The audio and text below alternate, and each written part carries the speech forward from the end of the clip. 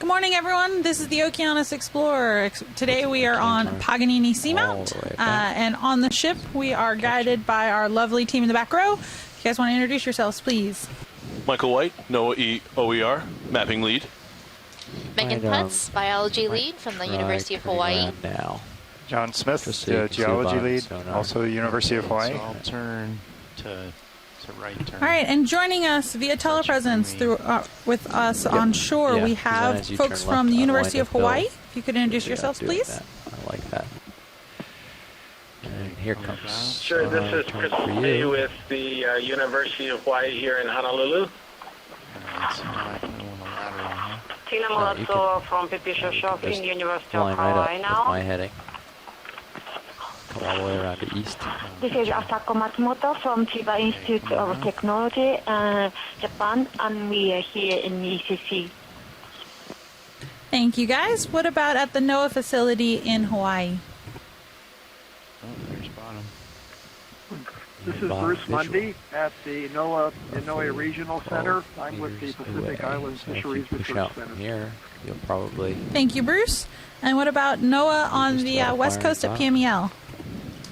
Okay, pushing out. This is Thomas Morrow from the University of I'm looking at Idaho. you 101 degrees, so I'll come up with you. Thank you. And joining us from Louisiana. All right. Thank you. Okay, dial in Z-bias. Hello, Casey. This is Scott French from the Department of Biology at the University of Louisiana at Lafayette, and I'm here with. Hello, I'm James Aubrey, and Scott Francis, graduate student, and I'm also here at Louisiana. Pushing out. Thank you very much, guys. And have we had anyone else join us on the line so far? See how it goes. If you get to the sort of 60-degree angle and aren't pretty close to bottom, then we can drop. Okay. With that, thank you everyone for joining us. And we have one more person join us. Hi, who just joined? Hi, this is Tom Harrigan. Good morning, Tom. There's 60 degrees. All right. Morning. So we are just about to go over our plan for today. So Mike, if you would take us through what you have pulled up on video feed 3, please. You got it, Casey. Okay, so yesterday we had a wonderful, wonderful dive up here on Luskorski Seamount. Last night we did a sprint all the way down, mapping along the way. Of course, overnight we are 24-hour exploring on this ship. Arriving at Paganini, the Seamount this morning around 7 o'clock. Today's dive, here is our track line. We will start at a depth of around 1,800 meters. Looks like we're spot on with that. I see we've just acquired bottom, and I'm going to go pretty quick here because this is already looking very pretty wild. And then we will end at a depth of 1,732 meters. Our track line today is about 630 meters, and we'll be transiting along this ridge feature. With that, I'm going to stop and turn it over because we've just acquired bottom, and if there's nothing else immediate, or already being rewarded here, or to the west. I mean, if there's something else immediate to the west, Thanks, we can set it west for a little while. So we are seeing a nice outcrop of rock, some great geology right here, right, John? Covered with wonderful biology. So we're seeing numerous octocorals and bamboo corals, probably pink coral. Hopefully some black coral and possibly chrysogorgic corals. Check out the bottom. Some glass sponges. So this is really exciting to start our dive. So many animals to look at. And a big pile of rocks. And a big pile of rocks. And there might even be a fish. I'm seeing something floating in the water. Yeah, it's a little hard to see exactly what the substrate is. It looks like we have a kind of a mix of some in-place outcrops and some talus, broken up rocks, but I'll have to hang out here and get a little better view of our geological setting, a little wider view. Yeah, so right now we're giving our pilots some time to get situated on the bottom, and then once they're ready, we'll start zooming in on things. But until that time, we are at Paganini Seamount in the Musician Seamount. I'm lined up at And a fun fact about the composer Paganini, he actually had a rare genetic disorder called Marfan syndrome, which changes a person's connective tissue and makes them unusually tall with lengthened limbs and long fingers. And so it was said that Paganini was able to play 3 octaves on 4 strings of the violin due to his, stretchable hands. So I would rather investigate a little before of course, we take today off most too far. violinists would consider that feat relatively impossible. So, fun fact for the day, our you have a composer lot of room. Paganini. You can just push out and get some shots on this. Let watch lead know that you're on bottom and ready for zooms and start the dive. Copy so that. Going into So our bathymetry here predicted a depth of 1,809 meters, and looks like we're about spot on there, about 1,810 meters. So that's a good indication that our dive track today will be spot on as we ride up along this ridge here. I'm going to deploy your lower swing arms. Copy that. And you don't have watch lead tag, just so you know. And John, these rocks in appearance look a lot more angular than the ones we've been seeing. Yeah, the last couple dives, a lot of the talus seem more rounded. These are, yeah, I noticed that too. They're quite jagged and angular. So I have to get a little better look here before I comment further. They actually almost look like columnar basalts, which are from the interior of a lava flow that's cooled slowly. But have that classic kind of almost stepping like feature. Right, kind of that hexagonal crystal structure. Okay. Lowers are out for now. Be careful how close you get with your sides on any of these rocks or boulders. Copy that. I'll leave your uppers stowed until you clear all this cliff face. Copy. If we're not going to put a move in, let's come around and get a look at the other side of this then. Yeah. Oh, that's better. So that's better. Now we can see things, now John. Can see it. We have so many screens to look at, and I was like... Forgot to put the one on closest to us. It's a weird looking sponge too. Yeah, that's a... There is something interesting on that sponge. So on the left side of the screen, we have this Walteria sponge. It's a long glass sponge with these projections all along its framework. And there seems to be some sort of white spots all along it. So I would be interested to see what that is. Okay, watch and try and get a little better view. Thomas, I hope you'd agree that this would probably be a really good place to get a rock from this outcrop. Yeah, those, watch to leads. me, it looks kind of like a cooling in texture you were saying earlier with the columnar basalt. It's very much anything jumping out. Almost an oniony appearance on that big pillow kind of right in front of us. That'd be a great place to get a rock. Yeah, like either a sill or a really large dike or something, but or just a really thick flow. Yeah. So usually, because of this outcrop, there might be something along the edges of this bulge that they'll want to grab one from. So pilots, if you heard that, whenever you're set up, we'd like to grab a rock here. Copy that, watch lead. Do we want to do a little video on the sponge first, or just go right for the rock? Yeah, we can do the video, or no rush to get the rock, as long as we hang out here. Yeah, those rocks won't swim away. Come in video. No. That's the great thing about geology is it doesn't disappear so quickly. Though I don't think this sponge will go too far. So it looks like we have a number of brittle stars all wrapped up in this Walteria sponge, along with crinoids perched on these projections along the main body of the sponge. Well, that answers our question of what was going on with this sponge. So the great thing about sponges and corals is that they provide habitat for numerous animals, including small invertebrates like these brittle stars and crinoids, and also can provide some habitat for larger animals as well, like fishes and larger crabs.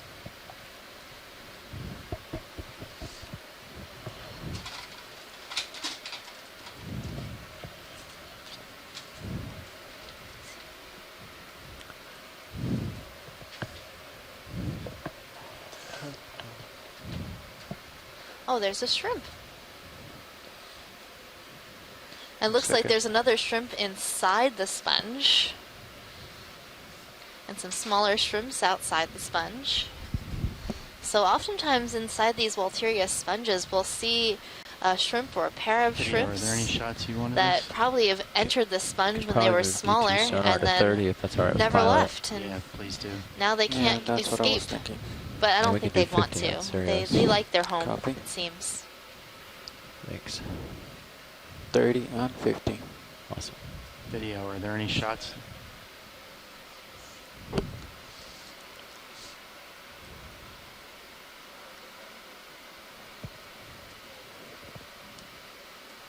Oh yeah. I think some more of those worms maybe. Or brittle stars, I guess. Okay, coming down a little bit.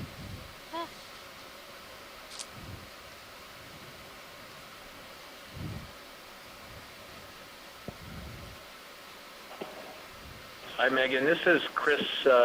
Tina Molitsova was noticing the aplicophorin that's on the sponge, which is really rare. I'm not sure we've seen that before. It's on one of these lateral projections a little bit further up off screen.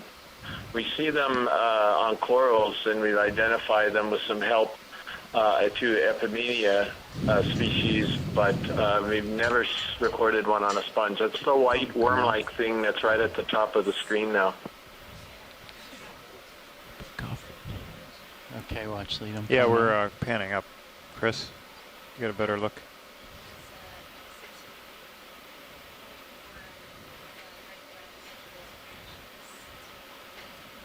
All right.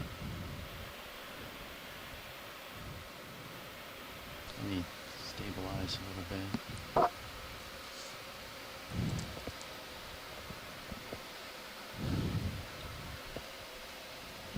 Yeah, so that group of animals that we documented on corals, they apparently are predators, excuse me, predators on the corals.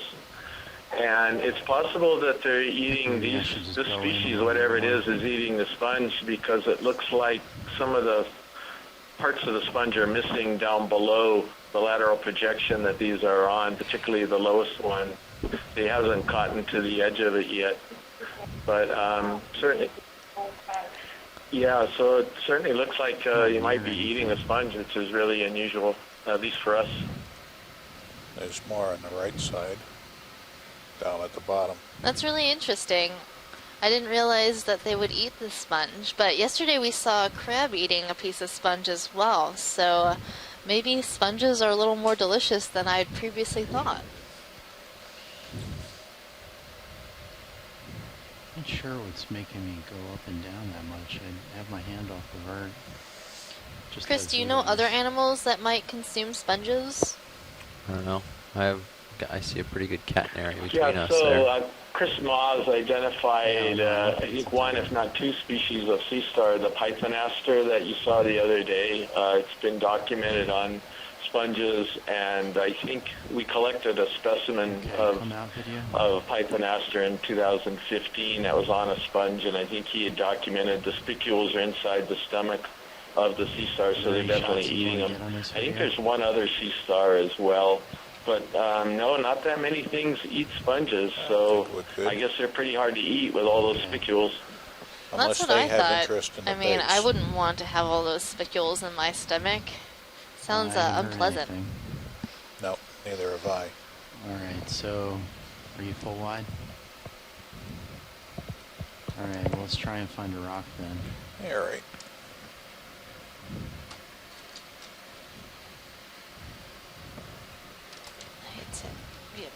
Just confirm to see if they want it near the bottom of this, or if they want it off the top, or where they would like it from, that kind of thing. And the lasers are on for aiming purposes. Excellent.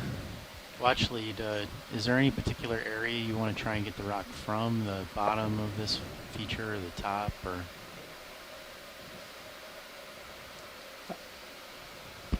Something, well, yeah, probably something that looks like it's fairly in place. I think anything here is going to come from this outcrop, though. Okay. Thomas, do you have anything in mind as far as where on this outcrop you'd like from the top or the bottom? Good candidate. I was looking down and to the right of the camera feed right now. Yeah. If there's anything loose that's right around the base, that blocky pile, and hopefully one of those will come up. Yeah, we want to get something that looks like it came from it. Yeah. Cool. So yeah, pilots, apparently, if you heard that from wherever's easiest to get something that looks like it came from something really blocky, the base would be okay. Copy that, watch lead.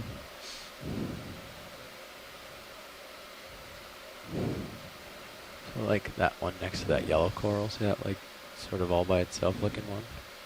Might be loose. Just to the right Looks of the like yellow there coral. might be some pieces in place that might just pull right out of there. This yellow coral or the one to the the bigger fan looking one. Okay. See that block So just the way to the the right rock of it? is fractured here looks really interesting. Yeah, you see Can I that? reach out that far?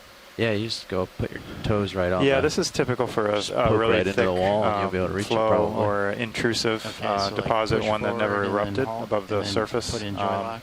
Surface of I the would just seamount. Plant your face in this right on case, the wall. and it would cool slowly and form this really Just put your toes in kind somewhere. of a massive concentrated look to it, Like and it this big, will huge have time boulder, to if you put kind of your right generate toe crystal structure without bumping too many coral so on it's that. really solid that stuff. would be a good spot probably to Makes good walls. Good walls, so Good like walls you in can a build way. it. Make sure you Yeah, don't so move around you too know, much.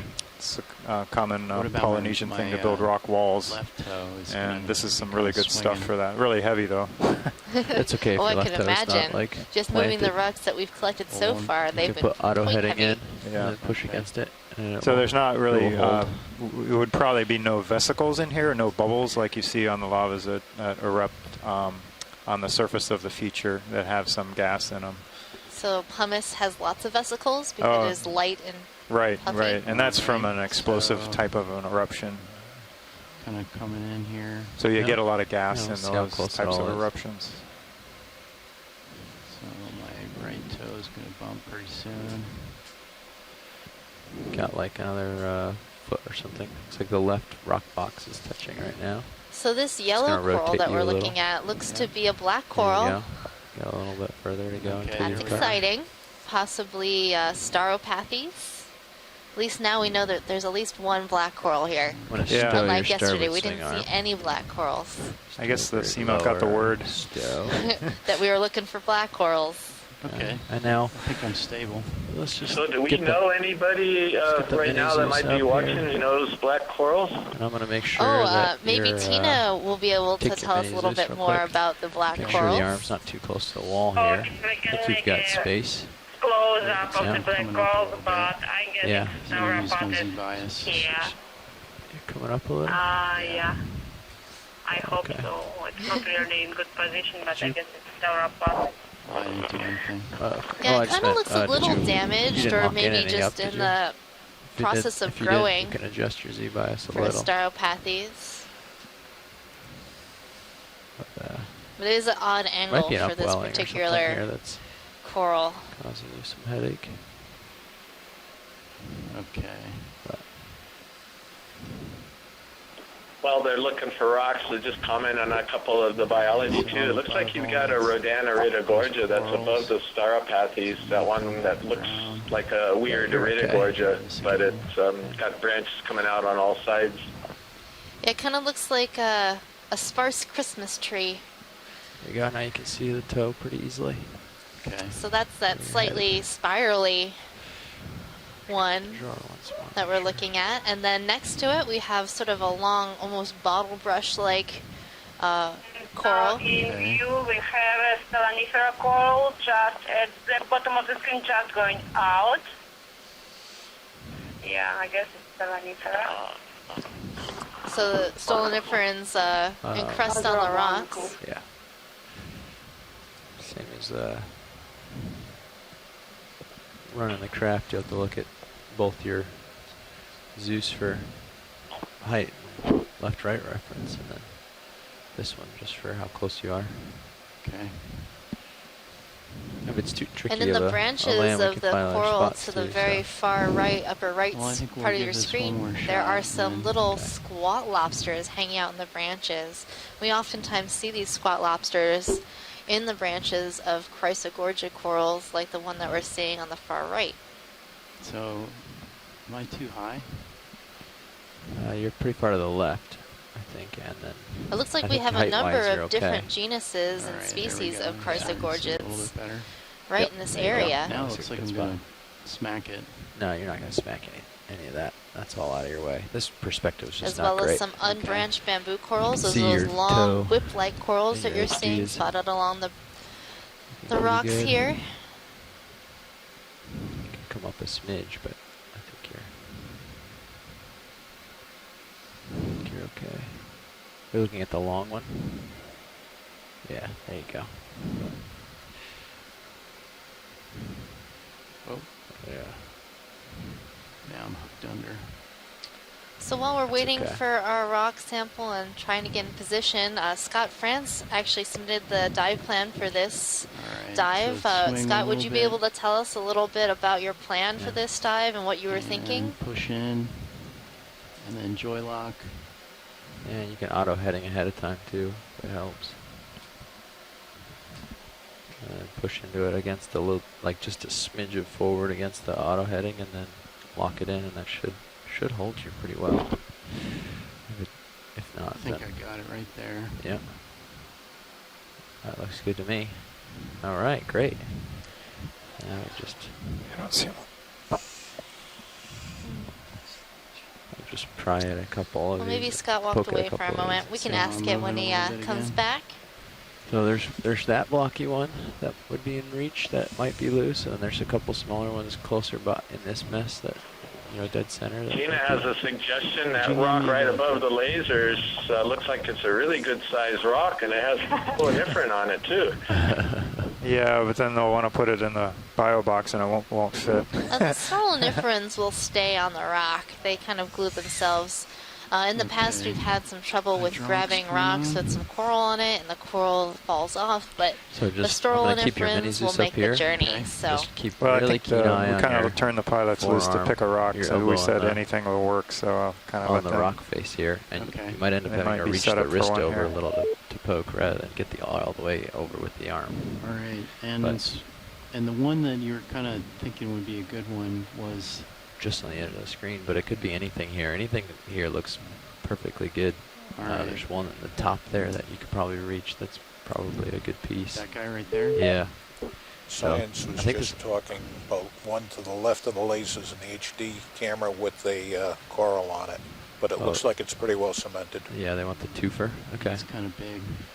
But in this area, it looks like we have quite a bit of biology, so almost any rock we pick might have an associate with it. There aren't that many rocks here that you could put in a box, so I think anything that fits. Extra biology with a rock sample. Or anything that moves is I'm the official free rock game inspector. So once we get those rocks in the lab and make sure that they're free of biology before they get washed and put away. Anytime, any amount of sort of pulling towards you rather than pushing away would be less likely to disturb your Are you the rock starer? The rock starer? Yeah. Yeah, I'm moving. That's okay. A little bit of movement's My all right. We'll goodness. see how it Not very stops good, and but what I settles. could come up with. Yeah, I don't think it's going to settle. Oh, hold on. Well, Pull let's the talk arm like in. a pirate day for all of you pirates out there. Inwards, maybe arm inwards. Fun fact. Or one There of you you. go. There's no rush or hurry. You're okay. Not going anywhere too fast.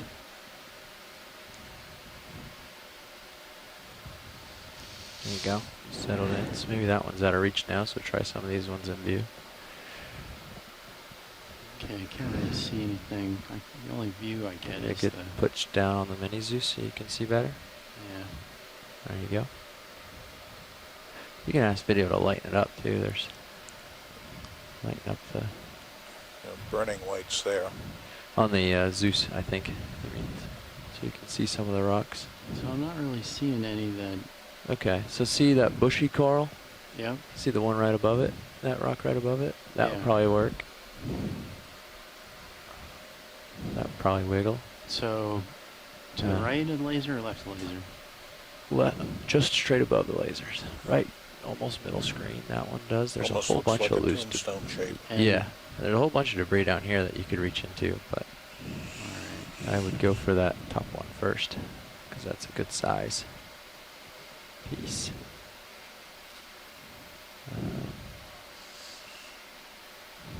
If it looks like it's a loose piece anyways.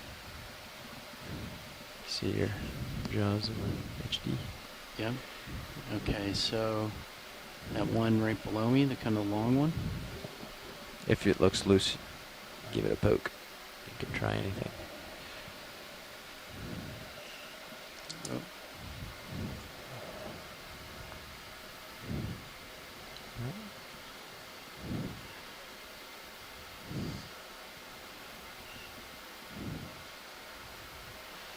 That sort of elongate one below was wiggling a little. All right. Yeah, that one. That's a big one. That's a rock. Okay, I kind of pushed off. Yep. So here. bring the arm all the way inboard, because you're Bring gonna it in. your joy lock's gonna push the vehicle back in the wall. So just bring it all the way back in, and wait for it to settle back out. We can go do a different land if you don't like this. Bring the jaw all the way around. Yeah. You're gonna touch the jaw on it right now. So there you go. Okay, settle it. There you go. So make sure fast tap on that. Yeah. Or it will. And if it does do that, you just let it go. Don't hit the index. Let it wind itself up. Relax. Mm-hmm. Let your hand hold it. Sediment is touch just it, sort of and like then it won't smoke necessarily leap off like that. coming out from underneath that So- rock. Yeah. That is so cool. Not much current here. So, Not much at all. any recommendations here for? So that pilot, one might be if large. that rock is too Yeah, I large that think you so just too. moved, there was one that is just below it that has sort of a little line across it of stoloniferans. Yeah, just to the right of the lasers. Oh, okay, the one with the little coral on it. Yeah, it's got like a little The stoloniferans are that marching stripe. line of coral polyps It's across got it. there's a triangle shape. See it? So where is that on Mini Zeus? You'd have to rotate down, right? Yeah, a little bit. You can see it just here in the Mini Zeus Okay. now. Yeah, it should be like right down center. If you want to zoom a little on Mini Zeus, I can line it up for you. This guy. I'm not sure if it's loose, but it looks a bit That So I smaller. would kind of have to. That looks pretty cemented in. I'd if you have ask to kind me. of grab the big one and kind of drag it out of the way.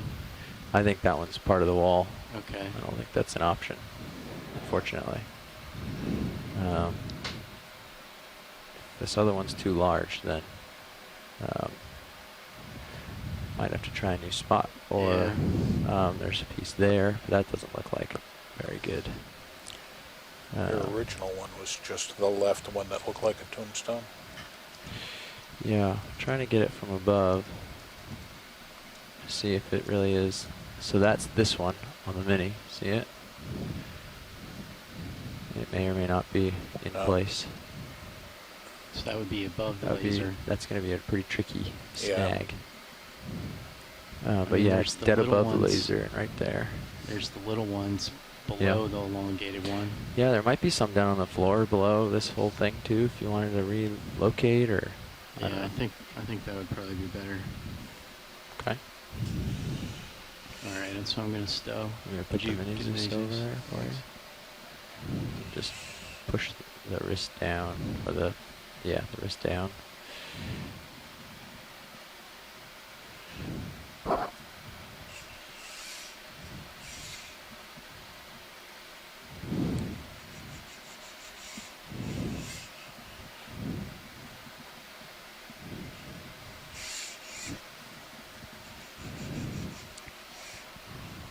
That's force feedback. That's you mashing the forearm into the elbow. So don't push down on the forearm anymore. Just do the wrist. Isolate the wrist and only the wrist. There you go. Boom. And that's good. You don't have to fully stow. You can just index there. Don't turn off the hydraulics. You can fly the next spot. Okay. That's good enough. So you just lay it nicely without accidentally poking it. I'm in suspense. And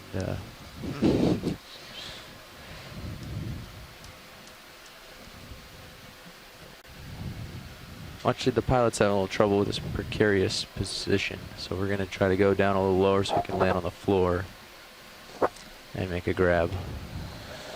Okay, co-pilot, sounds good. Okay, so I'm going to come off then. Yeah, I'll give you back here. Sled HD. So for you, those of you on shore, we're going to reposition into a little more stable situation to get a sample here. Yeah, it looks like I can just kind of descend right to the bottom here, and there's a bunch that are just sitting there. Yep.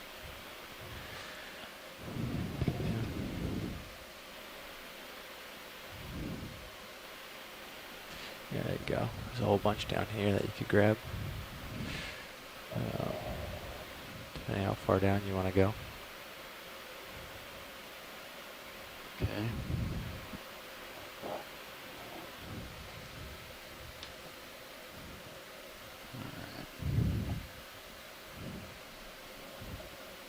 Is this big one just a little bit that's too a little big? too big.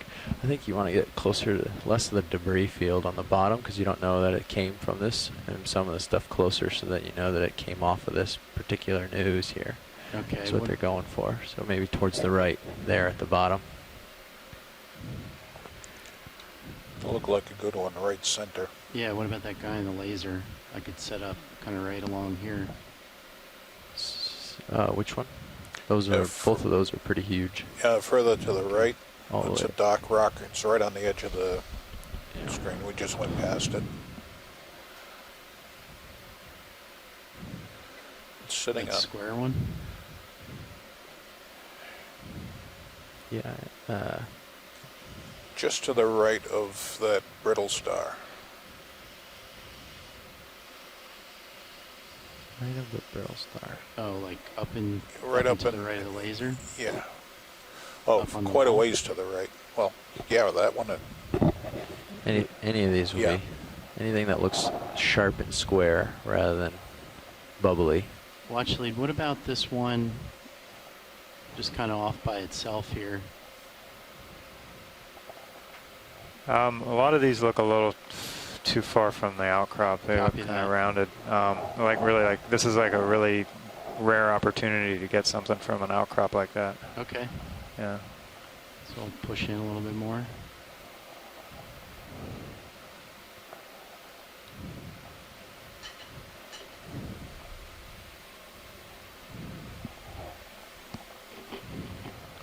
You see any co-pilot? Yeah, that one's sitting up there right on the outcrop.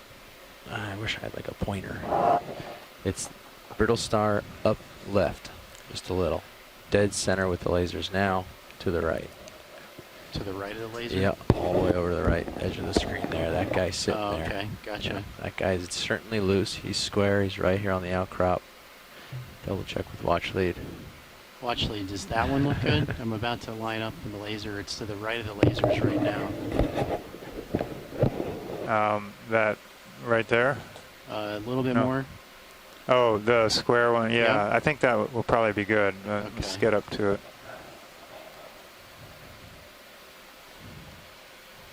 Would you pull in my port lower? Yep. Port lower, swing arm. So the one that's just to the upper left of the lasers? Yeah. Okay. It's kind of big, actually. I think it's a good size. Okay. It'll be just right. And your auto heading's still locked in, just so you know.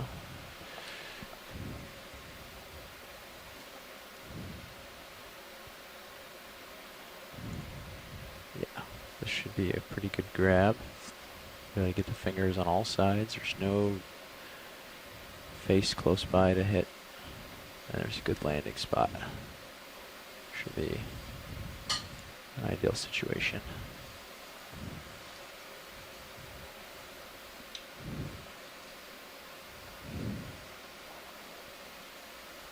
Yep, so we're going to go for this one. I'll bring up the mini Zeus again for you. HD2. There you go. You can see the rock in the bottom middle-ish zone there. Yeah, that looks like a good rock. Okay, I'm gonna push in a little bit more.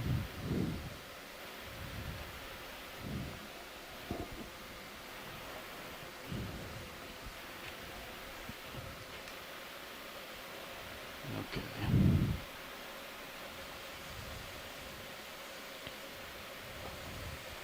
Boom. Okay, you're still spun up. Arm is still live, so all you have to do, right? Or did you kill hydraulics? No, it's still spun up. Okay. And just be careful as you pick it up.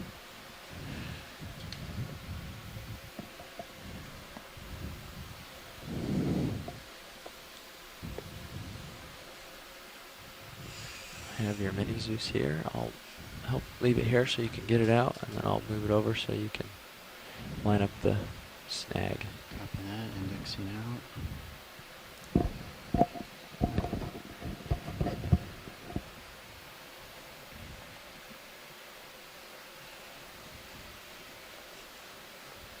I wouldn't go too far inboard there. There we go. Nice.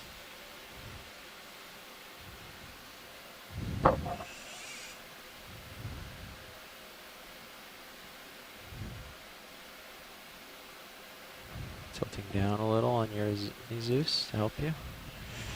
There you go.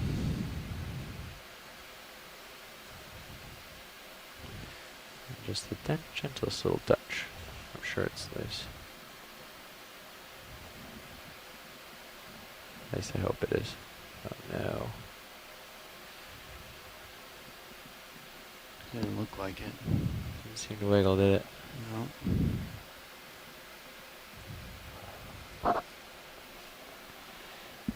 Certainly in place. Well, see if any of these blocks over here are loose. As long as you're landed, poke around a little. And yeah, that smaller square one to the left actually is the one I thought you were going for. Oh, great. That.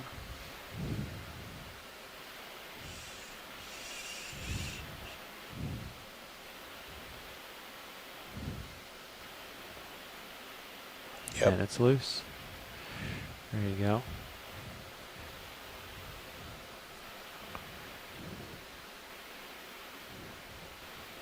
Yeah, let's take a look at that one.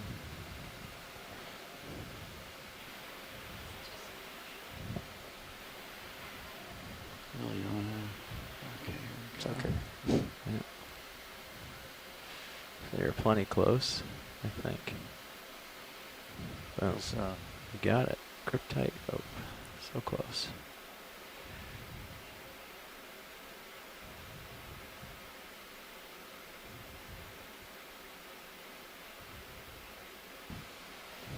We got a passenger. Oh yeah. We picked up a buddy. Oh. Off he swims. Scoot, scoot. So, Thomas, this is a little bit small, but doesn't have much manganese on it, looks like, and it's a nice shape, so I'm pretty sure it came from this outcrop. What do you think?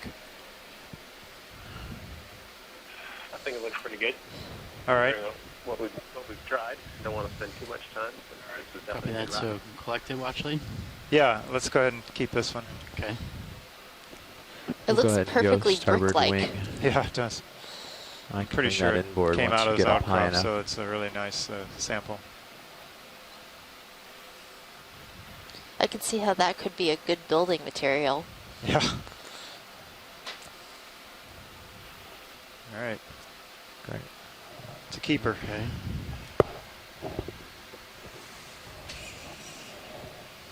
Okay, so we'll go in port rock box. Little starboard rock box. Starboard? Yep. Sorry, did I say port before? The lid's on the port, so we won't make you put it back down. And I can bring it inboard to make your life easier if you want. Yeah, would you do that? Yeah, coming inboard with it.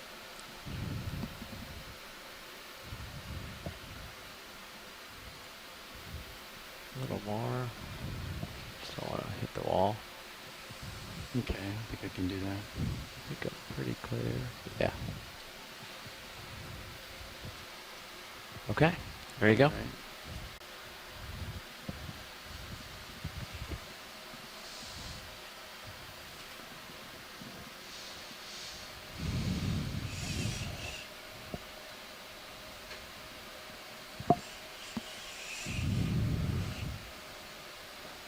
Move the mini Zeus over for you, so you can see your arm better. Yes, please. There you are.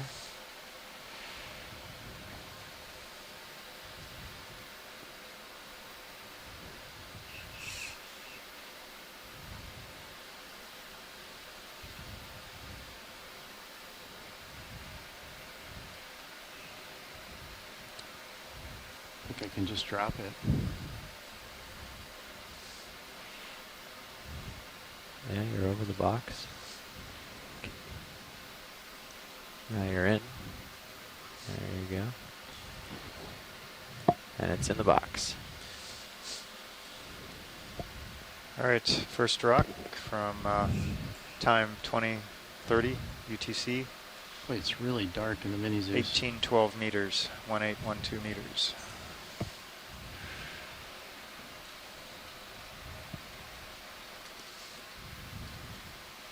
Watch it.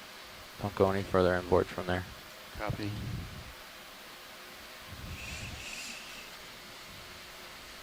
So, is that a good stow, or?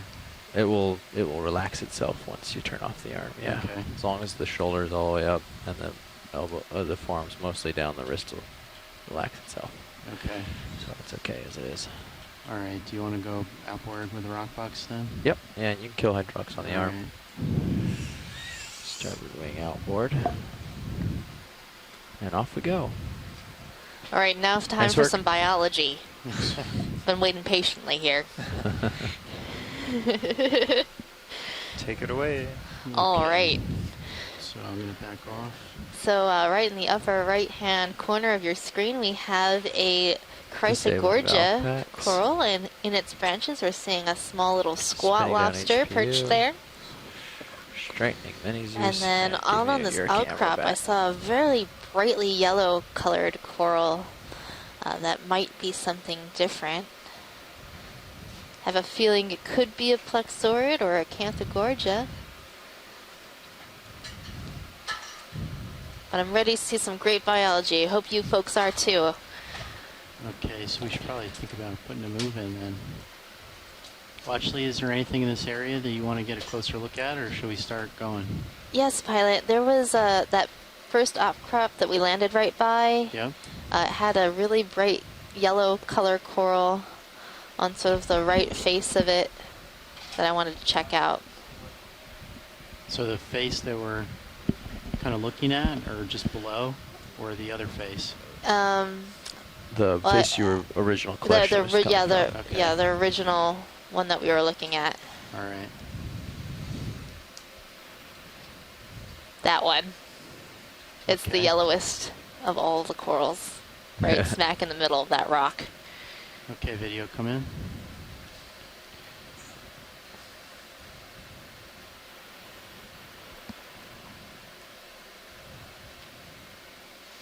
Okay, I'll try and get a little closer.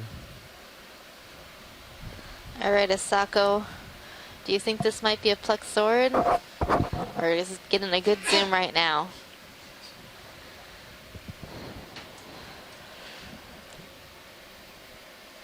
So you can look here at D2. Yeah. See how far off you are. Okay. If you sneak in a lot closer, you'll light it up better. Okay. And your zoom will be, you won't have to zoom in as much to get the So there framed. is a basket star wrapped around the branches of this coral. Would you come out, The polyps seem a little bit shorter than the one that we collected yesterday that we thought was a Canthogorgia. So Thinking it might be a plexaurid. We're going to try to get a closer look of that.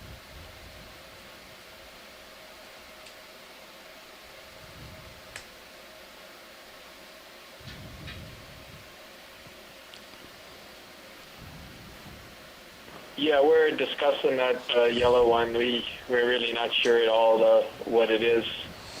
Yeah, it caught my eyes. Something new and different that we haven't yet looked at this expedition.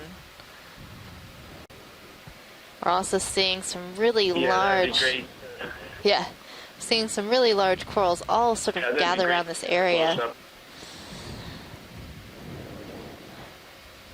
So where would you kind of go profile a little You're bit closer? This is a perfect angle, just a little bit, tiny bit closer. Okay. When you see it sort of light up, and you know it's in your light pool, like right about now.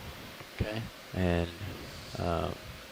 you can get a little closer, but if you get much closer, you'll lose your light. If you get much further, you'll lose it. So this is probably the ideal spot. You can hold it. You want to come in, video? All right.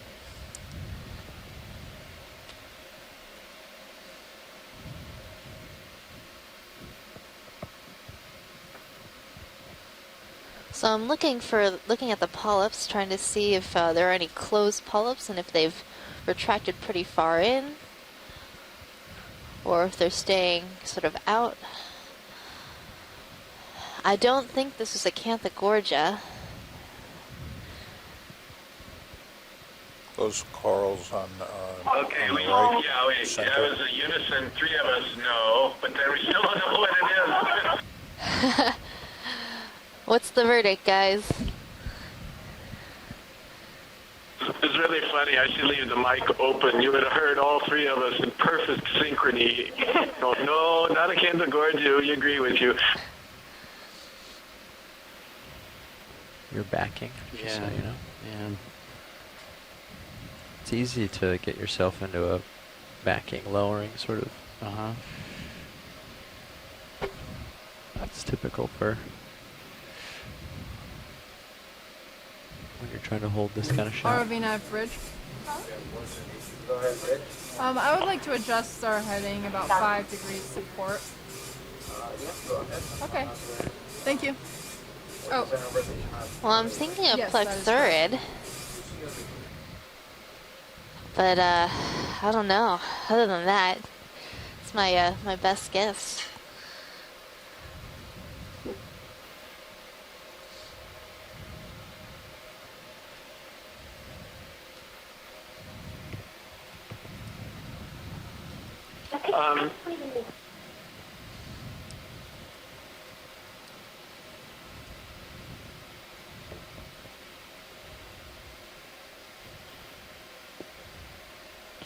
You can reset. There's no reason to.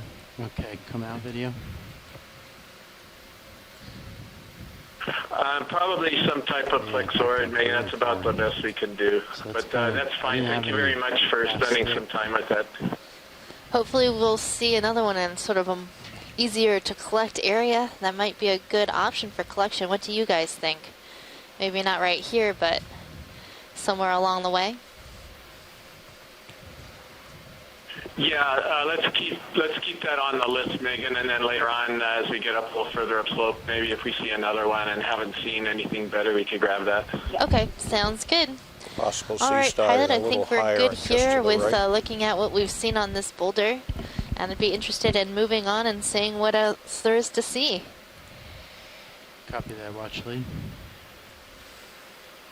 You want to see if that's a C-star? So just on this outcrop of rock, we're seeing a relatively high density I think it's time to get community. a move on.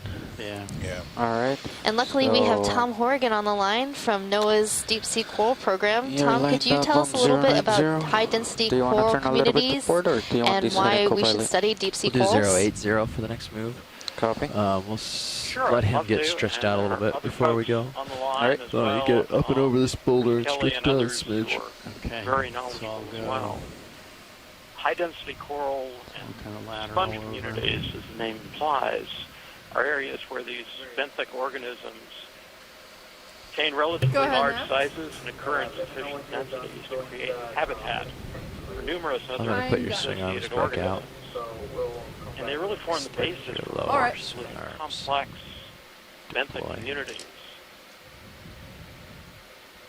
Although deep sea corals occur widely, these areas of high density aggregations, So I'm kind of at a good sometimes heading also right called here. coral gardens. Yep. So just sponge gardens, push on a little bit. Up and Just want to over get this you guy. over all these Often this highly nose so we can localized. see what's behind it. And in many cases, they may be small, as in the case of this Hightail outcrop it out of here. here.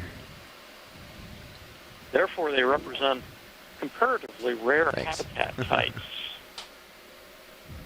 Yet these biological structures have a major influence on the biodiversity and species diversity, both at the local level and at the regional level.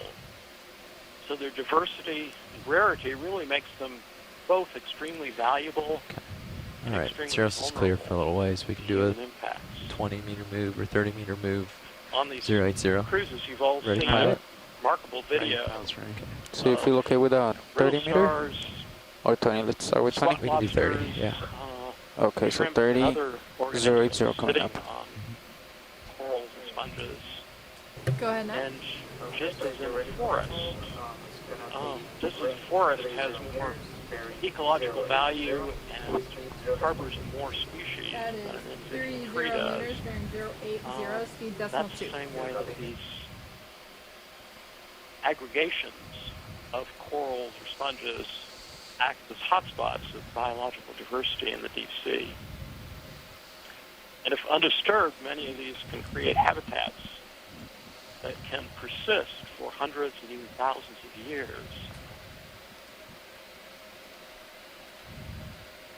So I got time then. So that's a little bit about A little bit. why they're What angle is your of rotator? interest to us. I've got a pretty low And, delta. Come up these and see. organisms, corals and sponges What's a in good particular, appear to be the most important actual good angle? successful organisms creating Right now I'm at these 30. habitats in the deep sea.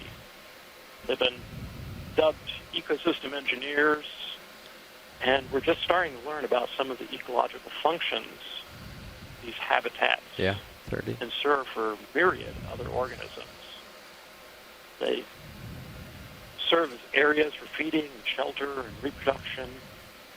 And additionally, dense aggregations of filter-feeding sponges can also play important ecosystem functions in nutrient and biogeochemical cycles. Get your uppers out now. They 'cause it seems filter like it's large flattening out amounts of for a while. water and can convert dissolved organic matter into particulate organic matter, which can be used by other species. ROV nav bridge move of 30 So this way they meters actually during 080 speed play an decimal 2 initiated. important role in the carbon and nitrogen silicate cycling and enhance the local productivity in these areas.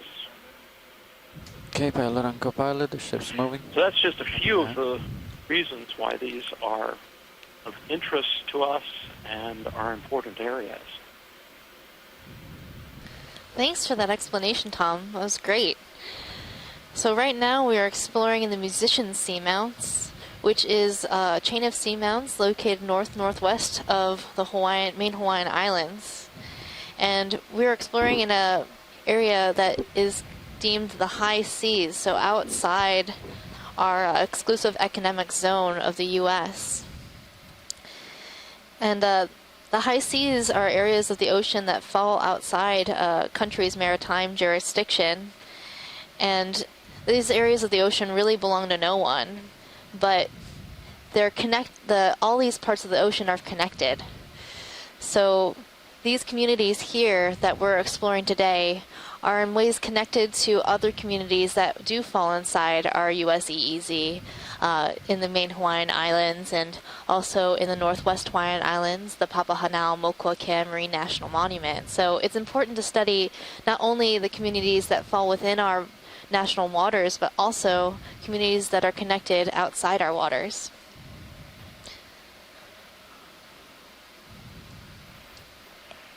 That's correct, Megan. And beyond the sheer wonder of these ecosystems, populations of deep-sea organisms in U.S. waters are often connected through larval dispersal to habitats outside the U.S. area. So we need to understand how these resources within our own jurisdiction may be dependent Come in, partial video. on habitats outside our jurisdiction. And the U.S. was an early leader in protecting deep-sea coral habitats, or deep-sea habitats in our own waters, particularly in the U.S. Pacific Islands. But areas on the high seas can still be subject to destructive fishing and are increasingly being eyed for deep-sea mining. So our research on the location and importance of these high-density communities can help inform these activities Just on the high frame seas. these.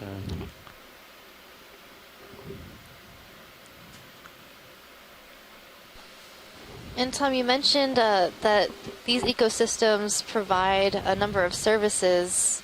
What other services might they provide that are more connected to the general consumer?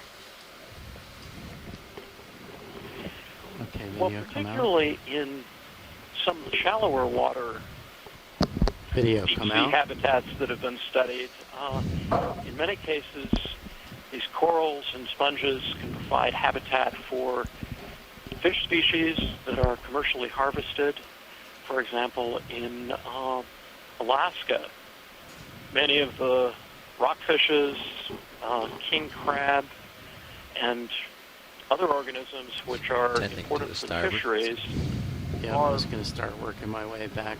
spend a lot of their time in these habitats, and they appear to be very important habitats, particularly for the juveniles. We have about 5 meters these left fishery on that species. move, and then we can head In a other little areas, bit more north. we haven't been able to make as close a connection between at least fisheries species and some of the coral and sponge habitats. But there's a general expectation that they're probably very important in many cases.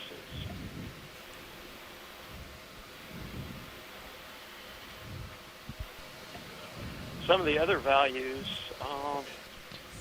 because of the diversity which these habitats create, Be there's careful with active your interest starboard in lower the, stringer.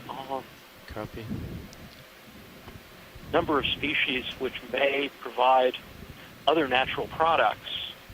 And corals and sponges in particular have been extremely rich areas for natural product research, looking at potential pharmaceuticals and such. In fact, Carabina bridge move is just about complete. sponges Copy, in Rich. particular, Thank but you. also corals, especially octocorals, are the two groups, marine groups, which have been the most important in developing new natural products from the marine environment. There was a recent study that looked at marine natural products Got a fish produced underneath the or boulder. discovered between 2001 Right side and under the 2010. sponge. And in that decade, 29% of all of the new products identified came from sponges. And just this year, there was a sponge which was discovered by some of our NOAA colleagues up in Alaska that was found to have some properties that may make them important for looking at cures for pancreatic cancer. And I see we have a fish there, too.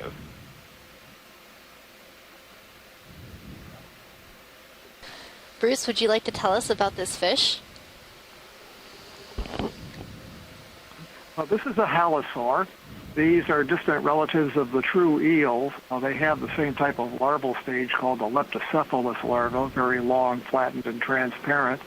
There are two genera of halosaurs that we see in this area, Aldrovandia and Halosaurus. Halosaurus hadn't been found in the region of the Hawaiian Islands or adjacent areas like this one until the Okeanos dives. My suspicion is that this is a Halosaurus, but we can't tell unless we can get a close-up view of the top of the head and the snout to see if the head before the eyes has scales or not. And I don't think this fish is going to cooperate. We often see these up in the water like this, undulating along. We saw one of these from the distance when we first dropped down on this site. but the mouth is on the underside of the snout, so they tend to feed more on animals that are in the sediment. That may be a fright reaction as the fish moves away from the ROV. Swing a little more north, so a halosaur in the family Halosauridae. Hill's still mostly east. Copy. Thanks, Bruce. I like those fishes. They're really just super cool looking. And I love the way they swim, that sort of undulating movement.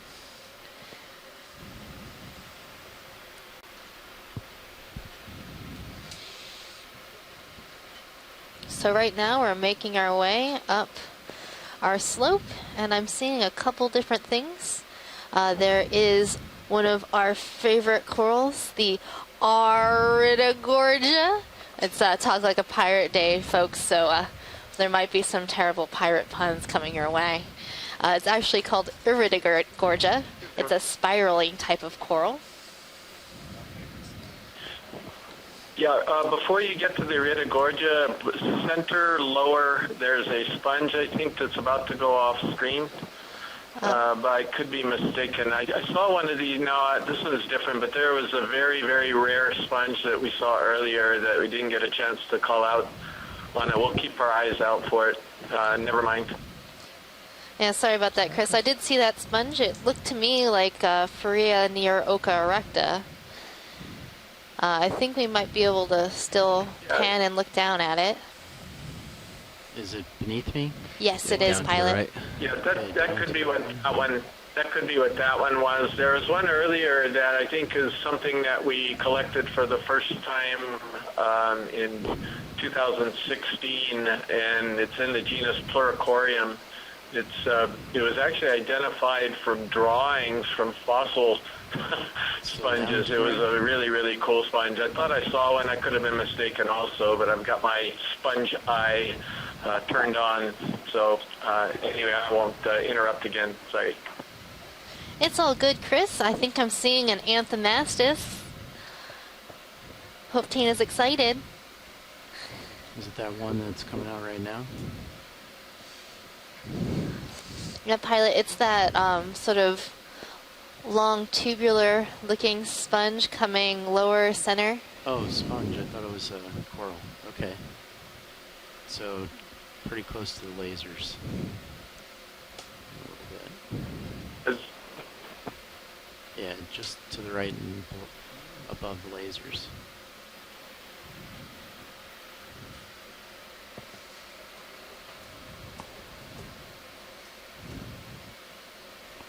Did you want to get just a better look? Let's do a nice zoom of this to see what it is. Like the Pharia. I'm going to sit down then. Co-pilot, you think that'll work? I'll be able to look up far enough? Yep.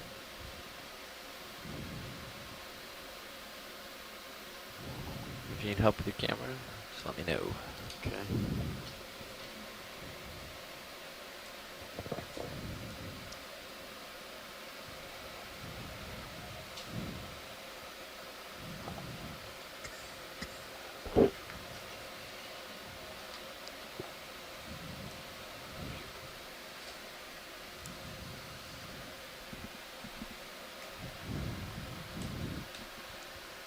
How long's the ship been stopped?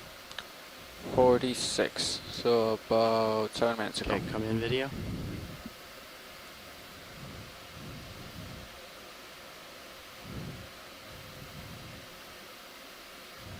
Looks like there might be something living inside this sponge as well, but I don't think we'll be able to see it. I see a little bit of a orange something. Yeah, so now that we have a closer look at it, I don't think it's Pharia, so it's actually good to get a close-up of this one. Superficially it does, but Pharia has a very distinctive framework, and the close-up was so good there, you could see it does not have that framework. So I think this is in another family, and I'm going to have to ponder this a little bit. But thank you very much for the close-up, and actually it was unexpected what it turned out to be. Yeah, that's always a mystery when we zoom in and you see something that you wouldn't have thought of from far away. I mean, from far away, I was like, oh, that's just another Faria Neuroca erecta. We see them all the time, but that's a little bit different. Any advice here, co-pilot? I think you had it perfect. I was creeping. No, you were rotating. Okay. I think your toe is pretty good. You're rotating, and you can still adjust the rotate with the joy lock. Okay. Or you can just leave it as it was. But I think they got the shot they needed, so unless video needs more. Okay, well, one more come in full or frame it video.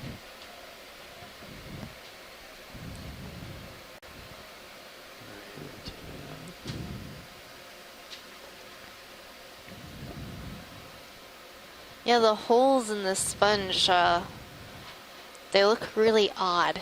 Like it's like this sort of double barrel still sort of projection. I would have thought I was stationary by now, but I Like you can see through it at that lower branch. Outcrop, so another minute or two and we should get pushed out. Yeah, Right. just Yeah, the ship boy, seems it's to a be very curious one. I suppose it could be just a very So the old ship seems to be steady there. Yeah, the ship is very steady. I don't know what it is, but I Pictional seem to be framework is a little masked by additional material on it. So right now it's curious. I think probably the best guess is Faria Neuroca erecta question mark for now. Just a very odd one, but thank you very much. Just wanted one with the There's with the also laces. a single polyp Laces are on. just to Yep. the above, No, I and just maybe a wanted that, John. Walteria Gotcha. sponge to Okay. the right. So as we zoom in on these rocks, we often find we see more things. So we'll get going. Yep. Watch lead, does that I'm work just for you? going up. It's okay for them to have only one when they are young.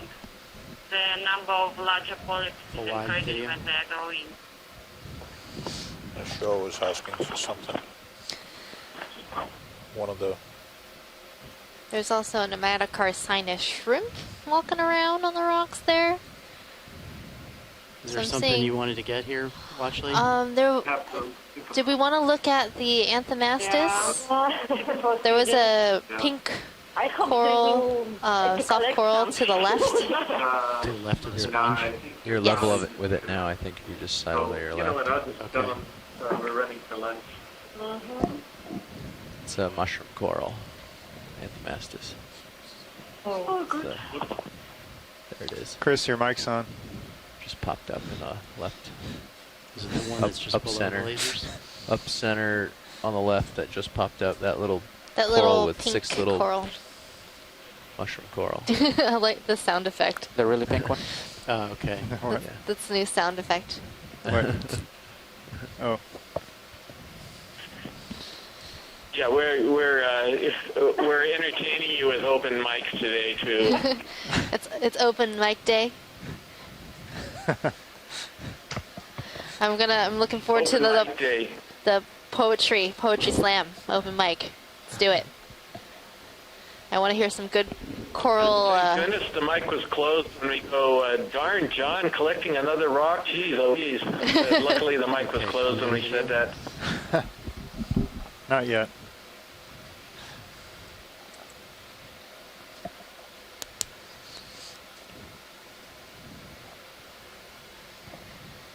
Oh, that's weird. Extra little. So Tina, I'm seeing like this little trail coming out from the base of this Anthomastus. Is that normal, or is that like a way they sort of reproduce, or is it moving along? Okay, come out a little bit, video. It's not really clear from this projection which genus is this, because it's quite possible that this is Pseudantamatus, and in case of Pseudantamatus, they lacerate eagerly. It's quite normal to have just a bump or projection, and another animals at the end of this projection. So by polyps, I would say that it's more Pseudantamatus than Anthamatus. Just watch your swing arms. I can't bring them in because it's the upper. Yeah. All right. So in the lab, we've been identifying or trying to tell the difference between Anthomastus and Pseudanthomastus by the color of the base of the coral. Is that a true character, or Is that something superficial that we've just sort of noticed a correlation with?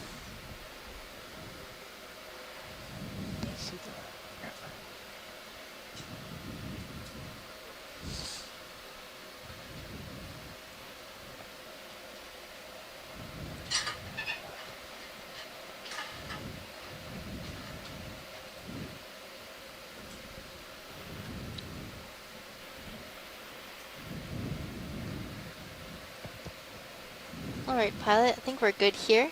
Okay. Okay, looks like I'm lined up. Are you in the right heading, co-pilot? Yep. All right, so I should just kind of start rising along this wall. Yes, please. I'll come up with you.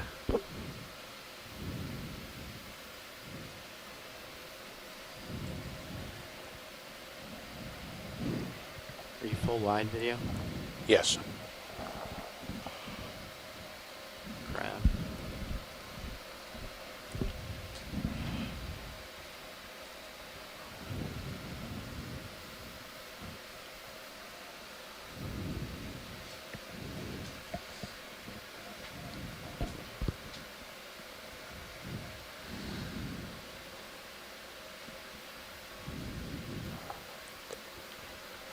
So geologically speaking, this is just a massive wall, as we'd call it, massive outcrop, massive thick lava flow, kind of indiscriminate looking as far as being able to tell a lot of detail. It's probably can push out to keep with it. Okay. Large intrusive complex or a very thick lava flow or series of them, and then we're getting into a lot more broken rock and talus as we're moving up slope right here.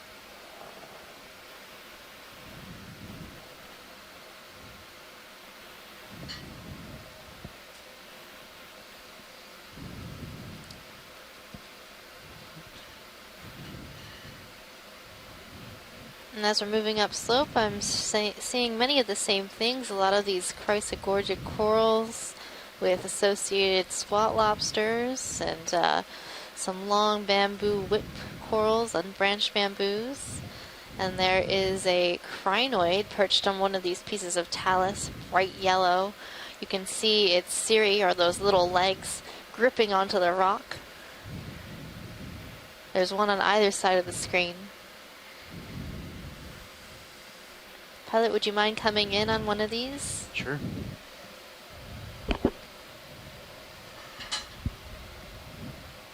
Okay, video, you want to come in?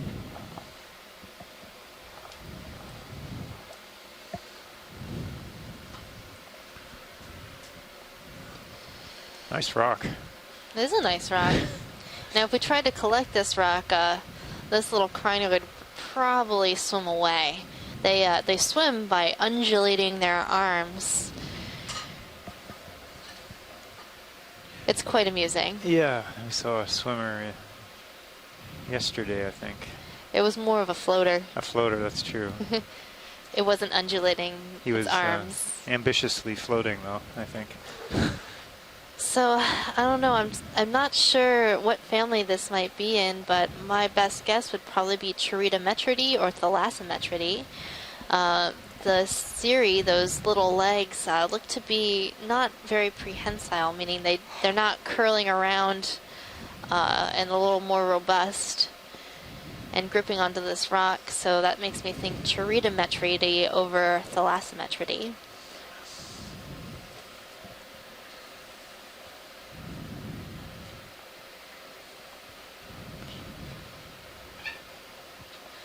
So you know some fun facts about crinoids, don't you, John?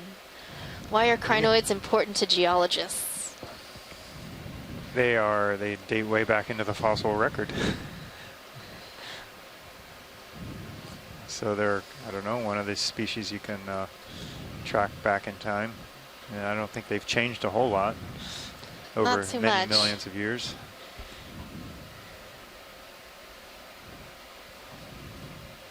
When you find them in the rock record, though, they don't look like that. They usually just look like a little stack of Cheerios. It's all that's usually fossilized is the crinoid stem. Ah, thanks, Thomas.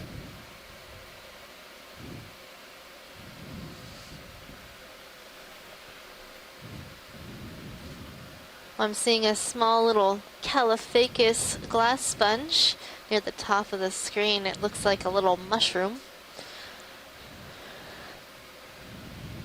That's how I identify them. They're the mushroom-looking sponges. Unlike the bolosoma sponges that look more like a lollipop with a hole on top.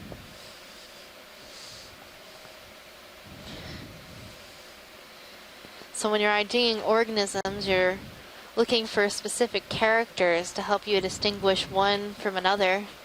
And so we try to find characters that are unique to that species or unique to that genus or family. And that's how we get our best identification.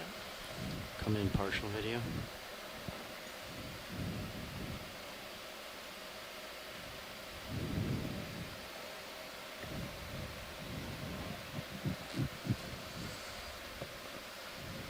Then right underneath it, I think we are seeing a very small bamboo coral, very young. We're seeing it head on, so it's hard to tell. A good way to identify bamboo corals is their skeleton. Their skeleton has alternating parts, a sort of bone-like calcium carbonate piece.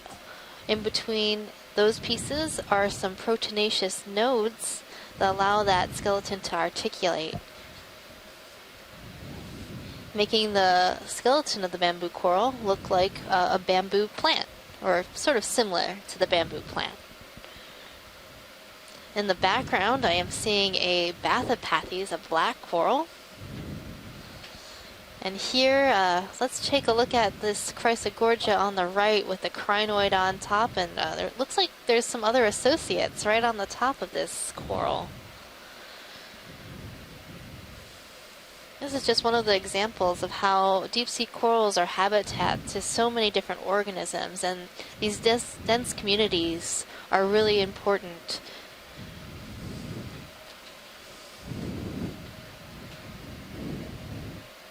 Hey, a floater. Oh, see, there's an example of a floating crinoid.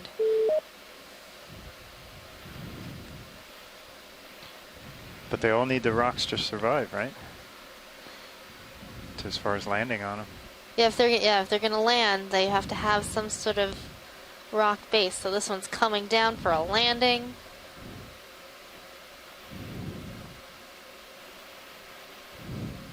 Maybe aiming for this coral. Or not. And a miss. I'm sure he'll be okay. Do they just aim or fall precariously and grab when they land? If they have the ability to... I don't know if they have the ability to aim. Maybe they just sort of float and swim around until they find a good place to land. If you're in an area like this where there's corals all around, you're going to be more likely to find a nice place to hang out. So on this coral, we're seeing a number of associates, some shrimps, it looks like an anemone, as well as a crinoid, a bright yellow crinoid. This one looks more like the thalassometra, and then also gooseneck barnacles, a squat lobster. This is quite the place to live. Whole apartment complex. Co-pilot, after this shot, do you think we would be ready for a move? We'll see. There's a couple other noses around and lots of things to look at. Anything to collect, or shall we move on? I think we should move on for now. Yeah. Copy that. See what else we've got around here. Full wide video. It's a real rock garden, that's for sure. Les says that the shrimp that we just saw on that coral is a Bathypolymonella. That's my best pronunciation. When the scientific names get too long, pick up a little it gets for hard to pronounce them. See what's... Gotta sound them out in your head. Okay. If it flattens out, we're gonna move going. But it seems like a pretty good line for now. You're heading right now? No, I just mean the return. Okay. Return doesn't have much for, it's a pretty solid line. But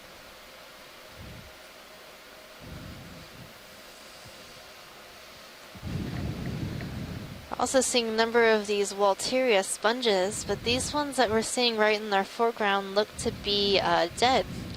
So generally when you have a live sponge, they have a very white, sort of almost translucent white color, and these ones look brownish, meaning that a lot of sediment has collected on the skeleton, which would not happen if the sponge was alive.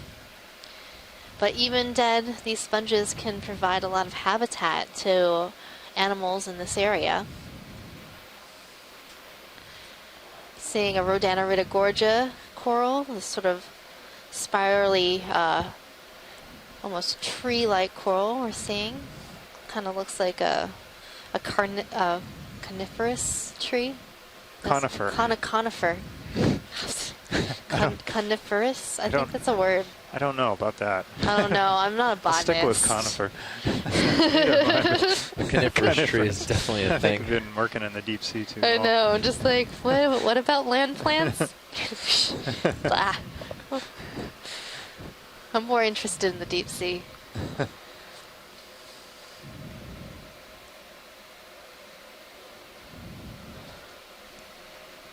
Yeah, Bruce, I don't think I can pronounce that. Is that a fish? Oh, well, he smokes. What?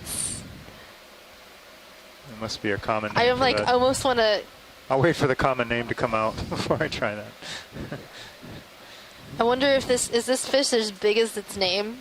Boy, there's some of those freshwater African fish can get quite big. You ever watch that show, like River Monsters? No, I don't like to watch those things. Then I'll never go swimming anywhere but a pool. Well. So Bruce has shared with us a fish with a very long name. Bruce, would you like to pronounce it for us? Oh, wow. I might. Wow. I'll give this a try. This is the longest genus name that I know of for a fish, so I was joking with Megan about this after her last comment. It's Microstomatichthyoborus dashfordini is the whole name, and it's actually a relatively small African tetra-like fish. It is one of these peculiar species that actually feeds on the fins and scales of other fishes.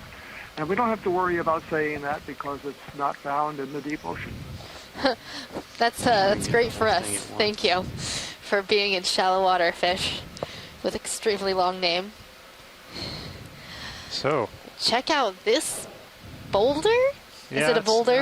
It doesn't look attached. Big block or slab that has broken off and slid down. It is absolutely covered with coral, and I see a sponge. I see one sponge and a dead sponge and a live sponge. Let's zoom this live sponge that's just to the lower right of the lasers. Copy that, Watchley.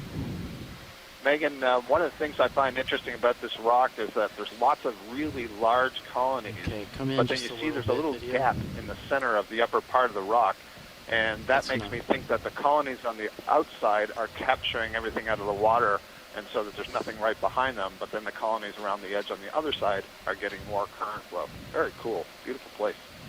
Yeah, I think you might be right. Come around, get a better angle, and then we'll come in more. I'll also just say, you guys can talk about it a little bit more, but that this rock itself is a nice small analog of the entire seamount that we're on relative to the deep sea around it. That is, that it's sticking up from the bottom and attracting a place for settlement by all these sessile organisms, these animals that are living attached to the bottom.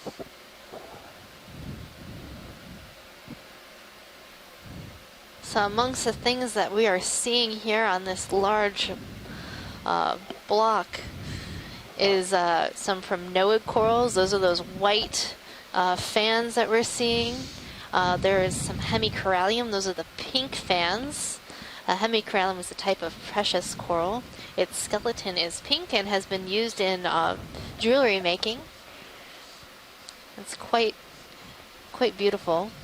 Okay, we can come in a little Some bit more Rodanarita gorgia, that's sort of spiraling coral that you're seeing off to the left. And now we're zooming in on this glass sponge. It has a very interesting shape. I believe it is in the family Euplectalidae, subfamily Corbitellinae. But that's about as far as I can go with that identification. And I'm basing that identification off of the sort of structure I'm seeing in this sponge. It looks like a soft sponge, and it has these long sort of striations of spicules in the skeleton structure. That makes me think that it might be a Corbitellinae. I think Chris and Asako and Tina have gone out for lunch, so that's going to be my best guess for that. It's a beautiful sponge. But let's look at the corals now. I'm a coral fan. Okay, is there one in particular you want to look at? There we go. Bad jokes. Okay, come out to full wide video. Is there a particular coral you want to look at, Watchley? Let's look at these huge fans. Okay. Up on the edges? Yeah, up on the edges. Starboard rail cam. So a lot of these corals that grow in the deep sea grow at extremely slow rates. So obviously this block has been here for quite some time to accumulate such a community. And I don't know that much about the growth rates of primnoid corals and chrysogorgic corals, but that pink coral that you're seeing down low on this block, they grow less than a centimeter per year. So a fan that large is likely 65 to 100 years old. So that just gives you sort of a sense of how old this community might be and how old these animals are. I'm hoping we see some bamboo coral as well on this rock, because if we do, then we will have, the four major families of the fan-like corals all represented on this one rock, which are the Primnoidae that you just mentioned, the Chrysogorgiidae, the Isididae, which are the bamboo corals, and then the Coralliidae, those precious pink corals that you were just referring to. So that would be an interesting bit of diversity on a small scale, in addition to the sheer size of these things, which is telling us that this is a very stable place for a long period of time, and that there's a lot of food available to support the growth of these things.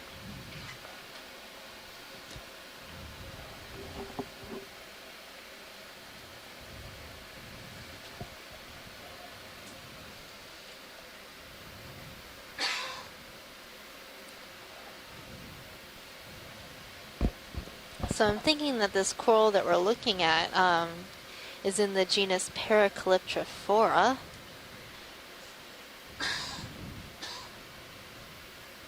It's a type of primnoid coral.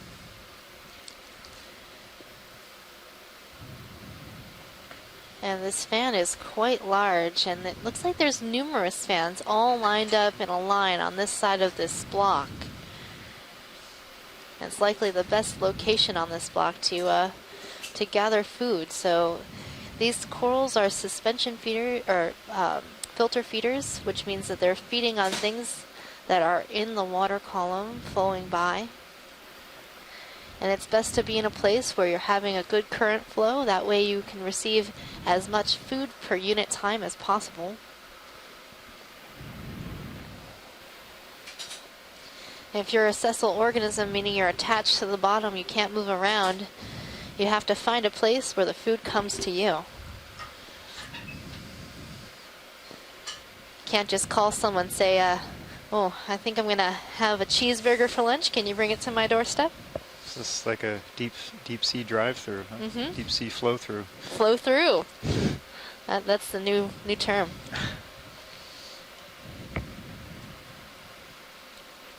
So when you talk about coral larvae settling out, I noticed a lot of these on this block are on the very steep sides of the rock and also underneath, like that pink coral. So how does that work? How do they do that? Well, some of the larvae can actively swim, so that might be a way to get to the underside of something. And then also the flow around this block brings those larvae to those locations. So obviously that location has pretty decent flow. Okay. That would be my best. That would be my best guess. of course, we weren't here to watch it happen, so not sure what actually happened. And we're just making our best, you know, assumptions based on what we know about these animals and about the geology in the area, about the current flow in the area, based on what we're seeing. So should I get closer to get a better view, or?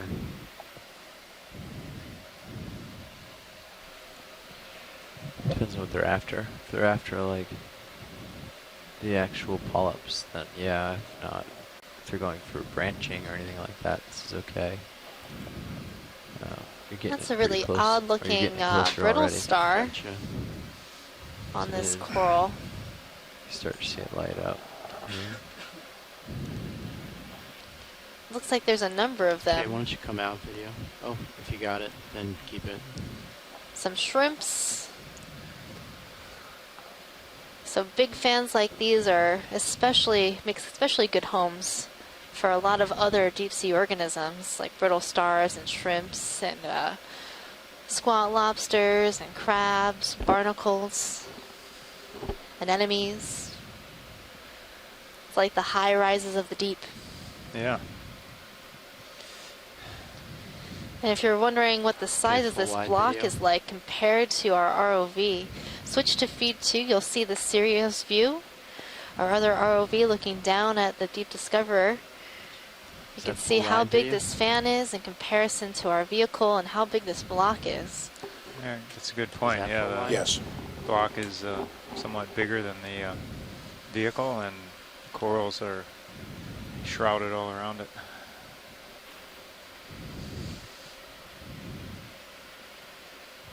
We've got everything on this rock we can. Yeah, is there I'm anything seeing else a couple bamboo whips, perhaps. I'm not sure if this coral. So there's a bunch of white corals on the left side. Could we zoom into those? Left side? Yes. Okay.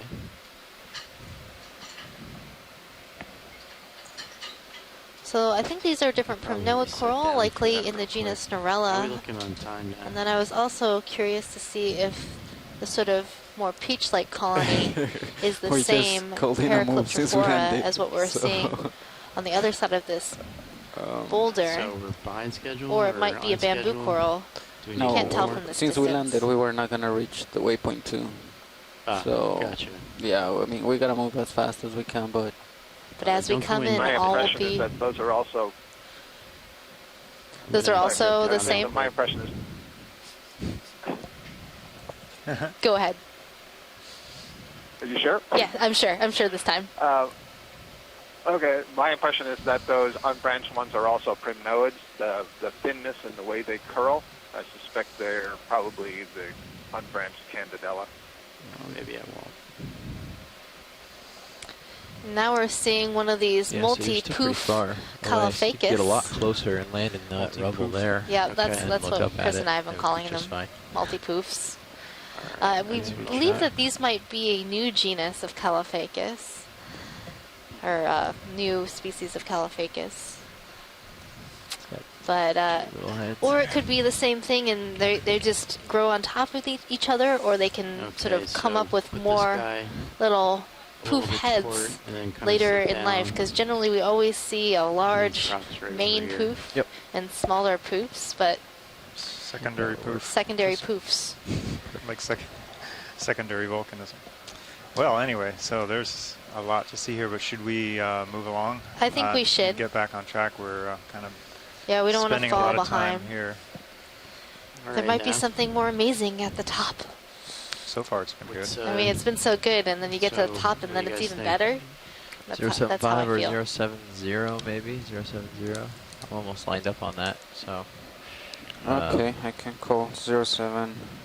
I have 0. I have 25 meters to the next mark here, but it's been falling back every time I go up, so we could probably do 20. Copy. 20 meters, 070 coming up.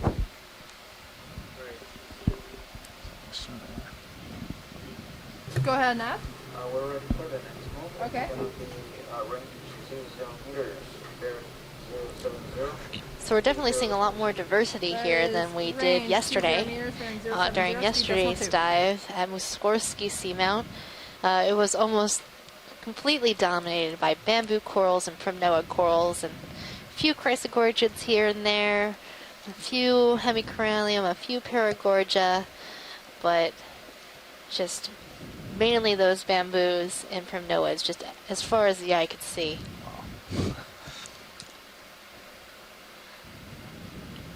And every surface seems to be carpeted with corals here. And sponges sort of spotted in between. So those are those fuzzy Walteria sponges that we're seeing, and some stalk sponges. Seeing a large stalk sponge in the background that looks to be a Bolosomini, the ET sponge, as I like to call it. Getting stretched out. So from the other side, it looks like ET's eyes. It looks like it's flattening out for a while, so probably be able to tack another move onto that if it doesn't. But multiple genera of Chrysogorgia corals. These are all smaller ones. This is interesting, huh? Yeah, like in general, in general, these are smaller colonies, Fish on and the right. so far, most of the time when we see these Chrysogorgia, they're relatively small, and we have a fish. Get ready, Bruce.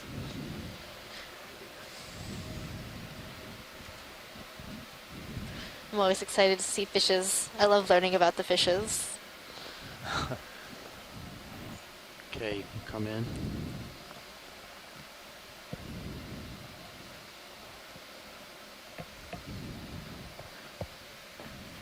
I'm waiting for a closer view before I chime in on this. I have a suspicion. This is a very large fish. Yeah, it's quite large. This habitat. Yeah. And so you can see that it's a elongate eel, like it is an eel.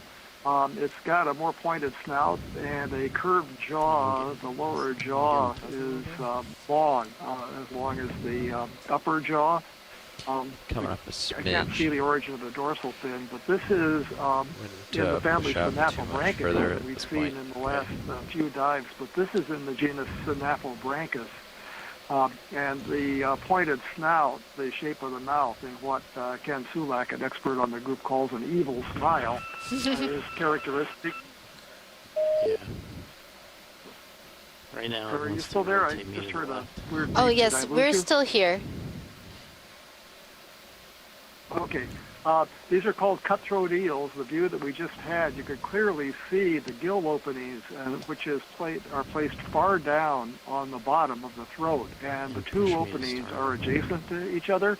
So it looks like somebody's taken a knife and just cut a hole in the bottom of the throat of this eel. But those are actually the gill openings. It's a very unusual position for the gills of fish.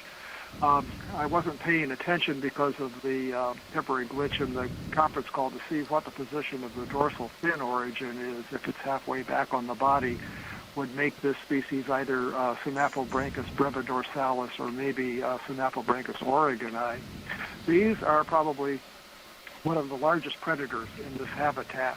It's quite a good-sized fish. The red lasers are 10 centimeters apart, and they're on the fish, so that could give us a way to estimate the size of this. I can't do that at the moment. They have large canine teeth in the jaws and particularly in the roof of the mouth, so fairly ferocious dentition, some teeth in this fish.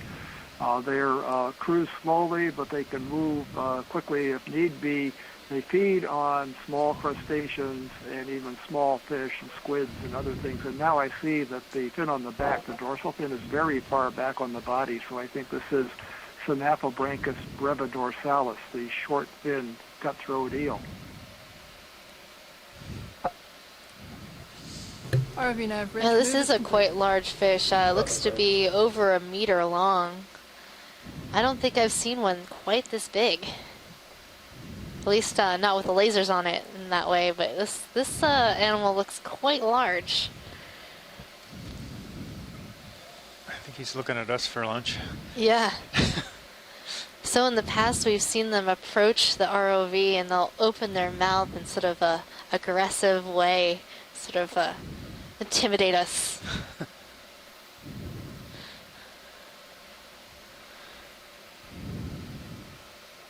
And all around us here, we're seeing lots of...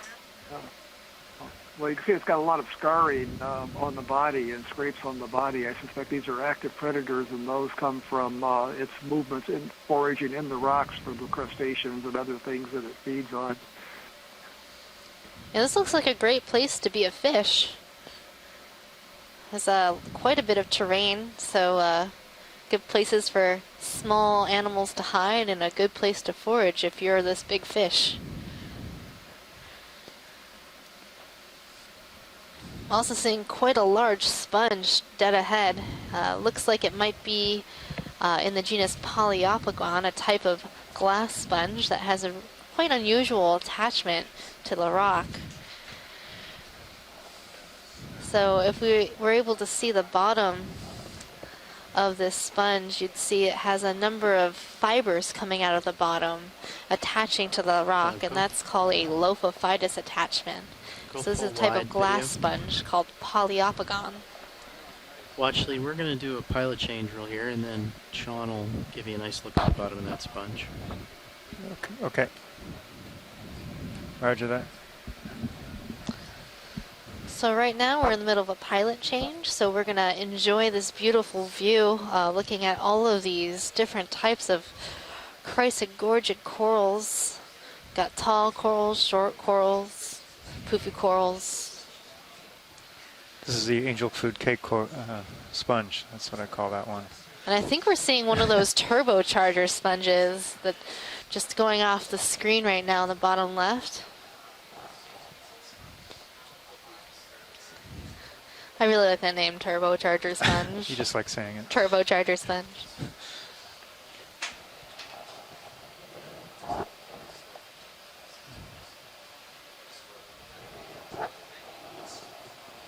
So that sponge is in the family Phareidae, I believe. And it was collected on our last expedition. And that's where we got the name turbocharger. The database manager thought it looked like a turbocharger because it had these sort of tube pipes, pipes going through the sponge body. And the sponge uses those tubes to help funnel water into the main body of the sponge, and that's how the sponge feeds. So it's trying to use physics to its advantage and get as much water to flow through the sponge so that the small animals, the sponge is a colony, can collect food particles.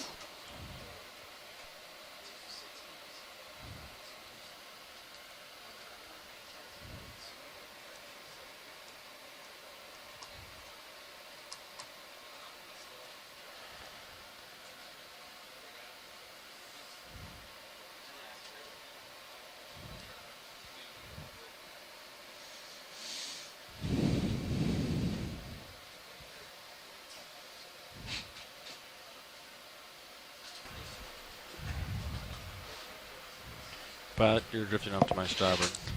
So we're kind of moving from we have a contact, yeah, copy that. Geological boundary between two different flow units or morphologies. Our video handoff was they want a quick look at the sponge. Lava flow to Talus. Yeah, that white sponge that was just to the left. Copy that. Oh, it's not the one center? Yeah, the left one was more interesting. See what the left sponge. Yeah, it was white and sort of had down at the bottom. This sort of fan look on top of it. Is it on screen? No, it was when you were switching. Copy that. I think we sort of drifted away from it. If it comes back into view, just let me know. I see something bright on your Sirius view. Yep, it's right below us now. Yeah, port so quarter. Center screen below us. Oh. There it is. Little one. Okay.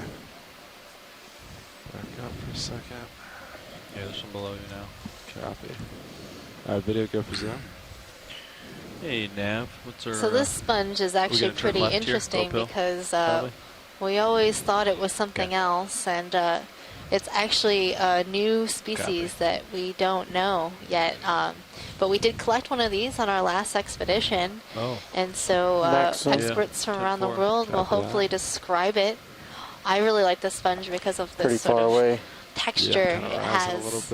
All those little channels. Well, the base is stalk is cool. It's like looks like a backbone. Go up the ridge a bit. It does. Kind of. So we always thought this was like in the genus Aspidoscopulia, but it's completely different. It has a different set of spicules. So Chris Kelly of the University of Hawaii has been looking at the spicules, those little glass pieces in the sponge, and he's found a different set than what you would expect if this was Aspidoscopulia. So we're thinking it might be something brand new. Is he still speculating on it? He's still speculating. That little critter on the bottom looks pretty interesting. There's more to come, folks. Copy that. Catch that. Speculating. Seeing some teeny tiny crinoids hanging out on this sponge. A very, very neat animal here. Full sponge. Copy that. So if you've ever been wondering if corals and sponges are animals, yes, they are. They are not plants. Plants do not grow this deep in the ocean. Lost control of the iris there for several seconds. Very little light that comes down here. So if we were to turn the lights off on our ROV, it would be completely black. Which we did the other day during our bottom column dives on Sunday. Right when we hit the bottom of our transect, we turned the lights off to see if something might approach us in the dark. Copy that. All right, Science, are you happy with that? It was a little anticlimactic. We are good at this sponge. Thank you, pilot. Thank you. Video, is that airflow? Yeah, it feels a little warm in here to me. Yeah, I agree. It's over 70. So is this a flow feature that we're looking at? Awesome, thanks. A sort of terrace? Yeah, so we had crossed over the edge of a flow. We're doing it looked like about a meter or so thick, and then on top was some talus, and then now we're seeing kind of lobate pillow features that are somewhat broken up, also some intact. The other side we saw transition to a talus field. Kind of lateral. So it's kind of a jumbled mix right here.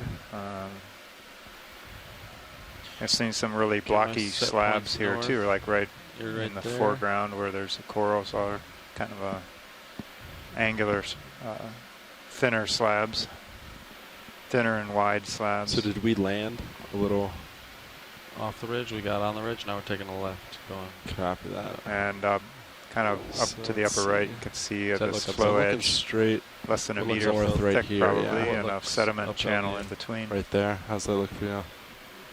Yeah, it's pretty close, hey? Copy. Maybe just... It's kind of a narrow ridge, huh? Yeah.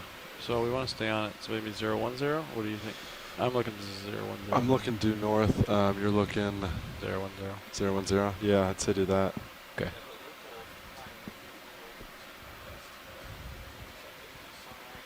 Copy. Just go due north. 30 meters. Yeah.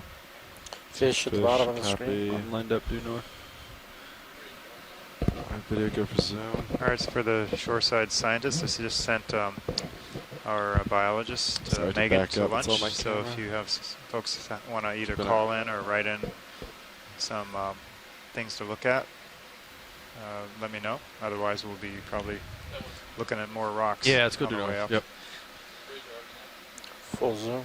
All right, video, let's let it go. I'm kind of backing up here. So right now we're looking at a grenadier or rat-tailed fish in the family Macfuridae. It could be in the genus Kumba, which is one that we've seen quite often on these dives over these rocky habitats. Copy, that is 30 Didn't meters, get a clear bearing look at 000, the side, decimal 2 so knots. I can't say for sure.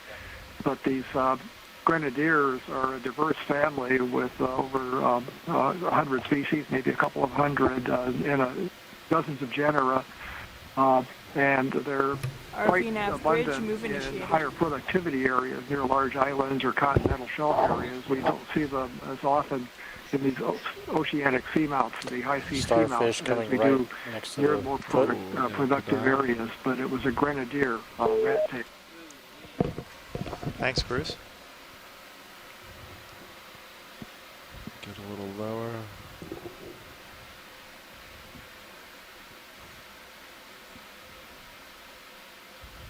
There's also a crab on the far right.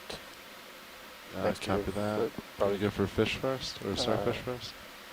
Yeah, I think the crab is sitting idle. And just a comment about that very large eel that we saw previously, Megan McCullough, the measurement of that fish based on the laser flight centimeter apart parallel laser using some software, and measured it at about 127 centimeters long, and that seems to be bigger than the maximum size recorded in the literature of 111 centimeters. So we may have just seen the largest short fin cutthroat eel recorded.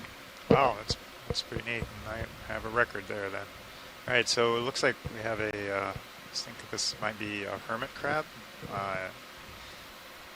using an anemone instead of in place of a shell or something. Just kind of wandered into view. Yeah, that's from Hanson. That seems to be a Parapagores, and that's found in a lot of places in the Pacific Ocean.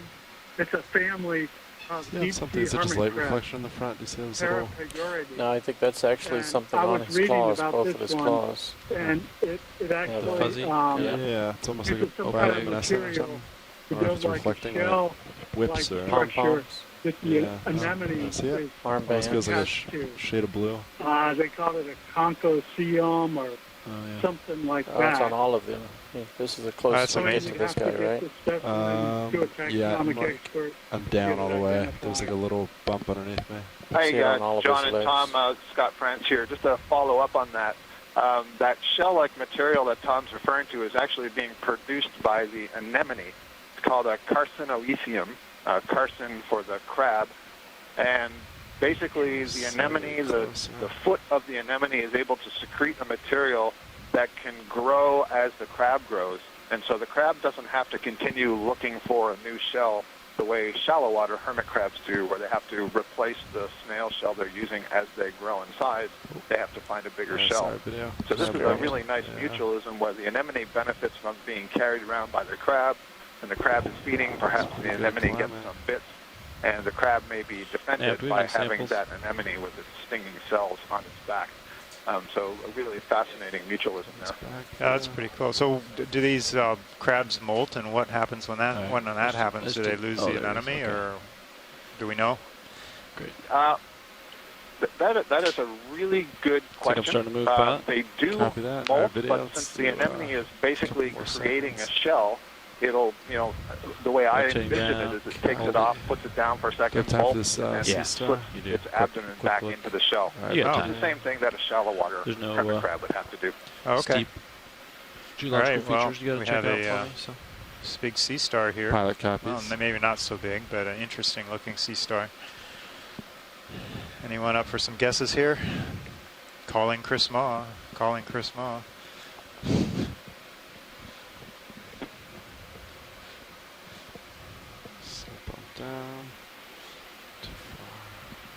I believe that is Hippasteria miscipula.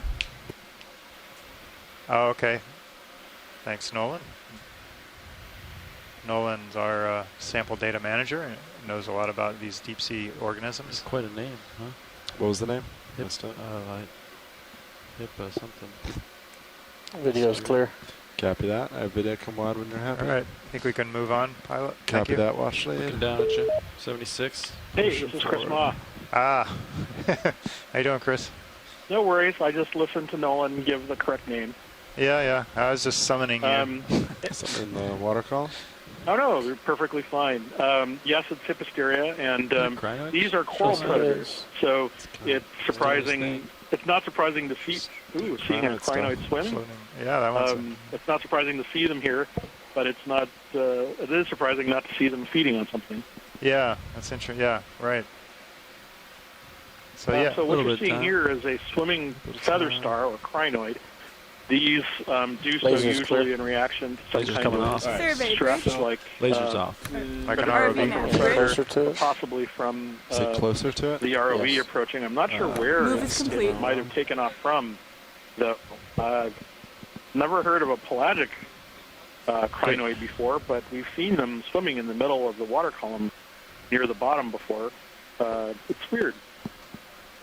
Yeah, we have been moving along some pretty steep terrain, though right now it's not like it was at the beginning of the dive. Good. But, yeah, I got you at 85. Probably quite a few launch points you could have taken off from.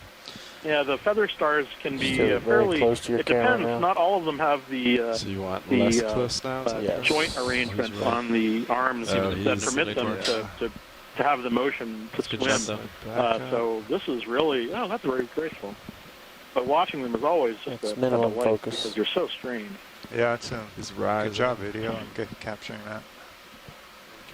It's a nice shot. Thought that this was an adaptation to escaping from relatively slow predators sea urchins. And there's possibly one explanation that is tied into the change between the stocked forms and these I got you at 91. sort of unstocked forms. Something else out in the water. Yeah, I got to push ahead. All right, thanks, pilot. We can move on. Also, a quick notation for Nolan and to the others. Side of the ridge? I think that crab you guys just saw before the starfish, I think that's actually a carry crab, like a hamallet or something, with a sea anemone on the hind legs and not a proper hermit crab. I was counting the number of legs and the way that they were arranged and so forth. And I think that's a little different from the hermit crabs per se. If you look on some of the other dives, we're seeing a lot of these sea anemones being carried around on the hind legs of these hamallet crabs. Fish up ahead. So anyway, my 2 cents. Thanks for the sea star. Yeah. We were talking about the difference between the carrier crabs and the hermit crabs yesterday when we saw one. I think Megan had thought it was a hermit crab at that point, the one yesterday. So it's really out of the light right now. Copy. It's about. Well, the one that Thank you, Chrisma. I think is a hamallet rather than a proper hermit crab. You can push out a little further if you needed. Yeah, that's a good call, Chris. And if it is a hamallet, seem to be a lot less light today than we normally have. I was describing. Instead, the crab would simply carry it around turbidity or no, and then pick it back up again, and I'll get off so you can describe the fish. Me too. I'll like you guys later. Swimming away. There's lasers there for measurement. But yeah, he's out there. He's a little bit of an angle too. Yeah, he's going away. We'll leave him. So this is Synaphobranchus. I'm not sure if it might be the same individual. There's another fish straight below lasers. Sometimes these big eels will just circle around the ROV. We did a fairly quick move there, and the eels don't move that quickly unless they're going for prey. There's another fish to keep you in view. I don't have time left in my move, so I'm comfortable. We've seen before. This one's a little unusual. Well, it sure would be nice to get a view. I know it's some distance away from the ROV. This is a cusk eel in the order Ophidiiformes. Nice job, Sean. I haven't been able to lock in on it to see if it's because of its angle.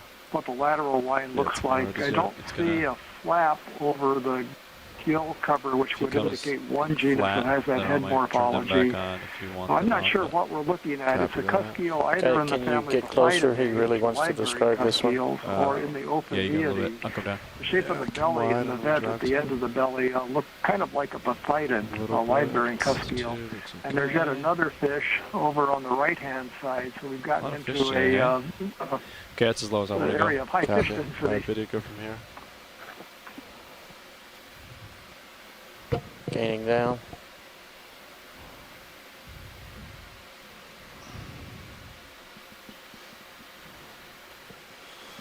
Back out.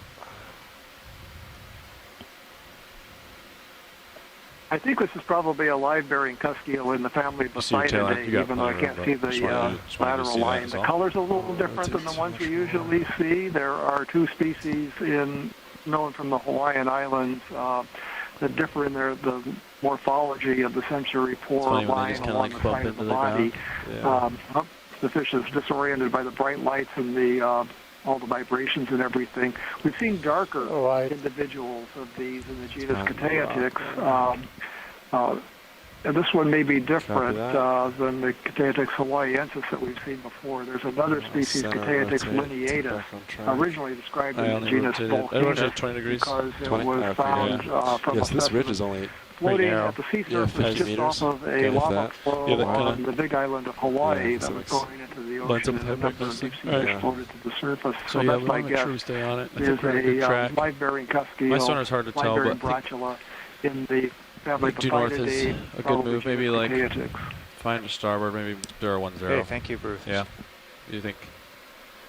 Now we have another So little I'm worried if I go too fish much to coming port, into I'll view slide here. off it. Yeah, no, I agree. So Videos, this is the next one. move, let's do 010.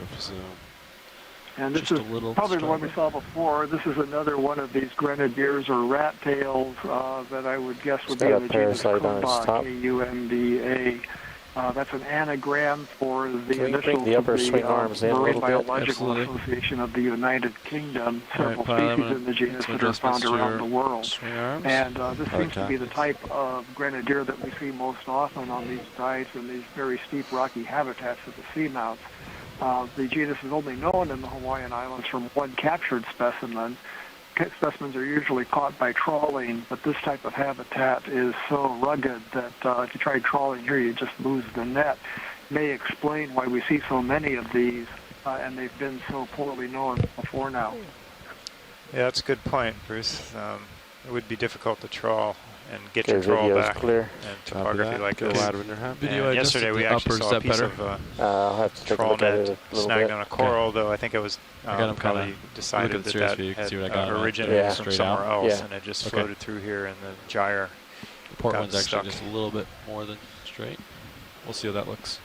So we're as we lower pan the lower across this flow front, we got all kinds of a jumbled They're assortment sitting where they normally sit. rock morphologies. Pretty much running the whole gamut of them like that. intact flows of boulders, We can bring them down if slabs, you'd like. talus, cobbles, sediment. They're It's a easier to real hit mixed on bag, stuff, so we but like to tow them a little bit. it's seemingly sometimes, all making good that way we substrate can, for like, these saddle our corals and starboard side sponges up to live against on, it. and fairly stable, at least for the length of the life of Another these big fish at the top. Oh yeah.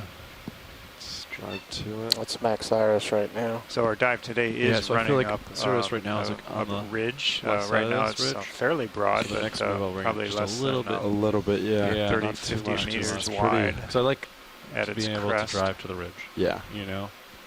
That way Because you I can see the I can touch transition. both sides of the ridge right now. Yeah, it's pretty narrow.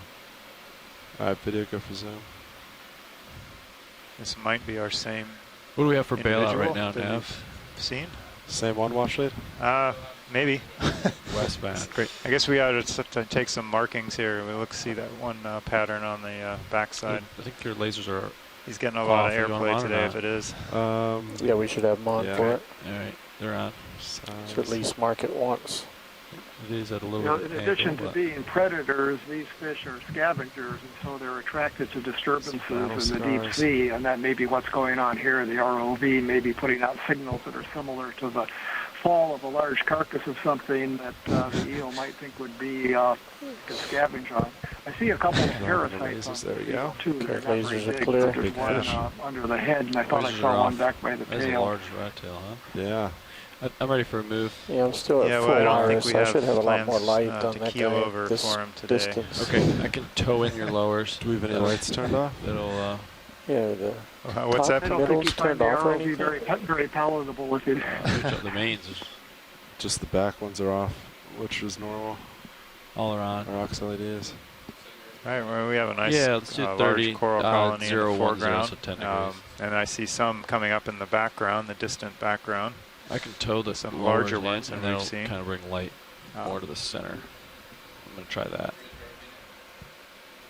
Wash lead, sorry, did you say ask for zoom for anything? No, just making some ahead, observations Rosie. unless somebody shoreside calls Copy in. that. Go ahead. Just Move ahead. a few voices in my head. I just want to make sure I didn't miss Yeah. something. We'll move on ahead. Copy that. Copy that is 30 meters, bearing 010 at decimal 2 I'm knots. going to tow your lowers in a little bit. They are deployed pretty far already. It's almost like current has changed direction already. Really? That looks like it's coming east, right? Now we have that lateral. Pretty much south or something. Ooh. It's definitely 5-0 before. ROV nav bridge, move initiated.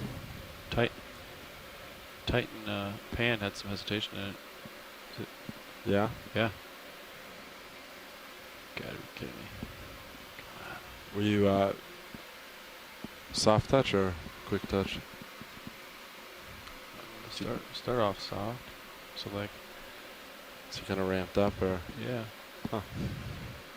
Seems to be working fine now. Okay. All right. Another swimming crinoid coming lower. Lasers. Below layer? Oh, I see it. Sorry. Yeah, go for zoom. So for you, those of you just joining us, we are coming to you live from NOAA ship Okeanos Explorer from your musician Roland, Seamounts. I brought some more lights. We are kind of towed them in. North of the main islands of Hawaii, better. about probably around 500 miles north-northwest Actually, of the island of Oahu. Out in the high seas, basically outside the exclusive economic zone or the political boundary, the maritime boundary of the United States. I can see it in the Manip camp. You got a coral on your ownership, left side. and we are also next to the northwestern Hawaiian Islands, Papahanaumokuakea Marine National Monument. So we're kind of in between the two, exploring a series of seamounts, about 25 seamounts in the musicians group. And that these was are better ancient lighting. seamounts. You got like it a little better. I think because of this, they are these in the corals range of would 65 maintain to like a little 95 bit million higher years up old, around the normal. along a so we got to like hot tow spot some of our trace, lights much in, like just the to bring additional lighting. islands of Hawaii. Only this one is an extinct our hot spot subjects are a trace. little bit further away. So we're about halfway up in the northwestern. In the musician seamounts. We've been farther north, and are coming back on a loop course all the way back. Yeah, it looks diving similar. Basically I don't know if it's in the same direction, but it's kind of far, but if you want to zoom from here, we might be able to get an idea. This is the first time there's been any kind of diving activity, to our knowledge, on these seamounts. So you are seeing the seafloor in those areas for the first time with us, with only a slight delay. Tail. Yeah.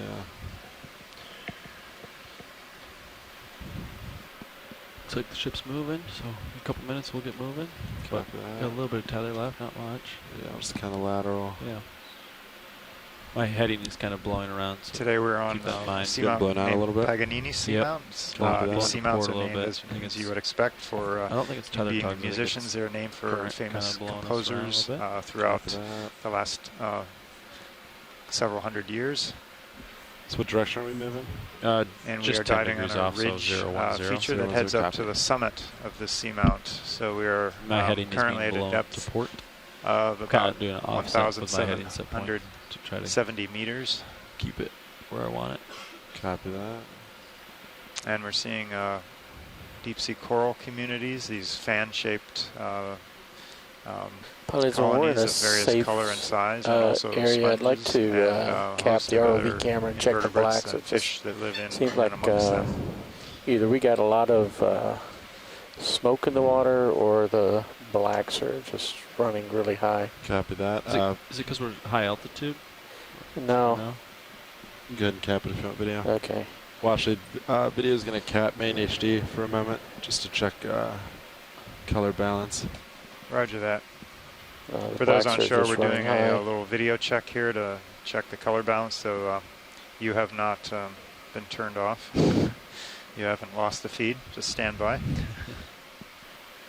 right, now if we can find a shark. Don't panic. So it comes back up. Yeah. Well, the lights are still on.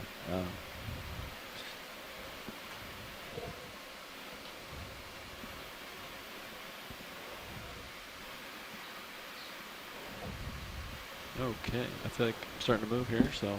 Yeah? Yep. Nice.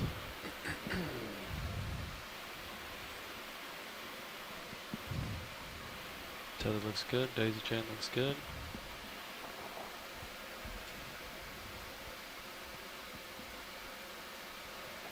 Have we looked at those spiral corals on the left? It's a nice one. Look straight down the throat. Is it a Ridogorgia or is it a Crisis Order? Nav, could we select the next waypoint? I'm just curious. I think it's straight north, but.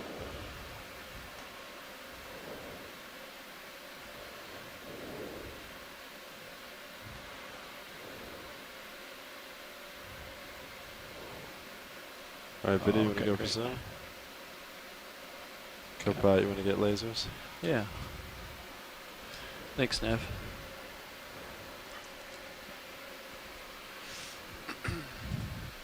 Not a lot of tether left. Copy, I'm just going to hang out here for a second. Great.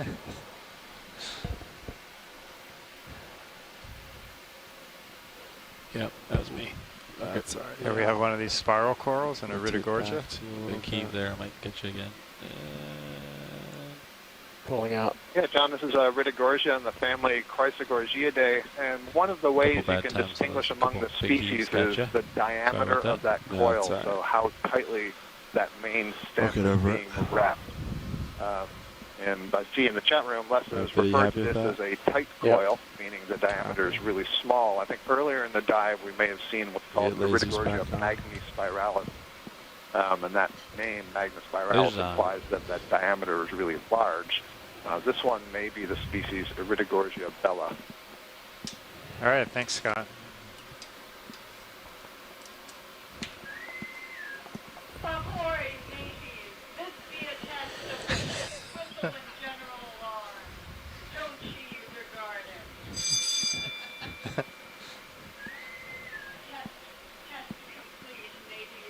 That's not us this time, John. Yeah, I thought I'd leave that one on just because we were, just in case you thought we were making up Talk Like a Pirate Day. That was the bridge testing the alarm, and that was the official pirate voice of one of our NOAA watch officers. I believe that was a lady, if you couldn't tell by the brogue of her accent.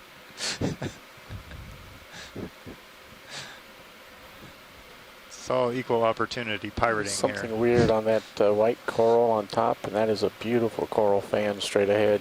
It's a little bit off our track. Oosh. I can turn.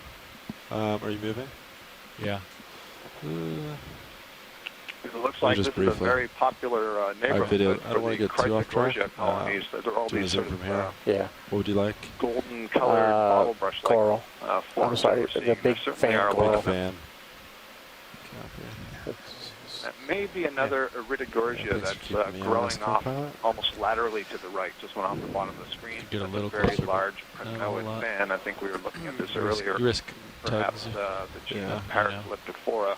So I've turned 45 degrees. Or I'm at 45, so I turned 35 but degrees. if you pull back a little bit, Off the move? you'll see just on the lower side of the rock in the foreground, there's I think an Iridogorgia, and then all around it are Chrysogorgia, and they're just interesting to compare because they're all in the same taxonomic family, the Chrysogorgiidae. It's a fish way out there. And maybe a Metallogorgia as well. That would be the first. Go ahead, Chris. Okay, yeah. Yeah, so Scott, it looks like almost a Rodaniridogorgia. Here it comes right now. Yep. Doesn't that maybe to you too, or not? Yeah.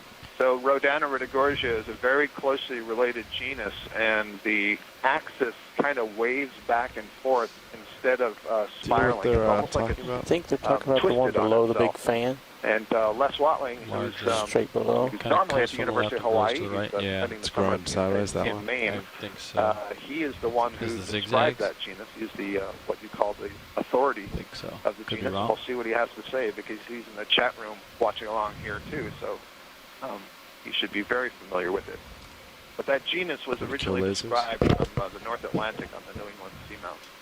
Nice. All right, thank you, Scott. Chris?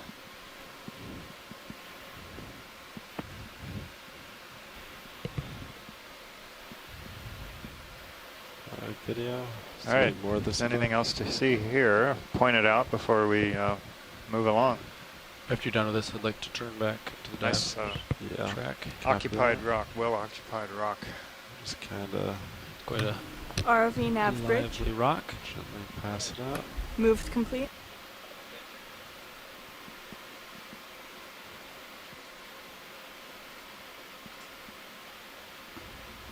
Okay. Saying goodbye to the rock, turning back to the dive track. Copy that.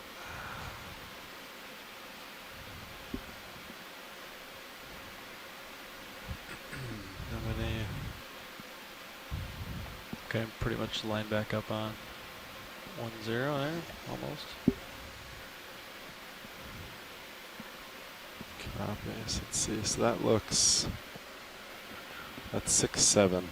So, that looks up Thomas, slow. if you're still on the line, I imagine you've been watching all these rocks. I assume that you're probably wanting to wait to collect the second rock of two toward the end of the dive. But just that's probably this on my sonar, Sean. Mentioning that if you I see think it might anything be a you little want or local you guy. want to take a look at, So just that's it. call it in or write it in. Right there, that's probably what you saw.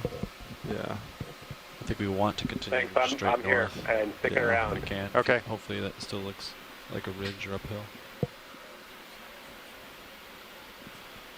No, I missed. What was kind of rock are we looking for, Washade? I was just checking with our onshore to see if they wanted anything. Copy that. So not at this time. Copy. Probably later on. Understood. Think we're settled out from that move, Nav, or think we're still moving?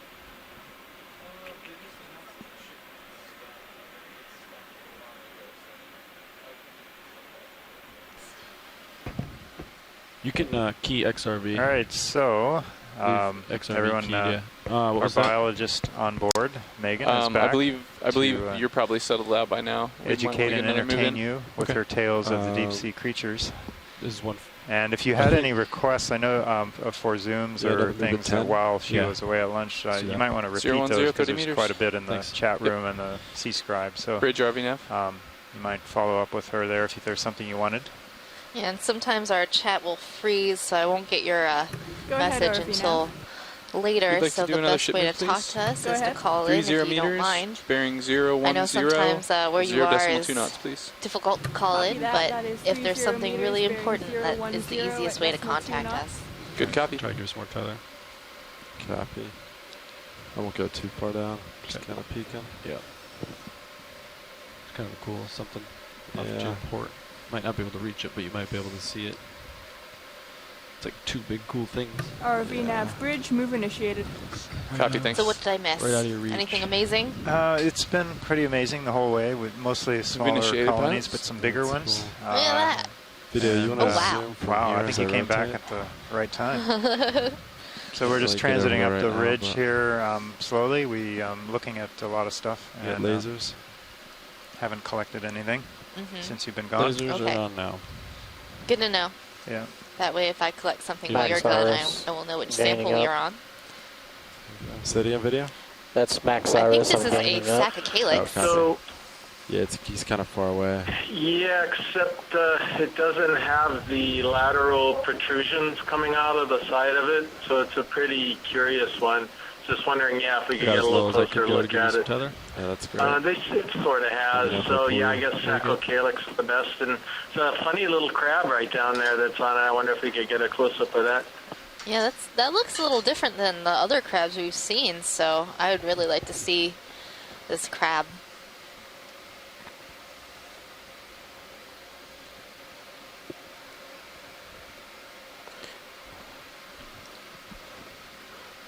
Pull back out. You want to try to get closer for crab? That's as close as I can get right now, video. Okay, it's kind of off track. Could see if there's some other targets. So and then it we can might come back to be like 4 minutes. I don't know. I would say just get A type of spider crab or king crab.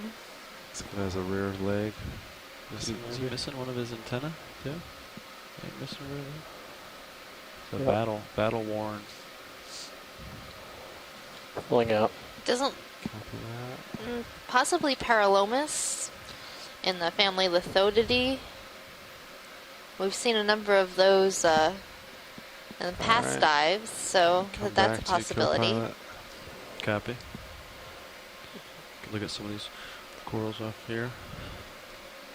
Meantime, Pilot, I'm going to pilot and science the video. I'm going to recall some presets on the main camera just to check a few of the previous settings. Copy that video. Expecting colors to change probably then? Okay. Alright. Oh, I like that much better. So drama filter? Drama filter. Yeah, Instagram filters we can use.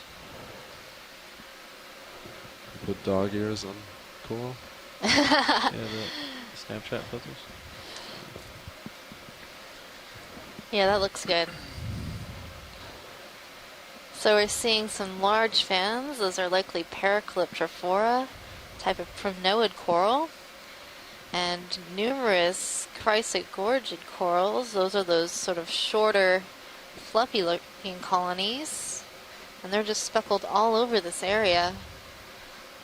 Seems like we found the area of large fans here. Almost every one of these large boulders has this huge colony of Paracalyptrophora. I like how it grew around the rock. Yeah, that is cool.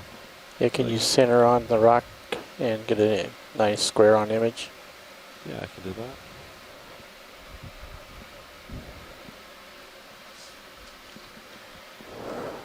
Cool picture from Sirius too. Gives you a scale of how large it is. And permission to zoom in on Sirius? Yeah, go ahead. Yeah.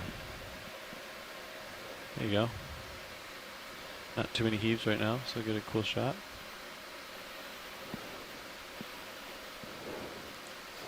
Let's see what's Could going we on zoom in the upper into right. the upper right corner of this colony? It looks like we have an associate overgrowing the colony or something going on with the branches on that side. Can you get closer to it? Or? Yeah, closer. See, it's multiplanar from the Sirius point of view.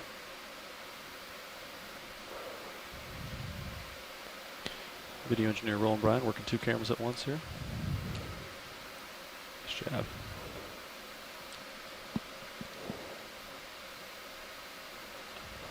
Can't stay this low for very long. I'm going to have to pull up.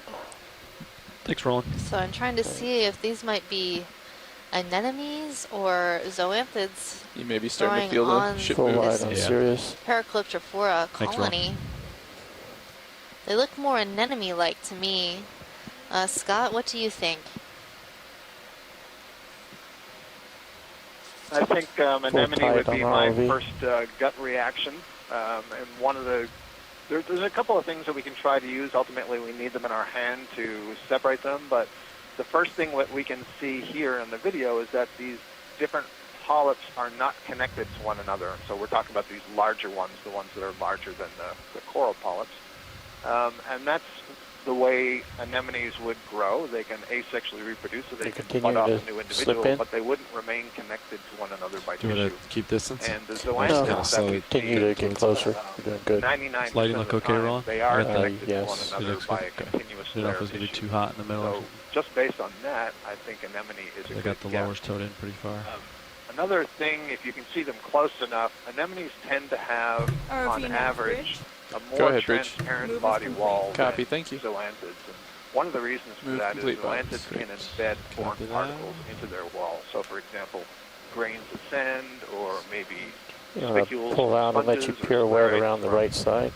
Coral, they can start to pirouette as I pull. incorporate it into the body wall, so it looks very, very rough. Gonna kill lasers, kill power. But it does show that the coral itself provides a nice substrate, a nice habitat for all of these anemones to grow Slight on. tilt down. And it gets it up off of the rock surface, and so up a little bit higher off the bottom where maybe the current go around, look at that planar area. Food is a little bit easier. So it looked like the body wall of those anemones had a really interesting sort of texture to it. Is that typical of anemones?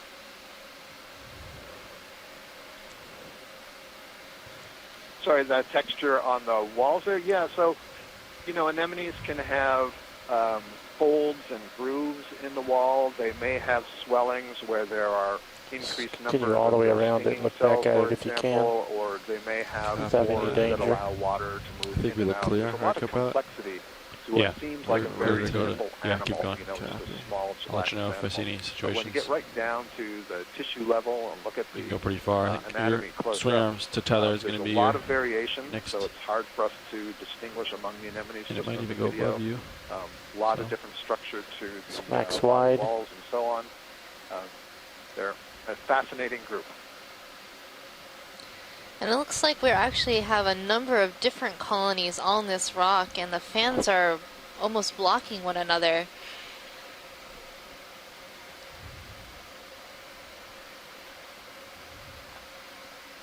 That's really interesting. So perhaps Can we I'm not sure see pink how these corals thrive when we have fans all Center, lined up one lower. against one another. lower Do you think, copy.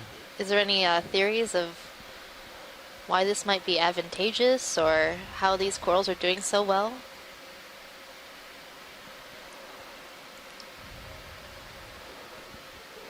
Okay, pulling back out. Look for a wide on this side.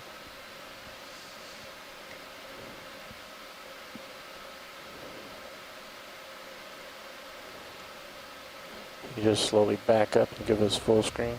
Copy that. Backing. Absolutely stunning. That's all I have to say about this particular grouping of colonies. Just so beautiful.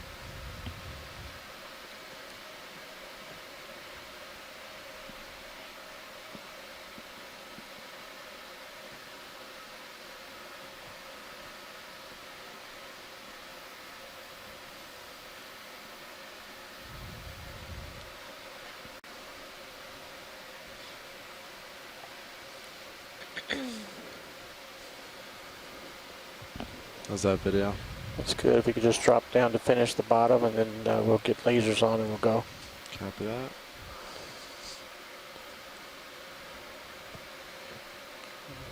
Let me know when you want me to turn the lasers on. Okay, a few more seconds. Okay, we're clear. You can just run lasers across each one. Alright, let's see. Yeah, big bases. And video's clear. Great. Alright, I got you at 73. I feel like I'm yes, that's pretty almost, much. it's probably like 2 or 3 meters wide. That's a good one. Yeah, those are huge colonies. Yeah. Alright, pretty much done with the move. All right, Shall we get another one? that was Paracliptrophora, those large Little colonies. race up. Seeing some interesting Rhodaniridogorgia colonies. That's sort of that tree-like colony. These bushy colonies are Watch your port quarter. Chrysogorgia. Port quarter. You're good. You're above it. I'll push in past the skids. Sure. And just all over this area, it's just covered with corals. So this is what we would define as a high-density coral community, where we're seeing multiple colonies close together. Right, so and in just everywhere we look. Back to the center. I think I'm ready for a move if you guys want one. Copy that. You still want 010? Or do we want? Yeah. 1510. Yeah. 010 is great. Okay. Yeah. 30 meters. Yep. And we're seeing numerous. It's kind of Bridge interesting. RV Again, that Go ahead, it's RV. kind of Another interesting shipment, that please. this isn't a 30 particularly meters. consolidated Bearing 010 substrate here. It looks like a lot of 0.2 boulders. Maybe knots, they're please. glued together with the manganese Copy, crust. that is 30 But it doesn't really seem to matter. I know in the past sometimes Good we've copy. commented that we find these really high density beds on fairly consolidated solid rock. And in this case, it's a very bouldery environment, and the actual water flow over this environment is going to be all mixed up because of the water's going to get around all these boulders, yet it doesn't seem to matter. It's almost as though the corals really, really like the water flow in this area. As you can see, there's dozens of corals right now in view, but really interesting dive. Better pace, pilots. Thanks, Keep up the good Chris. work. Yeah, I noticed it's all thanks quite to you, rubbly ma'am. looking, but it does look like I'm it just might have been coordinating. consolidated by the manganese crust in some areas. Just a heads up for the transects, at least from the previous Yeah, navigator's it's probably plan. pretty stable for them. They're going to be coming You know, up at off the bottom Makapu, about an hour after coral we're beds, off which shift. I'm sure you're So quite familiar with. doesn't really yeah, it doesn't really It's a very affect us smooth unless they change substrate their there, plan. and But I we think sort of we're still wondered going to be whether on the bottom until about very 3:30 low, local close to time. the bottom laminar flow is the reason why it's such a huge, dense Can we community. fill the But screen with you know, that's these corals? here again. This straight is ahead? not smooth at all. The substrate is yeah. extremely So just rugose, push and there's straight ahead tons and tons of this animals. angle till you get near that So, rock. Chris, we're noticing that Copy there's that, just so so many maintain and corals just really, really forward. close Yeah. together, and that's And then generally as we not get the typical shot, for a we've lot got of right now, areas just in the hold that deep little bit. sea. How And you can go up these and get that animals pink one survive on the so top well left. when they're so close You together? want top left in.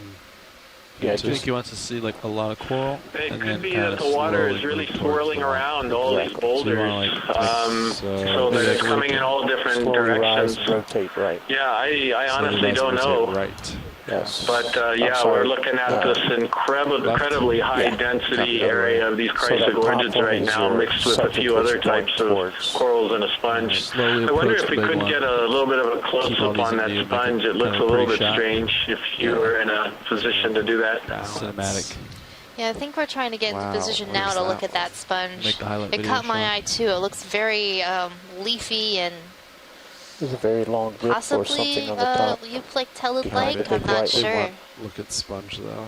Yep. Science, did I hear sponge to right? right? I wonder if sponge we're to the right, seeing a side view of a very large old Atlanticella, because we often don't get to see those from the side, but they actually have a funnel that you normally don't even sense when you're seeing it from the normal perspective, which is lower left top-down. side.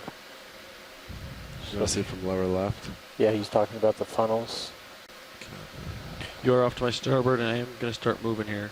If I can turn, or we could get a couple options. And if that light bar is going to be an issue, you can adjust. Copy. Video, when you come on in, gonna hold this here. Huh. Very interesting. So it looks like there's one sort of small attachment point, and the rest of this sponge is just sort of finish this up and then leafy. come back to then go up. Coming up. I'm seeing some hydroids. Yeah, the texture of it. The texture of it also, I'm pretty certain that we're seeing a very rare view of an Atlanticella. That's from the side, and I think this is an extremely old colony, perhaps one of the oldest ones I've ever seen. But undoubtedly, it's in the family Euplactellidae. That would be my best guess, just like as you suggested. But yeah, I think it could be Atlanticella, and we finally get a really good view of what the rest of the sponge looks like under the petals. It's off to our starboard. That's really cool. Yeah, normally we see these head-on, so they look like more of an opening of a flower, perhaps. I'll track you in tight, in case I lose you. Copy.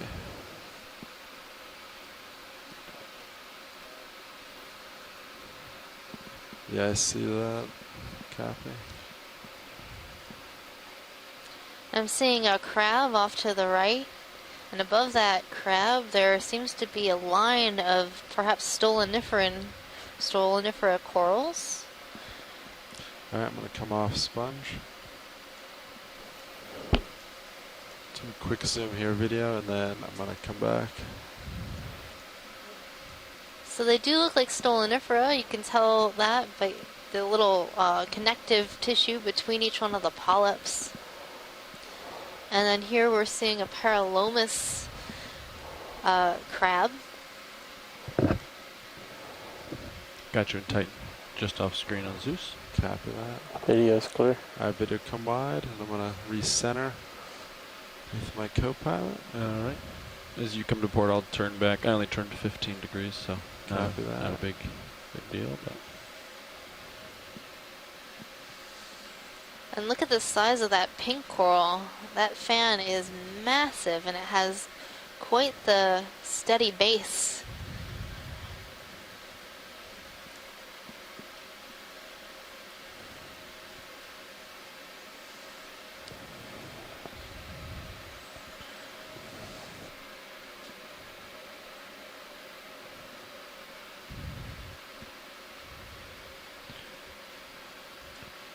All right. I got my set point back at 10. All right, I'm centering, and I'm looking.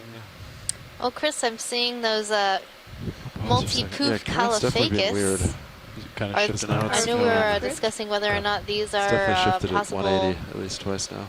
new species. Go ahead, Bridge. Move is See, copy, thank you. Over here, if you're looking for something. Yeah, that's correct, Megan. So Henry Reiswig up in Vancouver, University of Victoria, we actually sampled one of these back in 2013 from the Pisces submersibles. And anyway, at first he didn't believe that there was a Caulophacus that has two heads on it. like that, and then because more and more kept showing Actually, up, then if he you sort of realized back up that, from it to show it from Sirius' that point of it's view, most it's more likely a impressive. brand new subgenus of Caliphacus, and that's in the family Rosellidae, that stock glass sponge.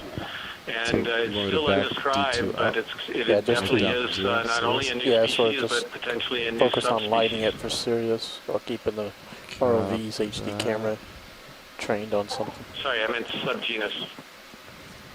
Is that what the shot you're going for, I'm Roland? seeing a fish off to the left, in the water column. Go for it. Fish is out there.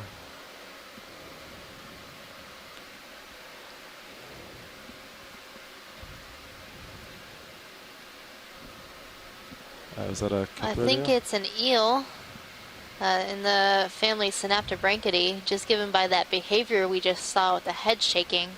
Oftentimes these eels, when confronted with the lights of the ROV, will shake their heads. Bruce, do you have an ID for this eel? Alright, but I don't want to chase him down there. I think you're right. I think it's a Synaptobranchid, but it's in a different subfamily on the ridge than the there. very large one that we saw. I don't have I had a visitor I was talking with, so I didn't hear everything that you said. But this is in the subfamily Eleophinae. The other one was in the subfamily Synaptobranchidae. The Eleophinae are called arrow-toothed eels. We didn't get a clear look at this last one from the side, but I think it's an Eleophis species. It was very elongate. And there are a couple of dozen species in that subfamily in the genus Eleophis. I can't remember, maybe eight or 10 species. So we can't say what species it was. At this depth, it's most likely to be the genus Eleophis, but it could be one of the other ones as well. Thanks, Bruce. So that's different from Those the one we saw earlier, ROV which looks is so pretty small exciting. Sirius' point of view. Yeah, absolutely. And right now we're zooming in on an Iridogorgia chrysogorgid coral. You could say it's iridogorgeous. Oh, here we go. That was a good one. So I can't agree more. So this one has a very, very tight spiral. So I believe it is Iridogorgia bella. Les, do you agree? What's your left toe? Trying to go video. Come on in. Tilting up as I don't go. think Lex has the audio on, but earlier we saw one like this. It was smaller, but I would agree that this is the Yeah. Thanks, Scott. Let's go to the pink thing. Shrimp. So that towards the top left, yeah. Sort of left center, I'm sorry. These are one of our That's favorites. kind of interesting about this. Yeah, it's hard not to love these. One of the things that's interesting about them is that there are no polyps on the actual main stem. They're all in these little side branchlets. And as you can see, there's a shrimp in there, and that is not unusual to find shrimp in the branches of these things. And often when we see them, they're carrying eggs. I don't recall seeing a vibrating purple in the current, you shrimp like this before. Yes. It's like that. Interesting. I remember that. How unusual is it to see one that's mauve colored? What's what color?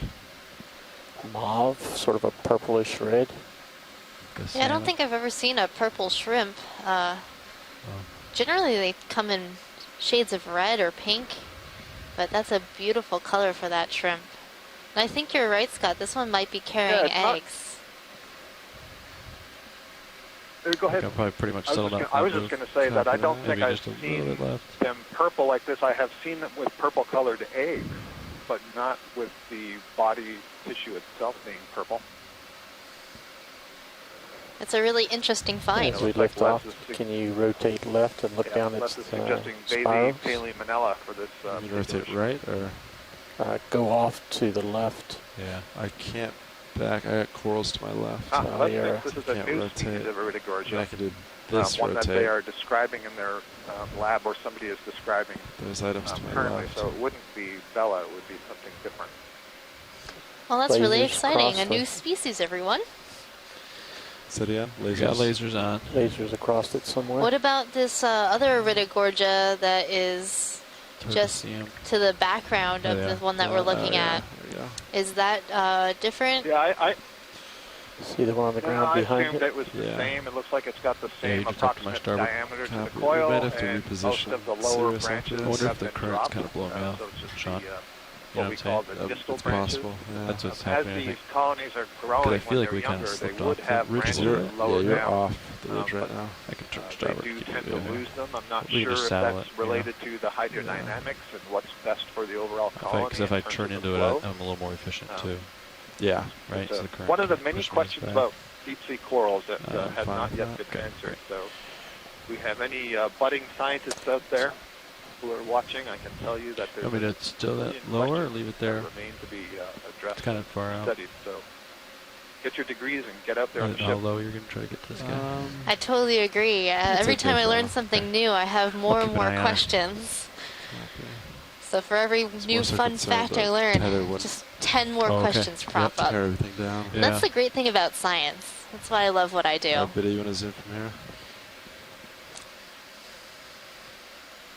There's so much to learn.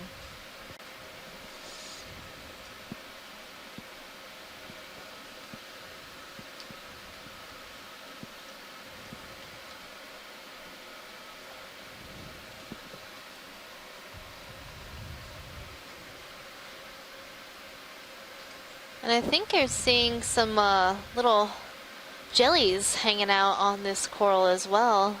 Gonna kill lasers. They might be Push it off. Angina citria, a type of hydromedusa that feeds on corals. Is that right, Scott?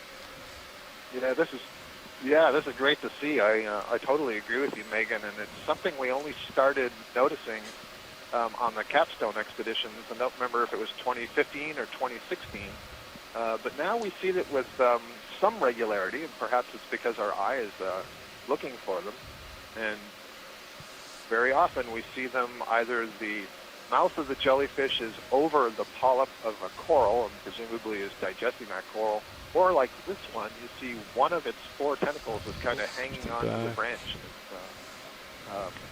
Can you get it tied on that I don't know if it's kind of hanging out and waiting until its next ball meal. straight doesn't ahead? want to let go because it's found go its for colony, or if something else is going on. But I'm pretty sure on this leg, right? Didn't we Can you get see closer? behavior before? Or was that Come on wide. the previous leg? Might be able to. Yeah, we did see it. We did try to collect a branch of a bamboo coral that was being fed on by one of these little hydromedusa, but then it, see that little leg inside swam the away polyp's from mouth. us right as we were putting inside the box.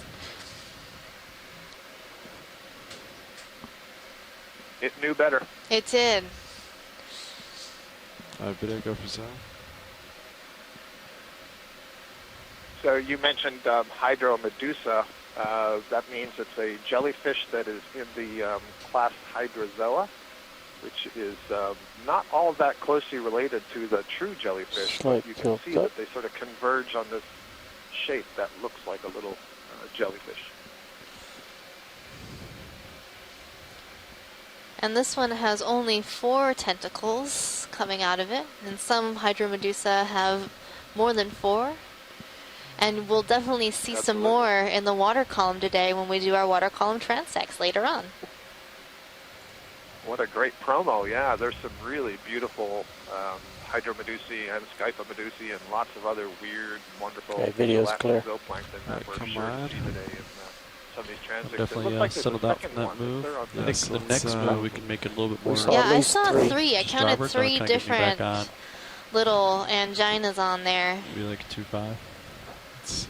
So Well, we've been talking a lot about how the corals and the sponges provide Copy that, substrate and co-pilot. habitat Let me for know a when you variety guys of are other ready. organisms. Could be a Especially local we've seen little a lot rocks is of out brittle stars and crinoid.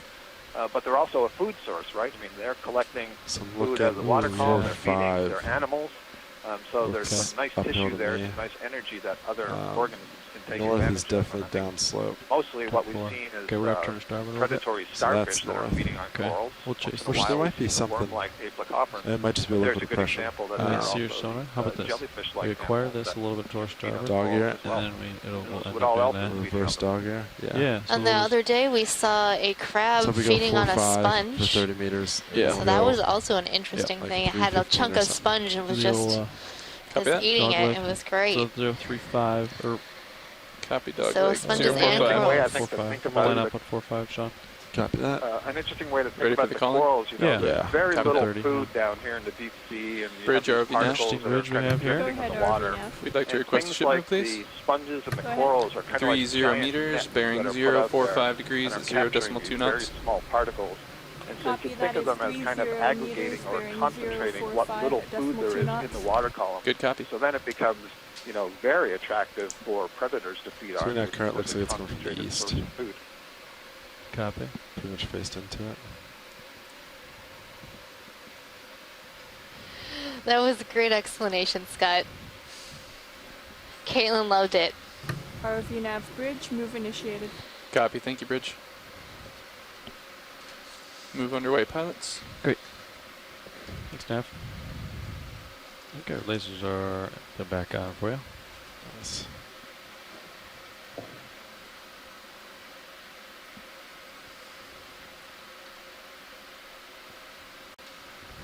Well, yesterday we had a community of mainly primnoids and bamboo corals, and right now we're seeing mainly chrysogorgia corals with the occasional showing of these large Paracalyptrophora fans, a few other primnoid whips, along with other colonies. But I'm gonna say, those chrysogorgids, they really have it today.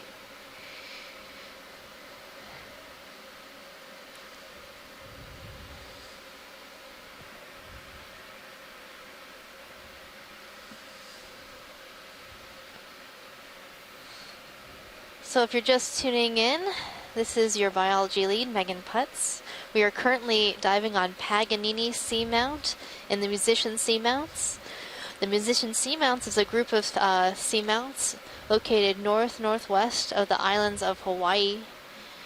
And so we are currently exploring the open ocean or high seas. And we are exploring the high seas here in the Musician Seamounts because there are areas that fall outside. That's okay. Yeah, but because it's been okay. Cute. Well, yeah, sorry. Tina's going to try to break in there and to point out something she wanted to look at, but I think we passed it already. Oh, did we? Oh, I'm sorry. Right, going off screen in the white sand. I know, I'm just like almost overwhelmed by how much stuff we're seeing. I'm like, what do I want to look at? I can't even decide. So do please interject if you see something interesting that we want to look at. To it to see if it's anything live. Yeah, go for zone. Maybe. Seems like something dead that fell. Yeah. Okay, I'm gonna let her describe where it is. I didn't see which one exactly she was looking I think for. you're looking at something we just passed. It was kind of Triceratops, right? It's in the left, right, yeah. Upper so right. Now we are looking at the thing that was believed to be plexorid, and alright, it used to be a this sort of white colony that looked like Triceratops for me, but it was from. So just to the right of the lasers? I guess we already passed it. Sorry for it. I think it's still off Is somewhere. this the one you're looking at? No. No. Might be more right, more back. Too hard yeah, maybe. No, just in the center of the screen now. Depending on the delay, it might be like you said, just in the center. Okay, oh, is it the one that has the sort of Okay, branching? now it's coming left of the screen, yeah. So just to the right of that tall... The very left side, in the middle of the screen, we have a colony, a better footprint, yeah. Okay, so it's upper 2/3 to the left, it's a very leggy colony. It's between the two chrysogorgids. So keep coming left. Keep coming left, and it's now about 1/3 down from the top, and it's coming into center right now. Yeah. Yes, Yeah. yes. Yeah, that's it. You're getting closer. That's it. It's coming just to right of center right now. It's the stock lower right So of it's lasers. it's this sort of leggy colony. Yep. And it's right on the left side of the screen. It's on the left. Left corner, bottom left corner. Now It's a nice team effort there. Black coral, Yes, possibly. a little bit more. Yes. Okay. I want to go for it, John. Is that what we're going for? I think so. I think this is the one. Yeah, absolutely different. This one, Tina? Okay. It's tetrapated coral. You can see it from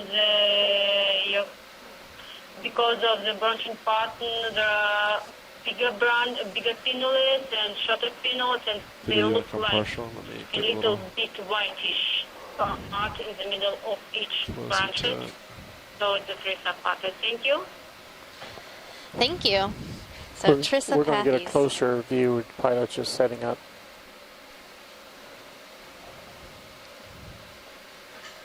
Show, Sean. That's a nice hoodie you got there, John.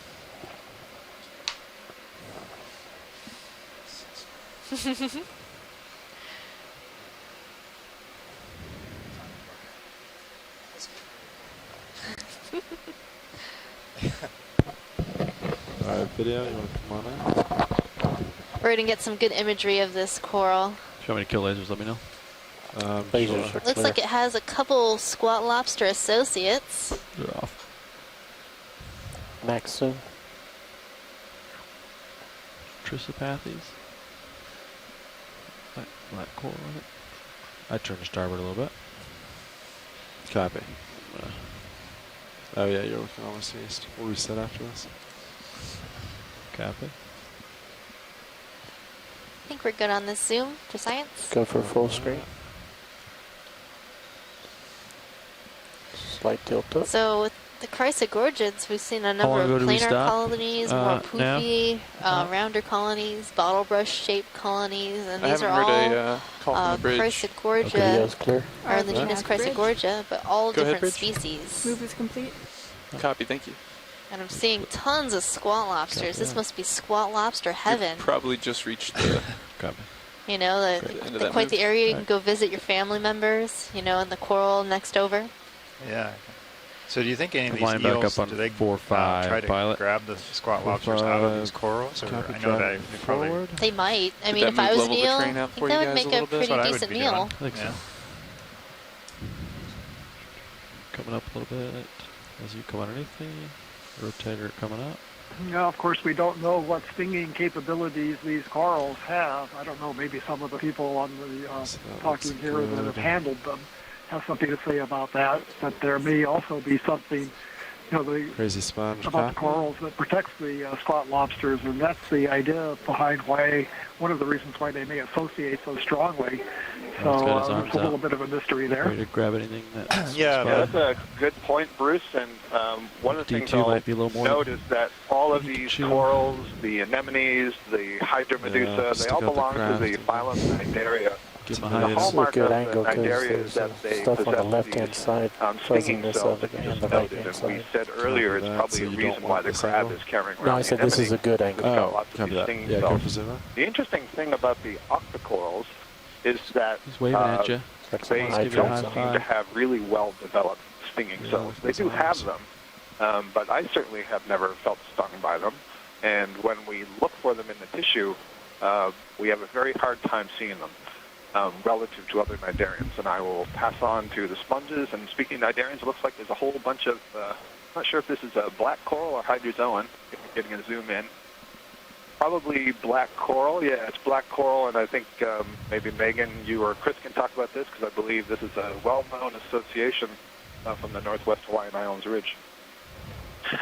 Well, it's not that well known because There's a hydro. yeah, there's a hydroid and black corals according to Tina, but we're still learning how many different types of sponges that we're seeing association with. So we first recognized it with Faria and the genus Faria, and it was actually Henry Reiswig who spotted it for the first time, and then Daniel Wagner got involved working on this. And then since then we saw a sponge, different species of sponge last year. I think we collected one this year, and then I'm trying to figure out what this sponge is as well that this black coral is in. This could be a very different sponge. It's not Lefroyella. It's a hard sponge, I think, but I think we have just now a different association. Chris, you were definitely right to correct me there. When I said well-known association, I merely meant that we had seen it several times over the last 3 years of Capstone, but I don't think we've got you're lasers right. with this It's actually yet. not well-known when we get right down to it, and only a few collections have been made. Yet another interesting discovery that we've made and been given the opportunity to make with these series of dives. Let's look down at the very bottom. There's a tube sponge. So would this be a good candidate for collection before we move on from this area? Well, I wasn't going to say that, but I'm kind of happy that you said it. You get 2 for 1 if you go for this one. If you don't, if you don't have one yet, because you not only get that black coral, but you get the sponge as well, and possibly some hydrozoans. I know we've got so many things going on. For ship moves, yeah. Probably looking inside this sponge before we come on station. Great. Maybe even ready for another ship move. So I had a lot of voices in my ear.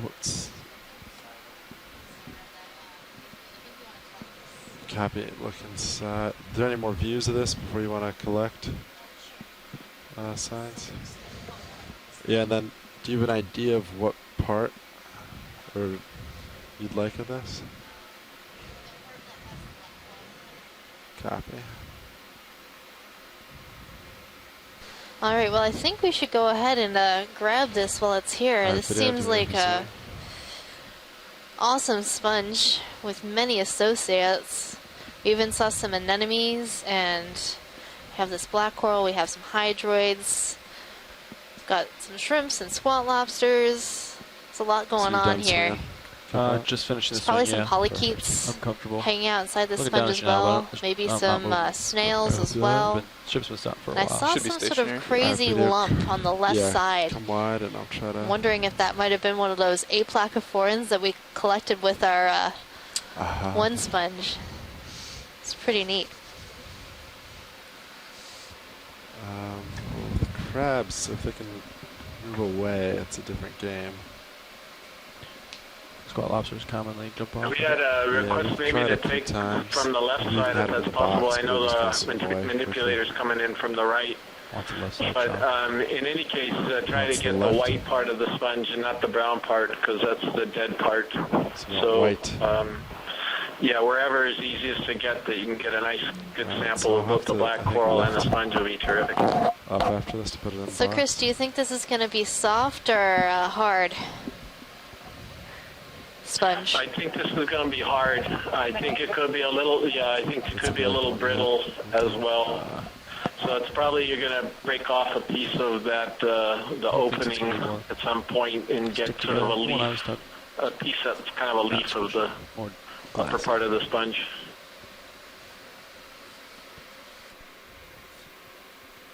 Ooh, those aren't comforting words. All right, so science. What was? Can you relay what it's gonna feel like?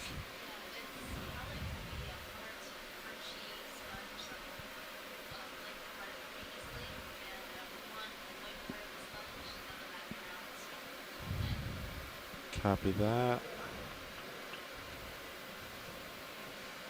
Maybe if you nip that top left edge. Yeah, that's what I'm thinking about doing. All right, Nav, keep an eye on my... With the black coral, from this distance, Copy it looks that. like those crabs are just floating mid-water. Yeah, it does. All right, Joylock is in. Or like magic crabs. Taking your Zeus. Or squat lobsters.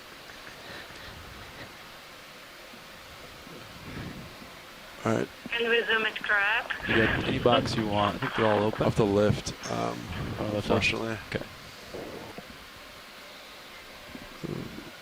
So for crab, which one? Copy, just want to go for it. I don't want to rotate because I just got enjoy lock, but if you want to go from there. Do you want a partial zoom on Mini Zeus? Or? Mini Zeus could do it, yeah. Try that.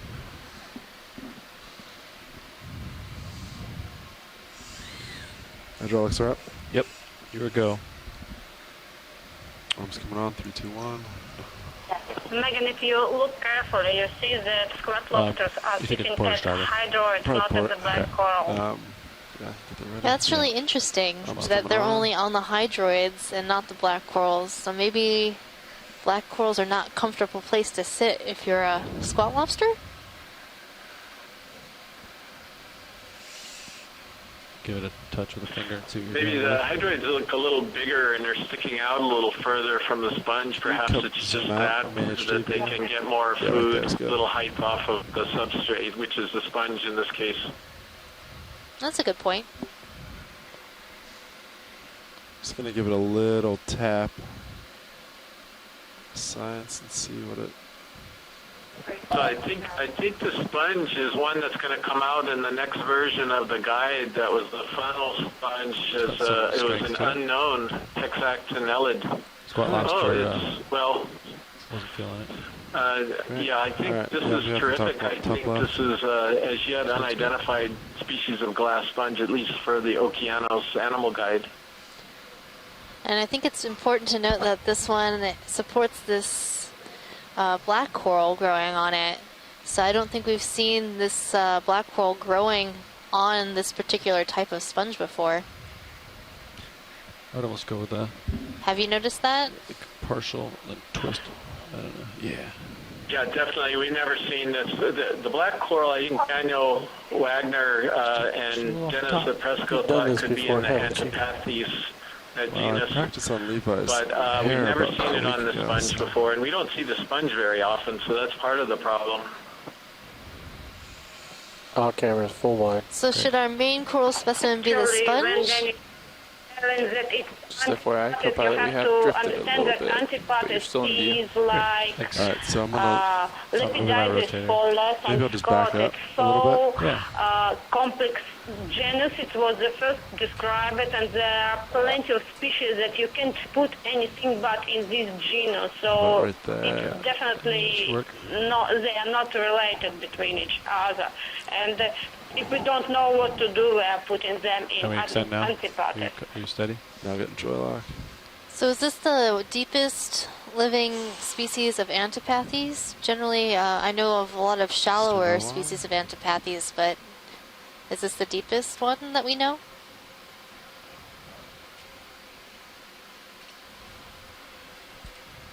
Try that, see if it opens. You want heading in or not? I thought it wasn't actually. So what you're suggesting is that this, you're asking Tina whether this is possibly the deepest member of the Antipathes genus. Is that correct? That's correct, Chris.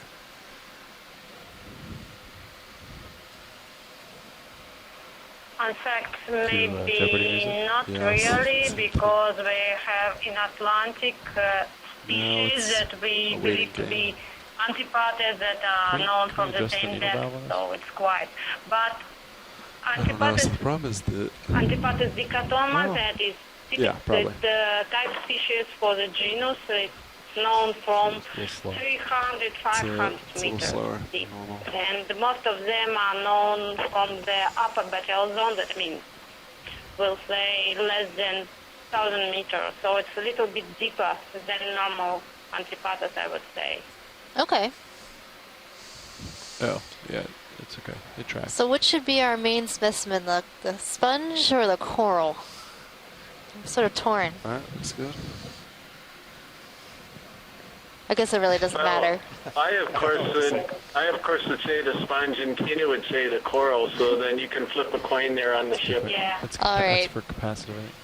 Who has a coin? John, you have coins, right? I just got me gold doubloons. That'll work.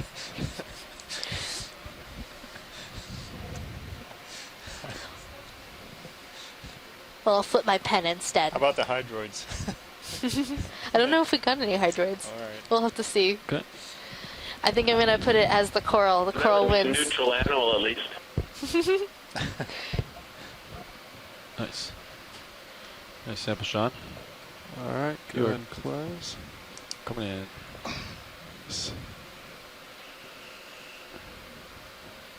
Now, have you got a target for that one there? Before we It's a take great that one? specimen. Sure Great, thing. thank you guys. Just got done writing it down. Great. It's pretty exciting. All right, arm is coming off. Arms off.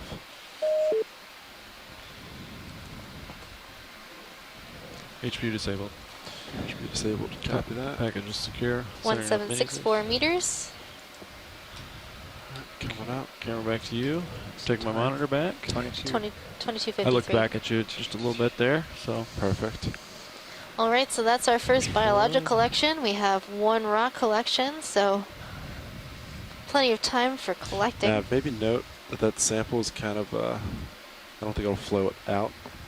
They might want to go starboard first for the rest of the bio samples. Thanks, pilot. Copy that, yeah, pilot. I think so too. It might be a little bit floaty. Yeah, it was a little light, just to give the next pilot a heads up. Okay.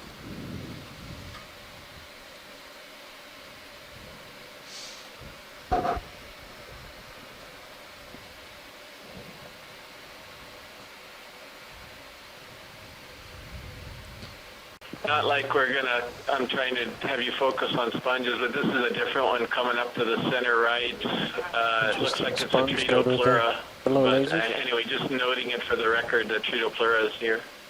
I don't think we've ever seen this yet on our expedition, so I think it'd be a good thing to get some video of.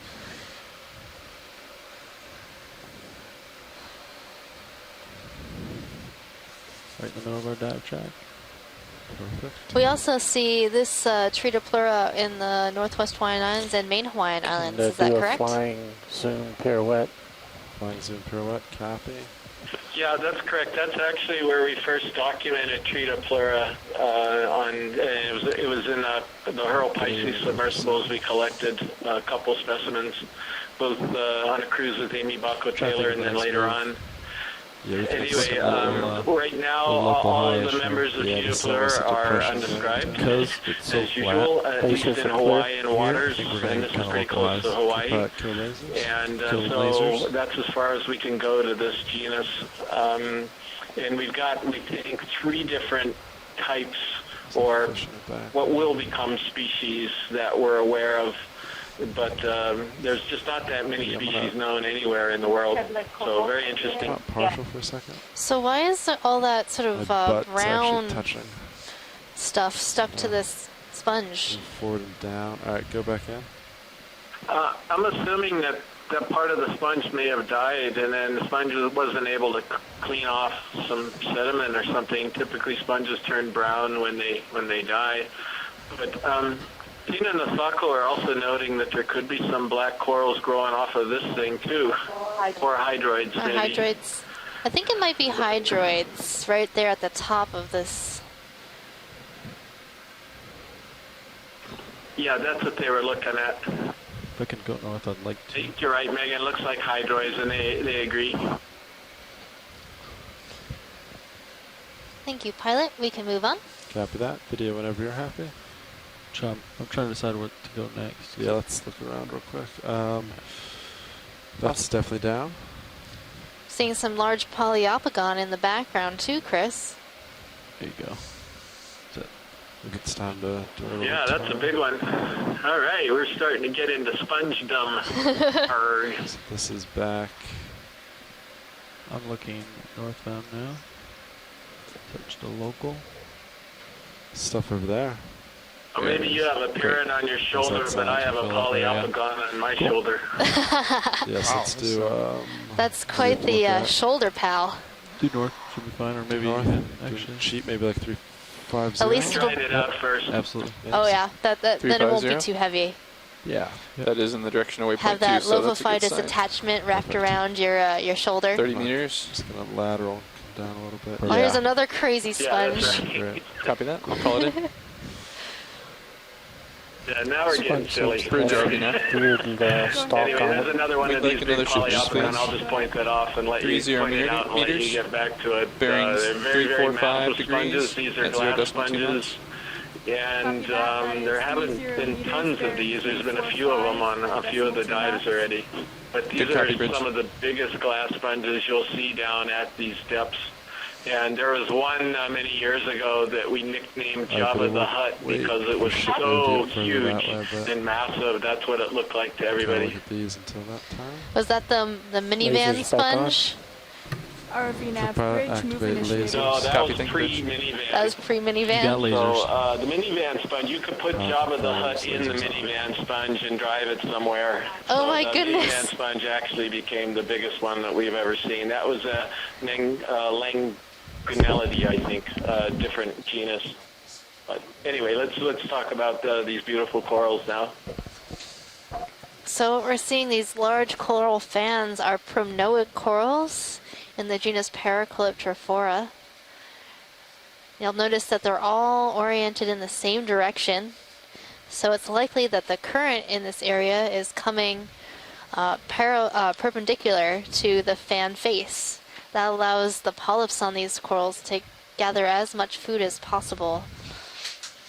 And you can see all the particles floating in the water are coming straight at the ROV, passing across the fans of coral in front of us.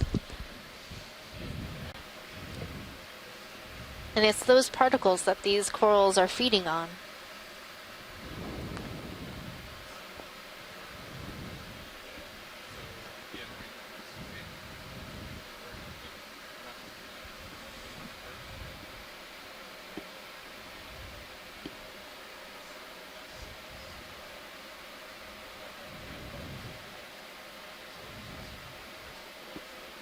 Yeah, current's pushing tether way Hello, Megan. Could you zoom that yellow west, colony northwest. left? Looking for the yellow. Pilot, can we zoom that yellow colony to the left? Lower left, yellow, copy.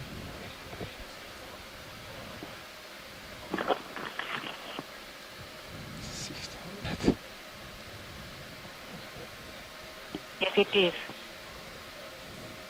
Yeah, if you feel a tug, I think it's just the tether pulling. So any guesses as to what this might be? Keep an eye on my starboard lower. Yeah, copy. You're fine for right now. Video come in. I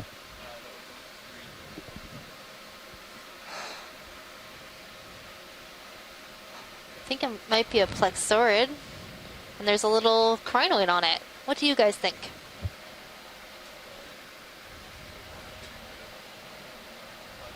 Sorry, video. Trying to do this while floating at the end of my tether here. Might be able to touch your starboard tail. So I'm trying here. Your Well, light's this one fine seems right to now. be in a better location if you were interested in collecting this. Any thoughts on that? I'm trying to get a Sako to answer here.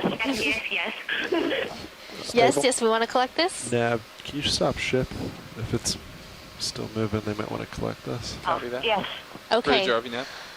All right, pilot, when you're ready, can we get into position to collect that coral? Absolutely. Stopping now. Thank you. I think we'd need a little bit of tether actually to get.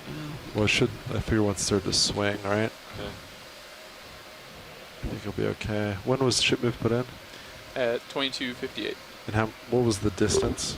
Did it travel? It was 30 We meters. believe it's Do you know that? Is it like 20, and 15? actually need to collect it. And you see that the color of the base is a little bit yellowish, not like in Acantagorgia where the skeleton underneath the polyp tissue is usually black, and here we have absolutely different skeleton. So do you think this might be something new that we haven't seen before? It's not so many plexaurids from this depth, and I guess that it's quite possible a new species, and it's worth to be collected. And actually, it's not really common, not like Acantagorgia here, but we have seen at least 10 colonies from time to time, so it's quite characteristic for these seamounts.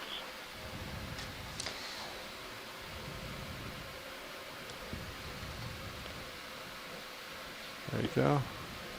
Spotted around the rocks here, I'm also seeing a number of bases of old corals that have I need you to hit my thus lock when I tell you. moved on, shuffled off their mortar coral, per se. Go for it. Goes to show how the community here has changed over do time. you want to do like a 10-meter So move? this is likely a relatively old community that's been existing for quite some time, and you'll have the growth of large 3-0. corals and their eventual starboard. passing on At and 030 coming bearing? in of new corals. Yeah, 2.5. 10 meters 2.5. 10 meters, That'll 2.5. Help me give pilot a little more tether. Copy that. Mini Zeus and center up on it. Bridge Yeah. RV nav. Go ahead, RV now. Could we do a ship move, please? Go I ahead. can do grab 10 meters. lift up stow. Bearing 015. Starboard side. At 0 Starboard. decimal 2 knots, please. Copy that. 10 Track, meters. Bearing track. 015 at decimal 2 knots. Track drawer, and you're going starboard. Extend copy. starboard. All right, drawer is ready. Did you say 015 or 025? 2.5, 1.5 is fine too. Whichever. Okay. Would you like Just to the that? general direction. Looks good. You can try opening drawer here. RV nav bridge, Okay. confirm bearing 015. Yeah, they'll probably hit that. Let's do 025 if we can. Copy Yeah. that, 025. Copy, thank you. You know if you see my position. Copy. Changing. Yeah, you'll I think you'll have to lift up for this. Just be aware. Oh, okay. I had a hunch. Or you could just set it in a flat spot.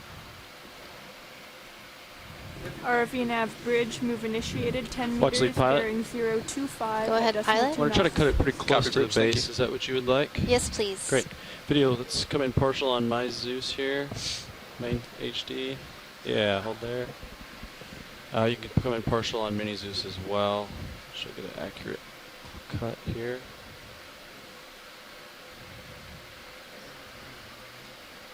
Want to get pretty close to the base.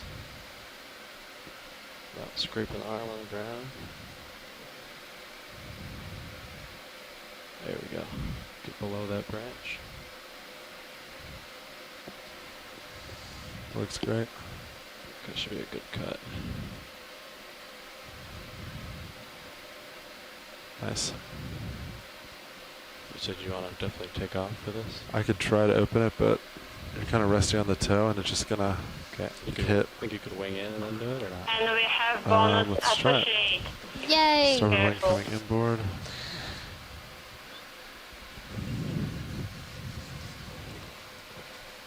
Video zoom sample. Do you want me to start extending while you zoom? Yeah, absolutely. Extending Just drawer. nice and easy. That's all it does. Okay.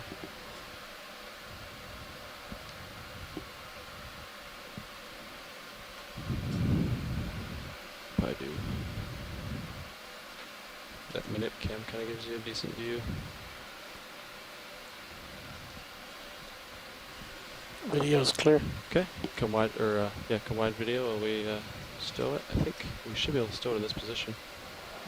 Yeah, this is actually looking pretty good. Okay.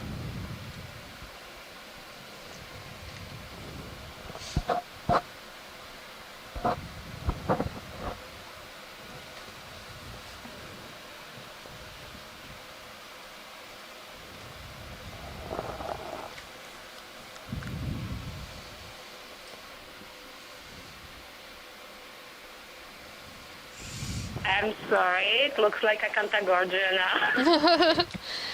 All right, I'll change the ID. We were just laughing. She just told me that she called it 100%. RV nav. All right, that's it. Good. Thank you, Bridge. That's so unusual, Megan, right? Because we've never made mistakes like that, have we? Oh, never. Chris, you never make mistakes. Copy You're that. 100% perfect at all times. No, because I'm a museum person. What I see usually is that you know, and it's very hard to recognize them in field when they are healthy and open. And yeah, what we are studying actually is dead animals. It's pretty far in there. Yeah, I think they're good. Yeah, it looked like it had a number of like spines along the body of the polyp. Is that typical of Acanthogorgia? Yeah. Maybe a little more. There you go, I think it's free. Yeah.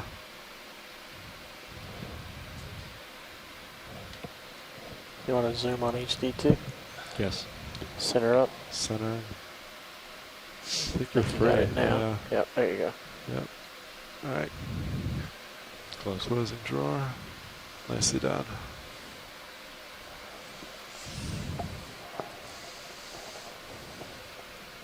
You can wing out. Or, yeah. Starboard wing down outboard. Well, in any case, it's a really interesting and unique specimen that will be very useful to numerous scientists studying this this group. All right. Yeah, if you want to drop a target before I take off real quick. I don't know if you got one yet. And we got a little Happy crinoid bar. associate. Valve pack coming off.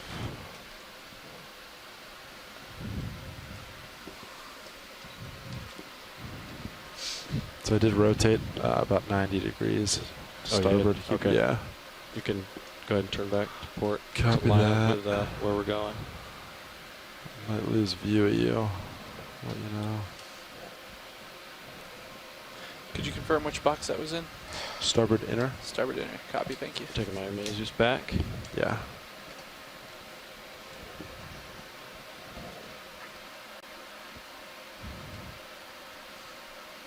Okay.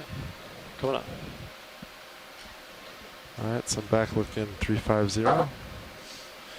And yeah, you're right underneath me. Camera's at 8.5. You could bring that starboard lower back to its out position, to its normal partial deployed. All right. Back on track here. I'm wondering if those long whips are bamboo corals or unbranched Prinoa corals. So you can come down with me, I bet. Copy. I don't think we've seen very many bamboos lower today, swing arms if at all. a little more inboard. No, I haven't heard anybody call them out. There we go.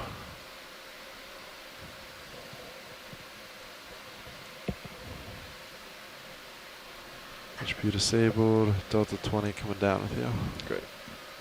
Quite a bit of See, these ones look like a little more, I don't know how to describe it, more white than the Prinoids appear.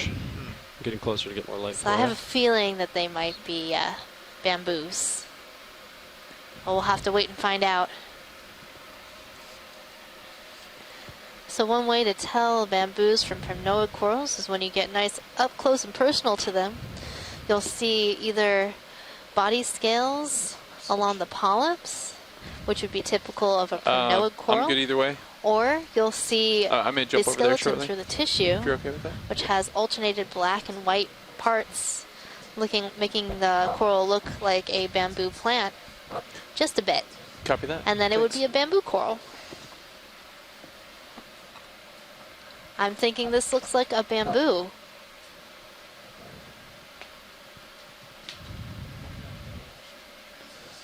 So we have a dense polyps along this bamboo whip. It's an unbranched bamboo coral, and there you can see as we're zooming in that sort of black node, and along the polyp body we're seeing these spines or hairs.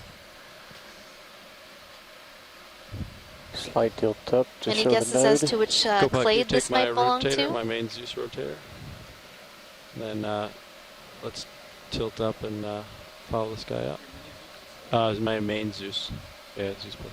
Main HD. Were you asking anybody So it's there? the right- Anybody, top right. I don't Yeah, know. got it. I keep, I'm not asking John, Person because I know hold he it to doesn't it, know. yeah. And I keep getting them mixed up in my brain. Nice and easy.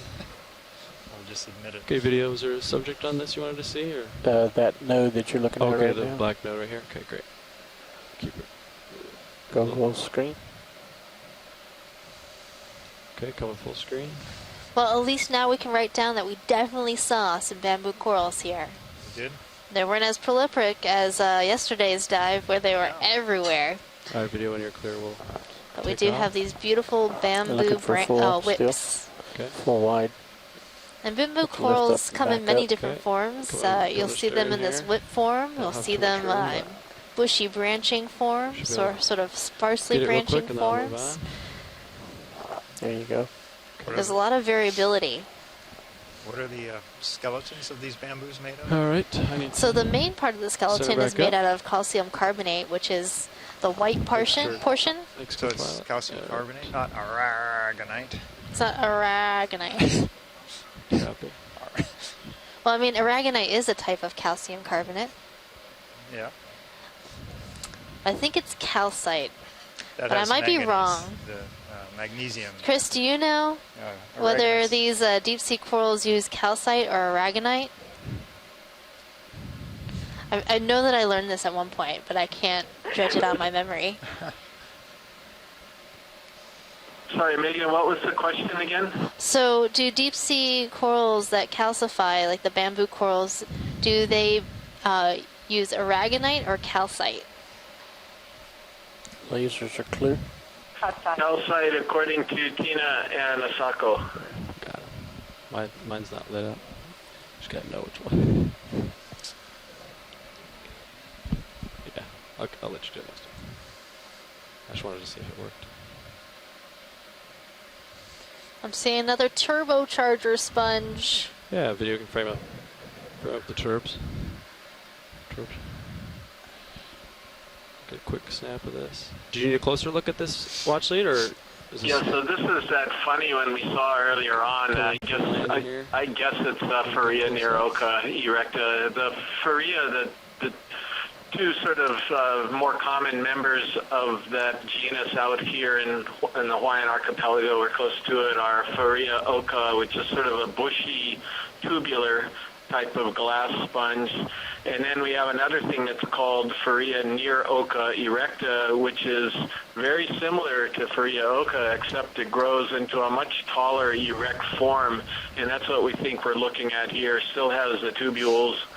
And right now, it's unclear whether this should get a different species designation or a subspecies, because we don't really understand very well. And this is a beautiful image of one of the characteristics of the Fariids is that they have this perfectly square lattice work right up at the top edge of it, a framework called a dictyonal framework that's it's so thin, it's almost transparent. And when you see that, you can confidently, at least in most cases, go to the family Fariidae. And when we zoom out, in the background, I'm seeing a different Fariid. Look like our friend, the turbocharger sponge. Right there.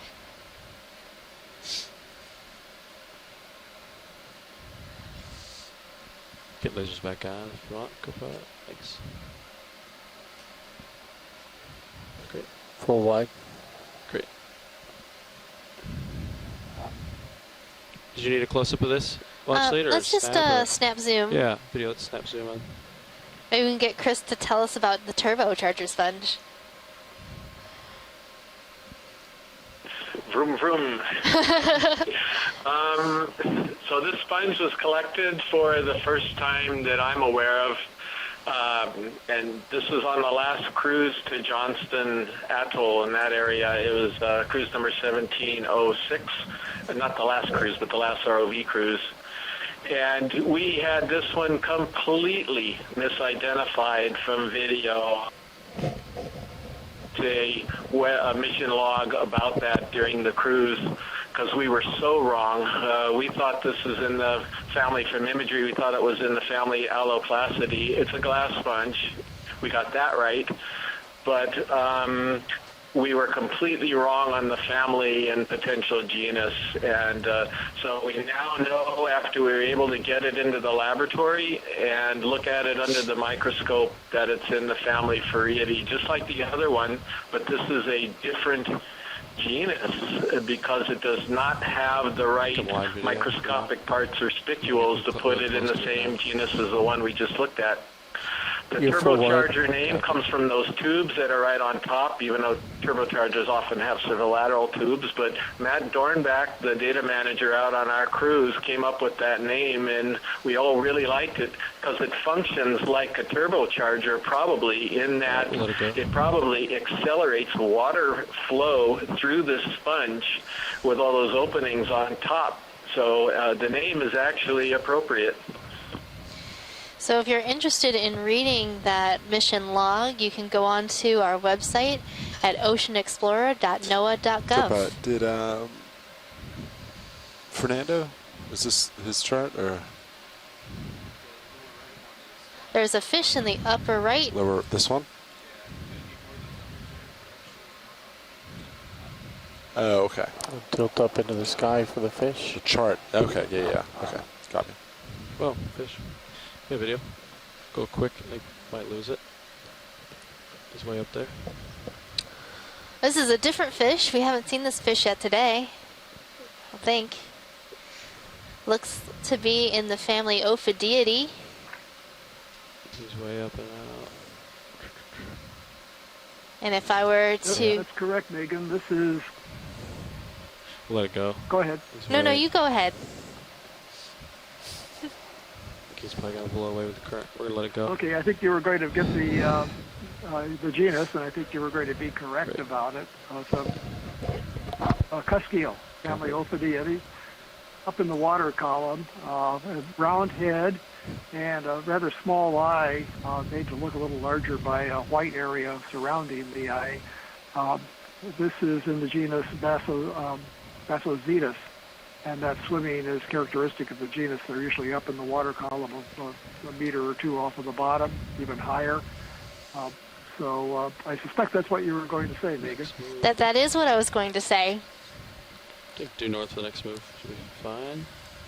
Of course, due north? It could have also been an Eramicthinx, maybe. Hold off, is that right? The males have really long pectoral fins, but the females have the reduced fins and look a lot like Basozetus as well. Yep, that's correct. The taxonomists who work on those say if it weren't for those enlarged fins on the males of the Eramicthys, that they'd probably be placed in the same genus. That fin morphology shows up as a bilobed fin in the immature Eramicthys and the females of that genus. And we really didn't get close enough to that fish to see if it had a bilobed pectoral fin. We're talking about the pectoral fins on the side of the fish behind the head.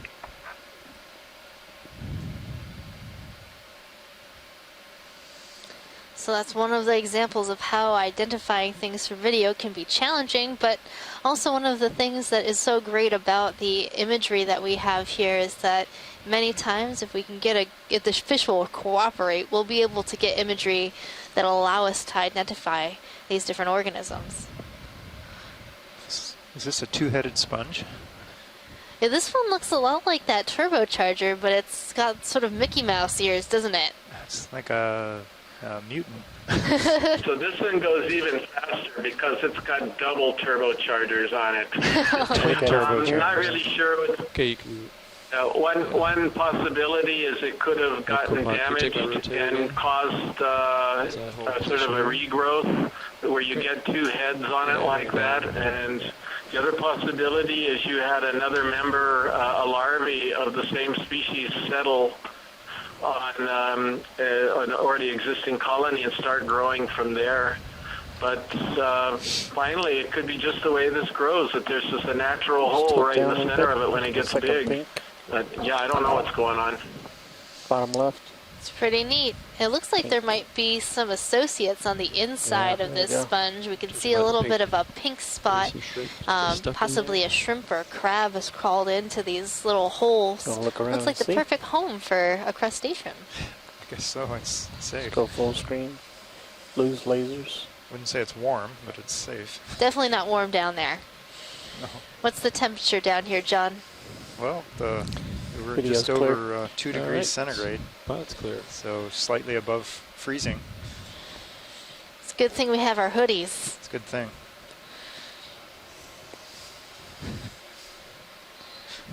We can call that move in, if you guys are okay with that. Copy that. Due north 30 meters. Yeah. Put it in.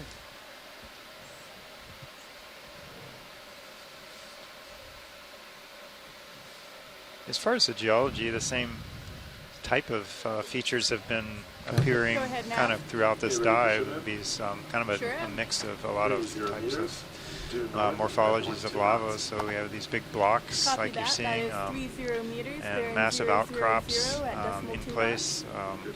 Some kind of lobe pillow flows and a lot of broken rock talus. And I think we're seeing some like isolated pillow cones or pinnacles. They're very steep-sided and relatively small, but I think we've been kind of going up and around some of these.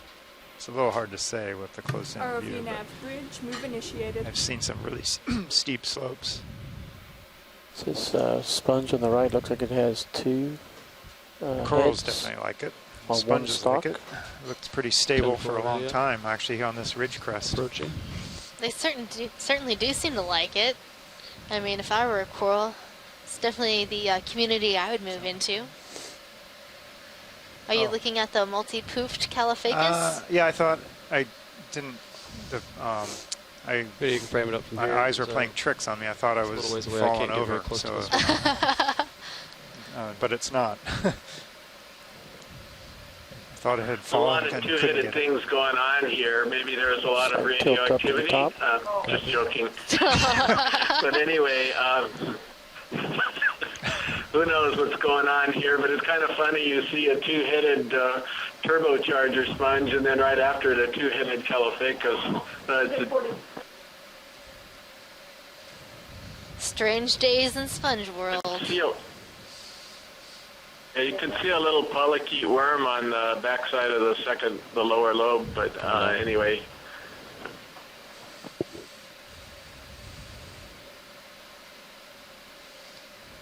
Video's clear. Okay. All right. Pilot's clear. Yellow thing top left, top center. There's another one of those conspicuous yellow corals. Looks like it's waving at us. It does. Look at me, look at me. I'm cool. Watch out, he might get sampled. It's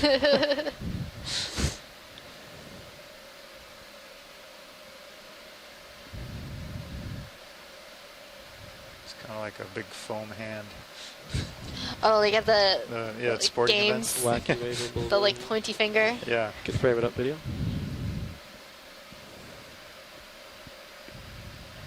Oh, sure.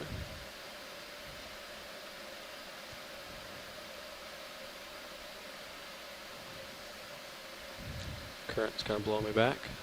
Good. There we go. So this looks very Acanthogorgia-like. So like the sample we collected, but a lot more yellow.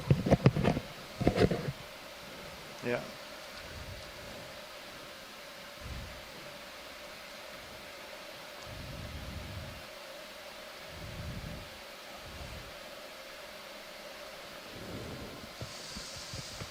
I think we're good on this coral.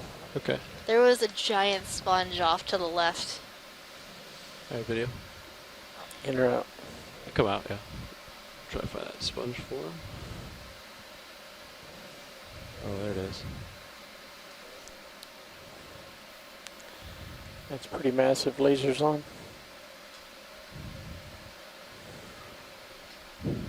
Next, go by. Is this the sponge you're talking about? Yeah, I think so. Okay. Trying to decide if it's a really large polyopogon or... Put the base attachment Yeah, I think it's first. a polyopogon. Yeah. But it's got a strange shape. Dean and Asako think it's a two-headed polyopogon. Yeah. It looks like it is a polyopogon. Look at the way it's attached to the rock. It's got that lophophytus attachment, so I think you got it, Megan.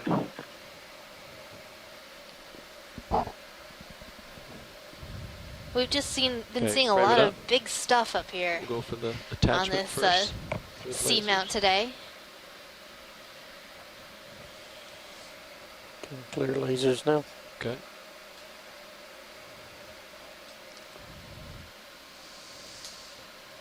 We often see a lot of associates on these large polyopogon sponges. Go ahead and go to the top. So many good homes for animals. I think we're good on this sponge. It just sort of caught my eye in the corner. Copy that. All right, video. Just get a full screen. Get a full screen, and then we'll take off.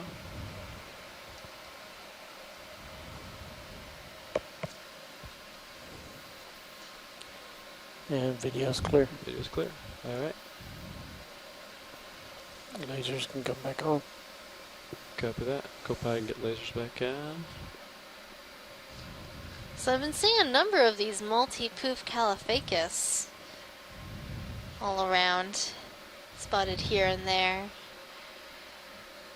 And a number of those turbocharger sponges, polyopogon, as well as our that poofy one major looks like it stars has here, the 3 corals. stalks. Got some long bamboo corals, Yeah, and only bamboo three, whips. 2 heads with 3 stalks. Some from Noah coral. You can frame it up. Just snap. It looks like we have a different type of farreid coral in the background there, Chris. Sorry, Megan, what was that again, please? We were talking about the something else. Oh, in just a moment, there's a different sponge to look at right there in the background. Oh, way back there. Okay. Yeah. ROV Yeah, that's actually what we were talking about. We think that even though it has some similarity to the turbocharger, that's I think in the family Farreidae and in the genus Aspidoscopulia. Oh, this one's off our dive track. Three It's kind times of way off in fast. the distance, but we can give it a scope it in here. Zoom with your So command. this Yeah, go ahead. genus, it's named after a specific ways type out there. of Can I get spicule or close to this one? microscopic part called Aspidoscopule. So that's where it gets its name. Coming out. And there's a 2011 paper that was describing this genus by Dr. Konstantin Tabachnik from the P.P. Shirshov Institute in Moscow. So that's when I first became aware of this genus. I really didn't know much about it at all until I saw his paper. So it's, again, Farreidae. It looks, it's got that hard skeleton. And we used to call these Skeletor before we realized it was even in the family Farreidae. So really, really interesting morphology, something like from a different planet. Oh, most certainly. So were the spicules named after the sponge, or the sponge named after the spicules?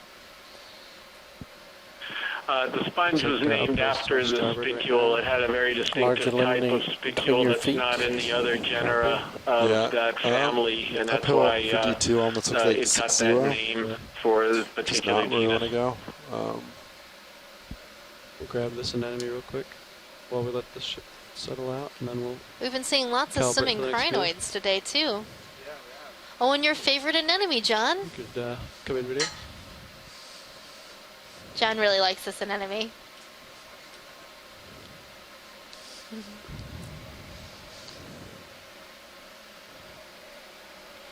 Talk about biggest charismatic species. We'd like to call this one Actinostolidae bulb because of these little sort of bulbs on the end of the tentacles.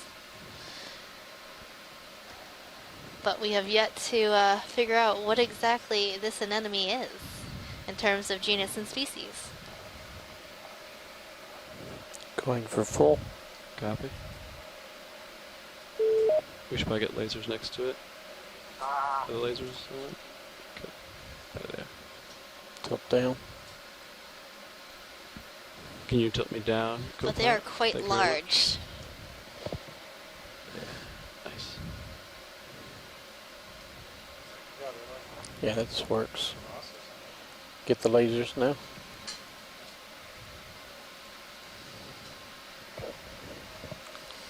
And video's clear. Let's get the all right. lasers on, over 4 inches, so this one's about 8 inches or so across. Just a couple more That's seconds. pretty big an anemone. Yeah. Yep. Copy. And what a beautiful color, too. All right. Oh, sorry. Grabbed my rotator, so I rotated your rotator up a little bit. Sorry about that. That's my bad.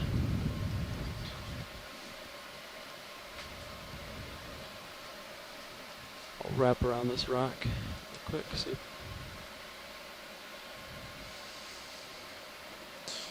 Stand And by check out one. these corals just sort of sticking straight out from the side of this rock.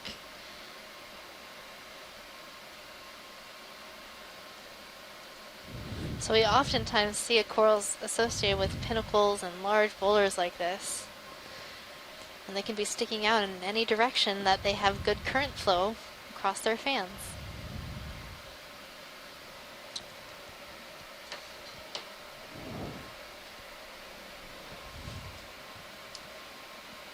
Yeah, we'd have to move, I think a little quicker than possible to fully make it to waypoint 2. I think we kind of knew that when we sat And on down top now. of these large corals that you're seeing, we're also seeing lots of associates. Yes, it's been about 5 minutes since the ship stopped. Okay. So Some navigator brittle stars, agrees. some shrimps. What direction? You want me to scope? So we want to look north, and eventually it should start Can to we rotate. zoom on the sort of more yellow-looking colonies in between the white? Yeah. Video come in. I think they're talking about these ones. I'll pick one that's more perpendicular to me. Maybe that one. Go in. Zoanthids.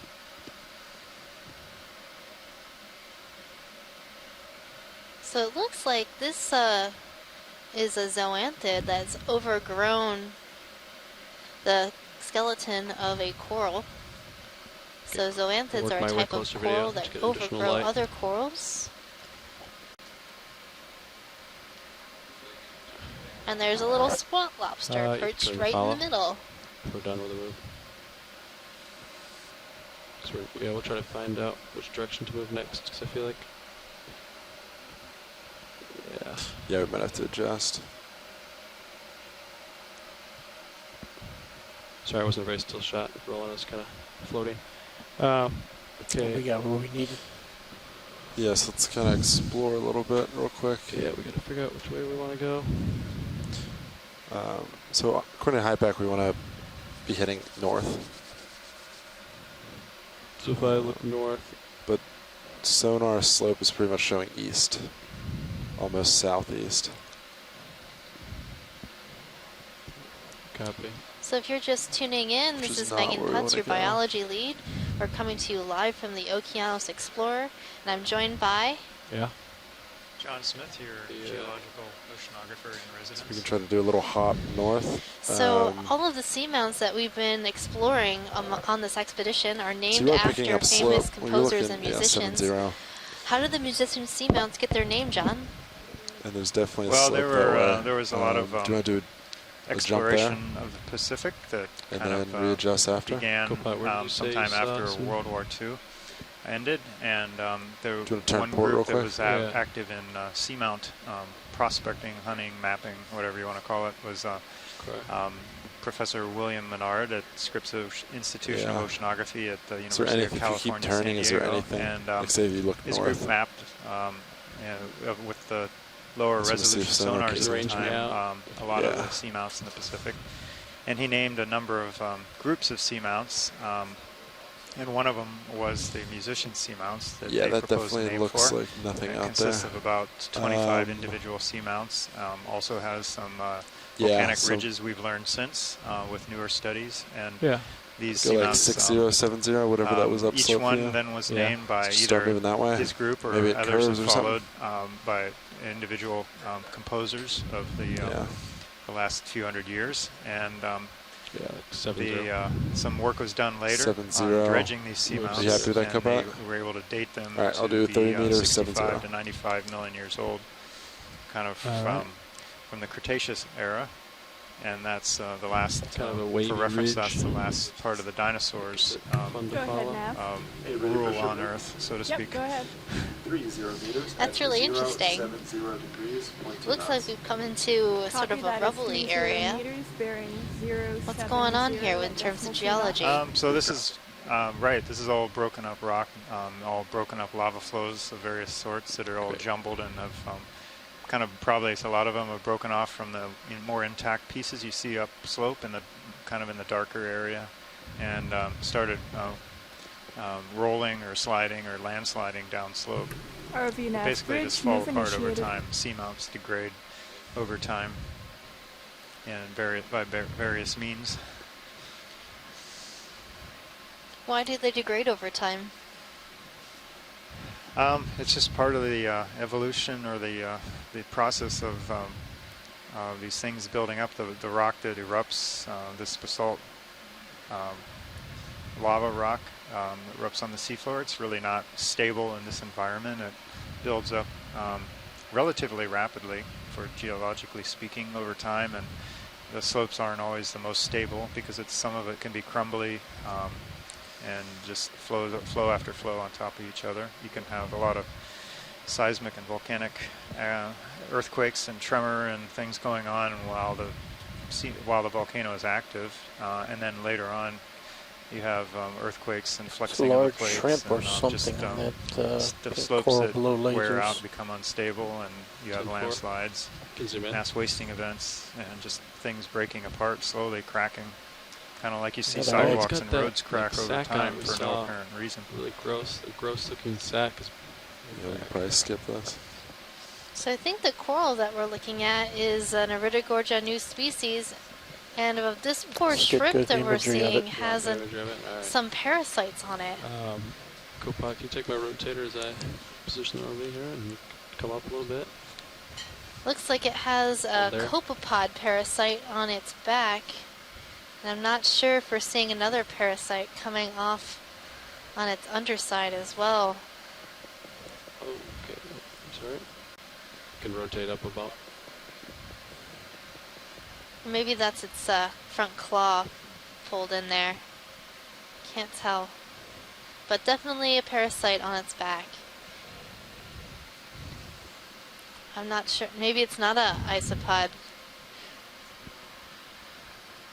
It looks like it has some sort of scale-like pattern, whatever that's on the back of this shrimp. Okay, video when you're cleared. 0 to...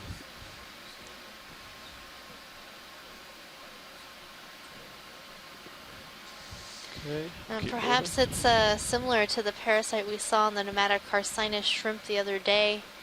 It was I don't really know what that parasite is. Going off screen, right? But we've had some parasitologists, experts in parasitology, cup coral, give us some ideas as to what that might be. And snap it.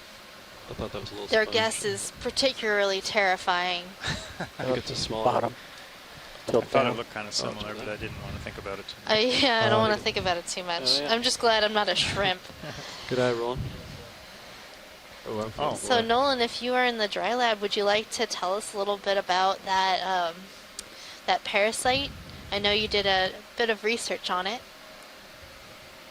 All right, Roland, I gotta go. So wish I could have got a better shot of that one, but he can't bring himself to talk about it. Oh man. Well, I guess I shouldn't leave you guys in suspense on the line here. It's a type of parasite. The type of parasite we think it might be is called a rhizocephalon. It's a particularly terrifying parasite because it lands on a shrimp and it starts to grow inside the shrimp's tissue. And the thing that you're seeing outside the shrimp's body is actually the reproductive organ of that rhizocephalon, which is actually you still see your target? I don't see any. Believe it or not. I thought it was fish, but it is not. It's blowing in the current and as well. It gets itself all sort of woven into the shrimp's tissues and controls the shrimp, sort of makes it a zombie shrimp, and makes the shrimp think that this particular parasite is its own eggs. And so the shrimp takes care of this parasite and then dies later on once those eggs are then released. That's going to be the plot for Sharknado 6. I just know it. So if you want to see a little bit more of this type of parasite or what we think it is, we do have a highlight video located on our website at oceanexplorer.noaa.gov. Yeah. Please do check it out. Actually, yeah, the ear. It's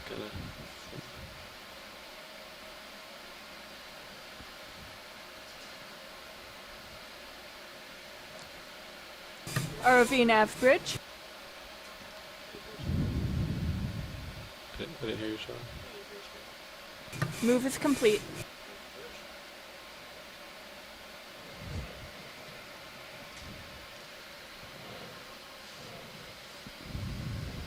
Crab, bottom left. So there's a lot we don't know about parasites in the deep possible red sea. starfish. Saddling for star. We've got some sort of orange on the rock here, maybe a sea star.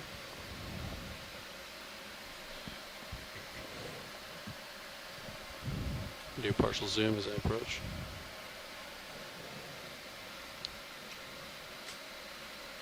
So it looks like a type of sea Zoom in star more that if you want. feeds on corals. You can zoom out to keep One it in of view. Chris Maw's favorite. Chris Maw is an expert in sea star identification and taxonomy. This one looks to be a Hippasteria muscipula, or muscipula. Hippasteria muscipula. Trying to decide which way sounds best to me. I think muscipula sounds best.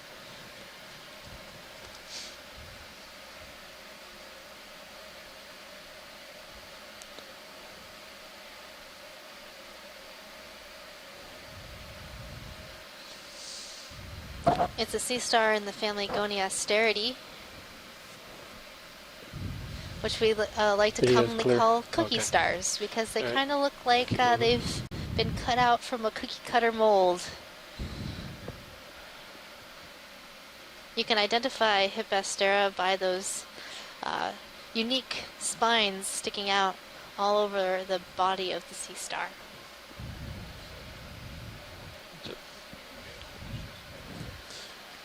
Yeah, ship stopped. Seeing some I think, 3 minutes ago. Iridogorgia. And then we can, look for a new direction. So I'd like to still try to maintain some sort of northern way. And again, carpeted with these so if we cannot go past corals, 70 all degrees. these small colonies spotted all across this area. Slope, it works out with slope, of course. This must be a nice place to live. So we can still kind of. Thinking of seeing a small Atlanticella a little sponge. bit north, that'd be great. So we saw one earlier, a large colony.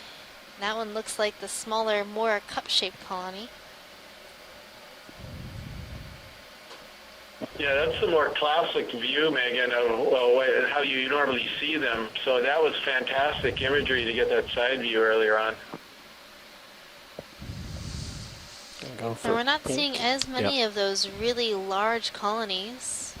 Well, this is a kind of transitioned to a more rubbly slope of more smaller broken rock. But the small ones, the small corals seem to like it okay. Pilot, can we also look at this white colony just below that sea cucumber? Yes, absolutely. Acquiring now.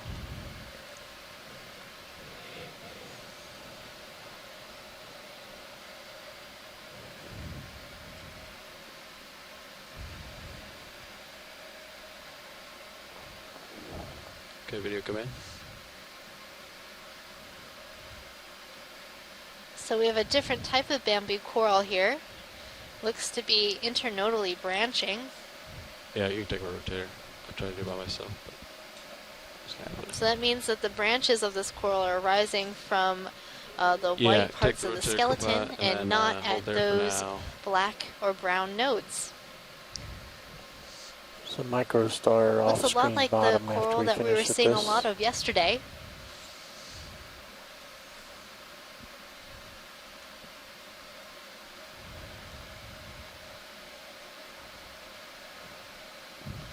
Yeah, let's go full screen.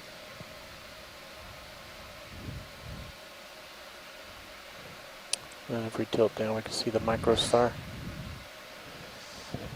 Keep going. the right-hand corner.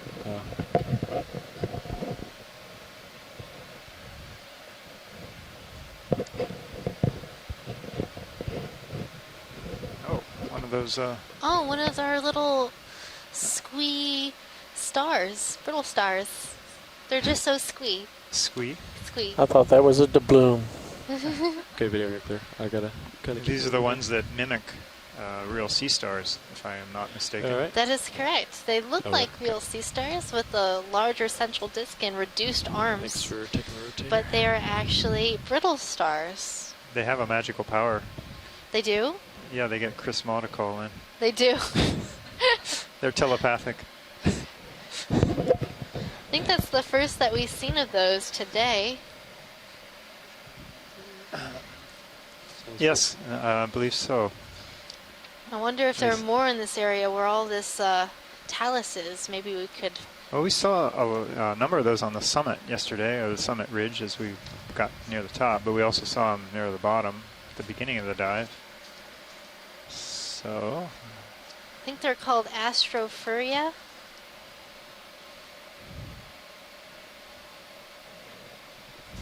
Astrophuria? Look like you got more of those giant corals. It's one of those that little rock pronunciations. I think it's probably in our, somebody's probably written in here. Is this one?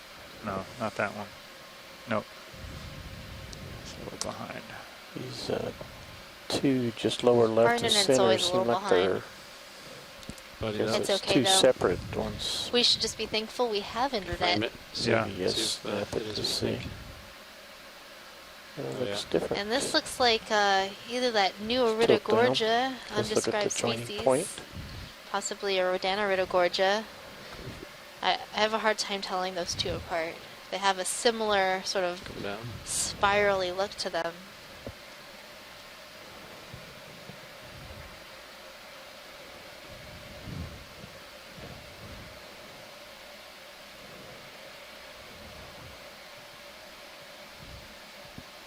Either way, it's a Iridogorgius. I'm going to keep using that one. It's our favorite.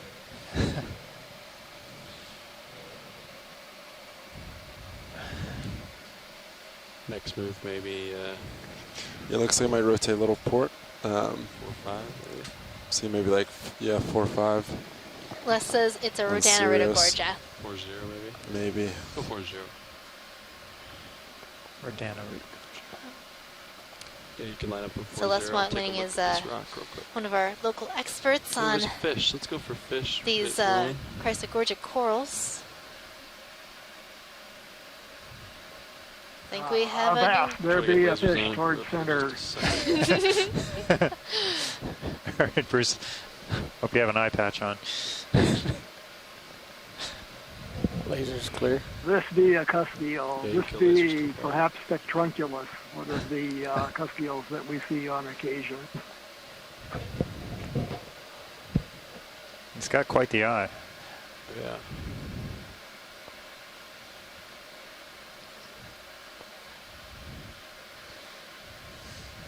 So is one of the characters for Spectrunculus that split sort of filament coming out, that those reduced look at that coral fins underneath the chin? Look how that coral on the rock on the top glows. Well, I was really impressed with it. Rays on each one of the pelvic fins, and then kind of very robust body, very more massive type of cuspial than some that we see. Slightly rounded snout, a fairly large eye. A little bit of mystery. We're calling these spectrunculus. There are two species, and reading about them, they're variable in color. They can be light or dark.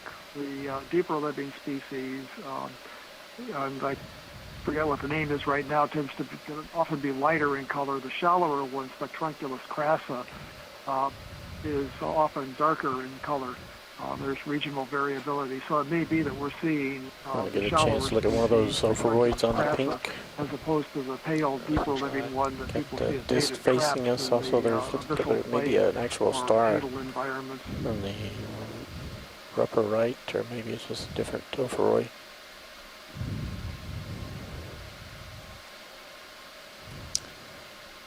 Watch this. Do you need to zoom on anything here? Yeah, let's zoom on this pink coral. Yeah. Okay.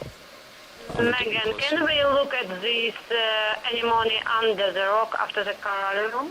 Okay. Overhand. Oh, yes, hand down. So this looks like a hemicorallium, a pink coral in the family Coralliidae. And there's a number of astroschematid basket stars woven in amongst the branches. And Pilot, next we'd like to see just under this rock ledge there was an animal. Okay. Alright, video, what shot would you like? The Ophiroid at the bottom. Okay, Copilot, can you take my rotator and acquire that real quick, and then we'll go to the bottom of the rock. That's the guy there. Yep.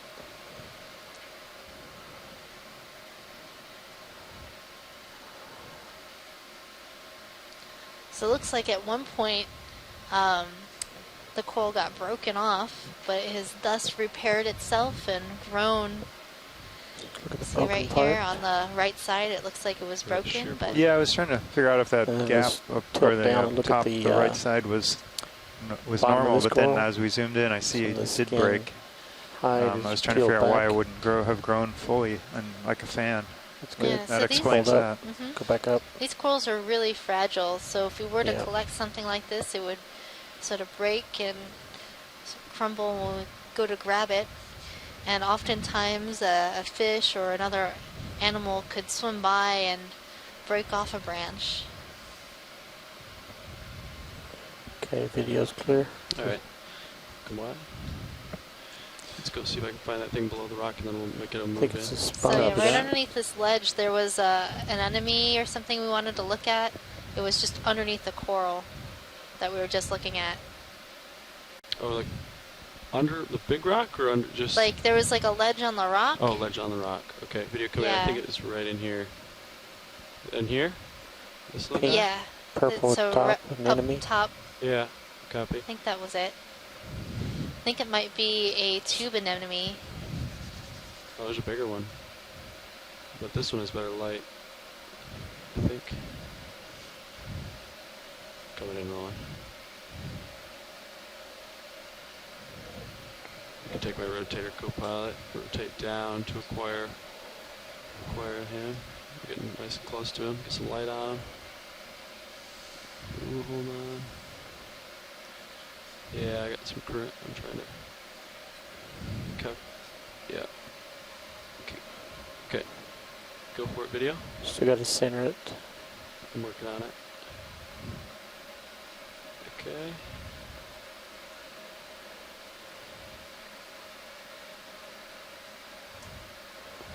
Yep.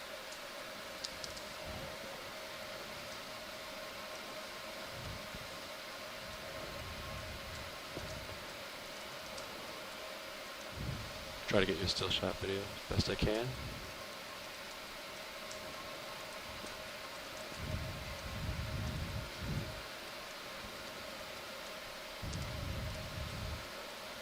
Okay, let's get a 2-shot.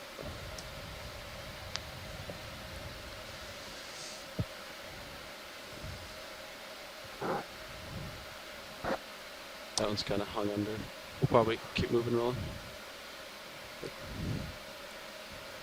Make some tracks. All right.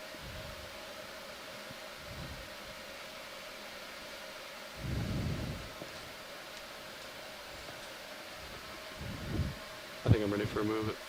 Copy that. Do you still want to line up on 4-0? Yeah. 30 meters at 40 degrees. We'll call it in. There's a lot of activity in the chat right now. Trying to read it.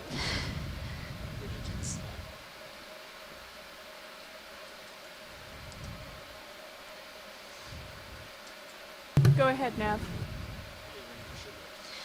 Sure, go ahead. So, that was pretty cool. We saw some cereanthids, or tube anemones underneath that rock. Right now, we are looking at our field of chrysogorgic corals. Lobsters on the sponge.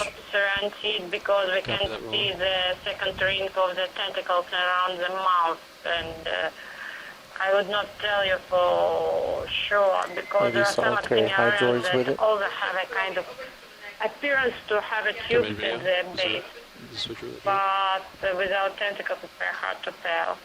Okay, so maybe Not not a... quite anti-dry, but I can be sure. Yeah, I'll let you take it. Works quite a bit better. That's what co-pilots are for, right? Well, maybe we could have seen them at a different angle, but it was sort of underneath the ledge, so I guess we'll just have to put it at a question mark on those two anemones that we saw. Now we're seeing a number of amphipods hanging on to some hydrozoans in the current on this dead Valteria sponge. Here. Okay.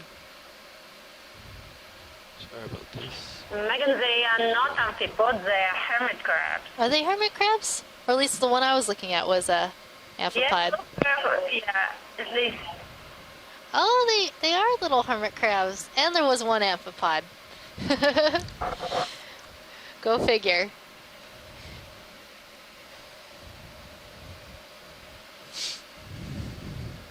Or are they snails? Actually, I think they might be snails. I'm seeing 2 antennae, but no legs.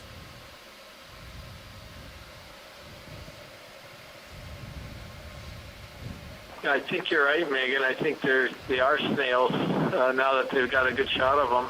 Some of them, at least. Maybe there's a mix.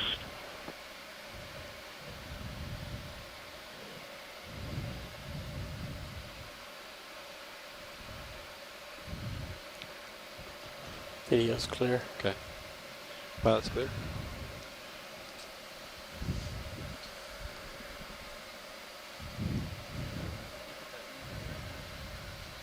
Yeah, move was put in maybe like 2 minutes ago.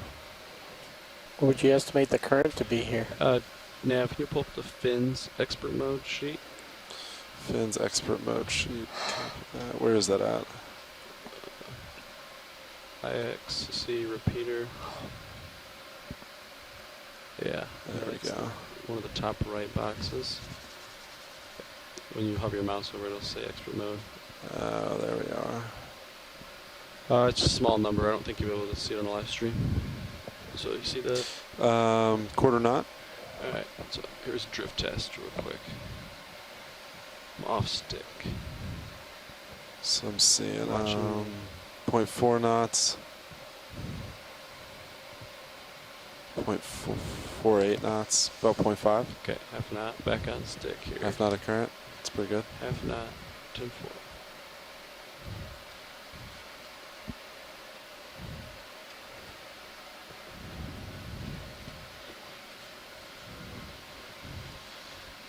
Copy that, co-pilot.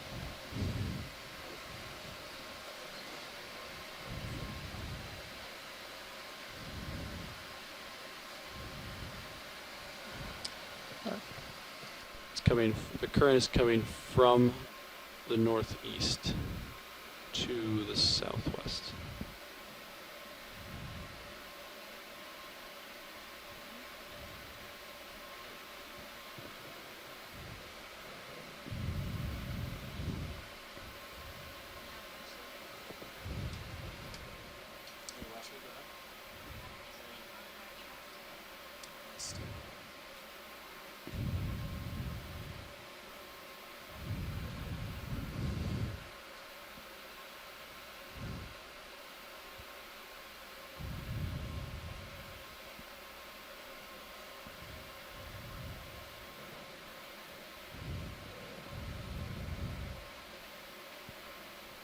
If you really get into a lot of current, if you put your head into it, you're more efficient versus like laterally.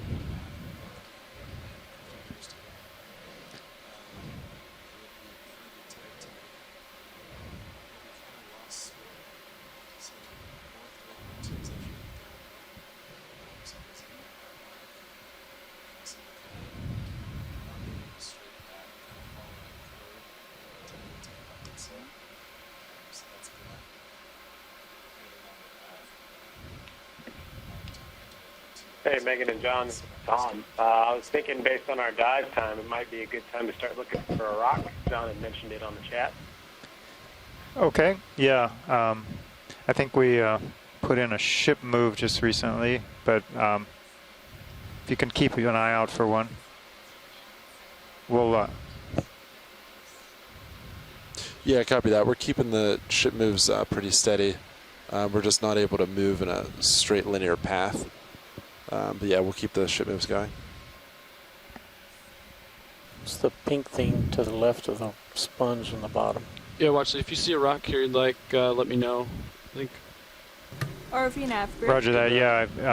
Yeah, our onshore geologist interested in something from one of these outcrops. Yeah, absolutely. All right, pilots, ship move just ended, so you might have a moment that co-pilot's going to keep swinging. Thing's sticking up right in the view right now. Okay, what was that, Thomas? You said you saw one you liked coming up ahead? I mean, I'm just looking at this outcrop that's in view right now. There's something almost center of the camera.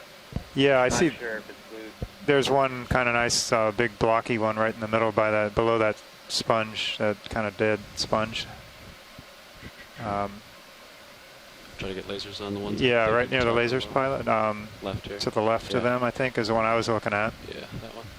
That one, the one right there. Yeah. With the lasers on it. I don't know if that's too big. Yeah, that's the one I was no, looking at. that's too. size. That's okay. Ah, we have consensus. Is that something you'd wanna?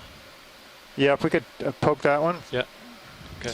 Yeah, and you got a rock in your starboard forward, so it's going to go port. Jealous seem to like to poke rocks. Give them a boom. Co-pilot, can you hit my joy lock? ROV nav bridge You move get in trouble complete. if you poke corals. You in?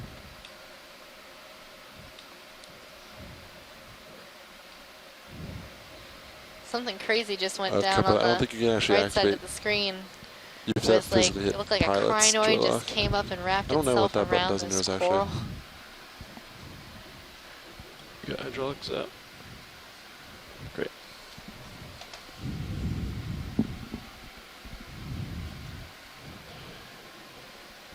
Give this. Ooh, is that pretty far out there, Sean? Am I gonna be able to reach that? No, you should be able to grab it. I think it's dead center. Hydraulics. You can go Based all the way on up. Yeah. Mini Zeus. Should be sufficient flow. Okay. You can put Mini Zeus on the right monitor, Sean. Keep an eye on vehicle positioning. Yeah, copy As that. we finish that swing.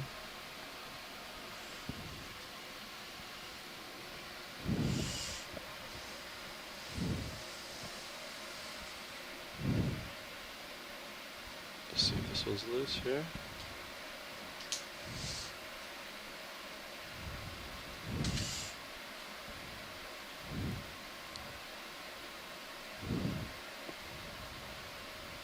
There it is. Good, it's loose. All right. You can bring the port wing inboard. I will open up the lid, and then we'll put it in.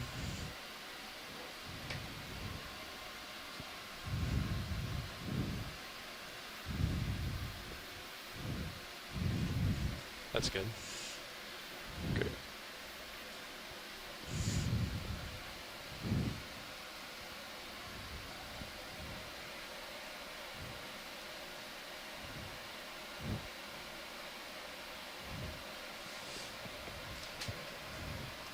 Yeah, co-pilot, maybe rotate slightly port Actually, on your... You could wing in, actually.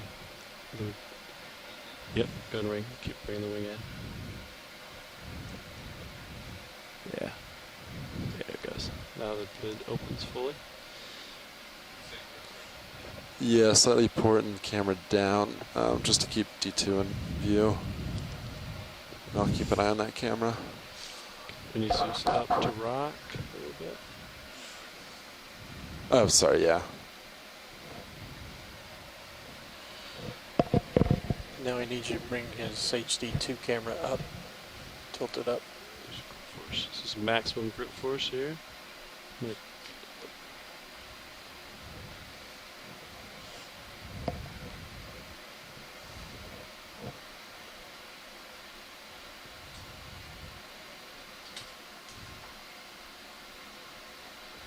Should I start? Do I have time?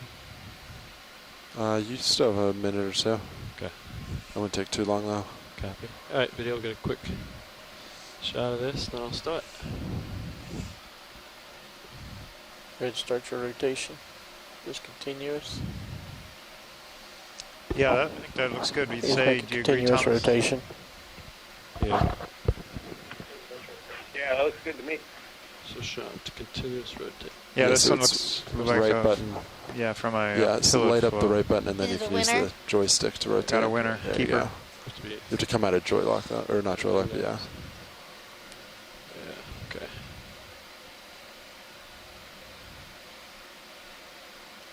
Oh no, it doesn't look like it has any biology on it. We're clear. Wah, wah, wah. Great. Looks quite hefty. It does.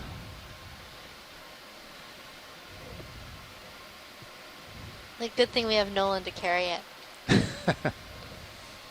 He'll carry anything.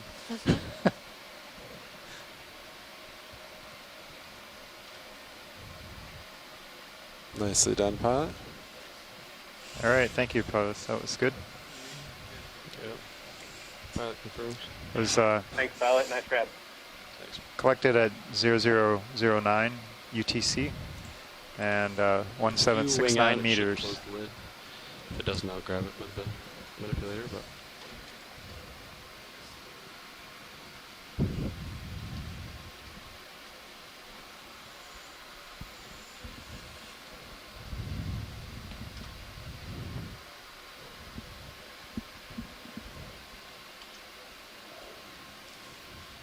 And then, yeah, when you get a chance, Push out. push out, and then co-pilot can rotate camera down to keep you in view. Can you turn 35? Okay. I think, yeah, because of the position of the arm right now. I'll get it. You can leave it there. Nice. Nice job, co-pilot.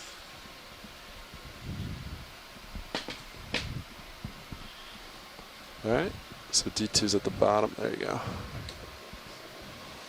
So the current here looks pretty strong. I think I heard that it was a half a knot here. Half a knot from the northeast, I believe. Is that? Additional hand, looking operations being held in forward lounge for 5 minutes. I repeat, operations being held in forward lounge for 5 minutes.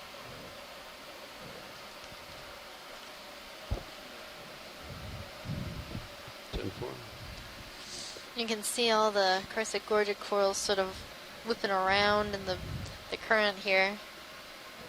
So you can tell it's pretty strong.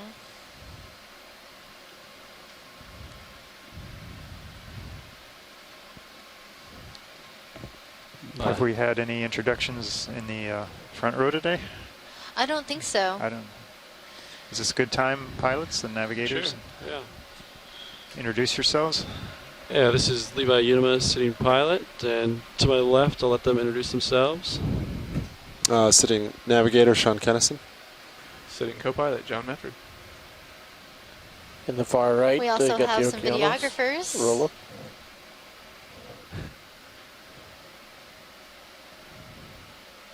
Sitting back row and clipping is Caitlin Bailey.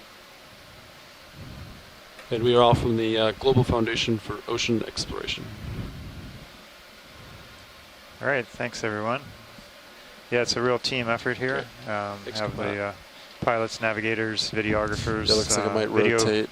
technician We'll people, see. data managers, sample data Maybe managers, port. expedition coordinator. On D2 sonar, looks like you're picking some targets. We even have more a north web now, outreach which is a good person sign. out here with us, and we have the entire Okeanos ship's crew of ship's officers, deck just crew, be some rocks engineers, galley staff, medical people. And so we have about, I think there's 47 people all told aboard the ship at this one time. So it's a big group effort. And then we have all kinds of shore support, which we could go on and on about as well. Let me just line up on that continuous. And without them, John and I would just be sitting here like, Real quick. I don't know. Yeah, there it is. Shooting the breeze. You guys like about cold, nothing. Cold, dark, and hungry. Yeah. 010. No lights on. Anything north I'm happy with, so Be whatever sitting in the pilots feel office. comfortable with. Yeah. 010. I'm going to look into the current, but I'm going to be moving north. Copy. So put 30 meters in at 010. He's lined up on it already. So yeah, I'm happy with that. I'll put it in. Now here are large corals again. So we had a little spot of very few large corals. Go but ahead, Nav. Now we're seeing these large Go colonies of Iridogorgia and Paracalyptrophora and numerous Copy that. That is 30 meters, bearing Chrysogorgia 010 corals. at decimal 2 knots.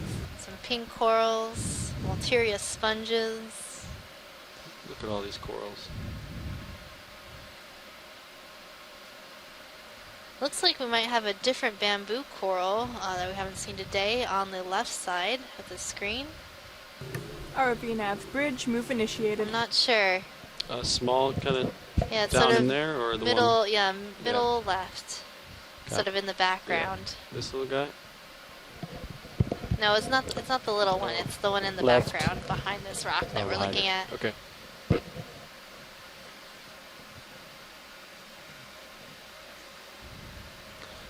I think it's off the rock and bit down.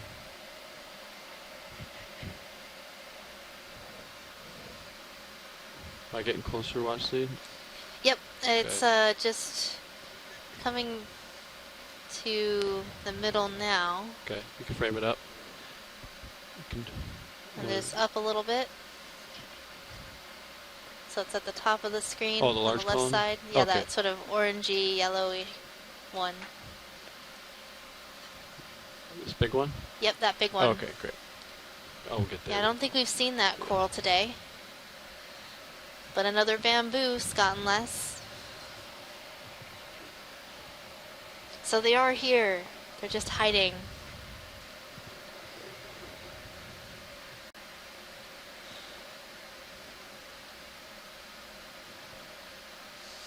So this one looks like it is branching at the nodes. So those black proteinaceous parts that allow the skeleton to articulate. Okay, can you zoom in video? Articulate.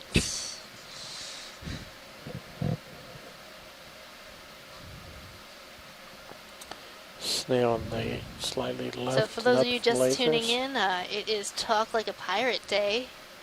If you didn't know that, well, you should start talking like a pirate. It's one of our ship's morale officers' activities. I guess it's quite Slight popular. tilt up. No, it's like an official holiday.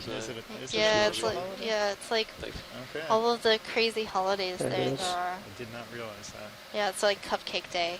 That's a thing.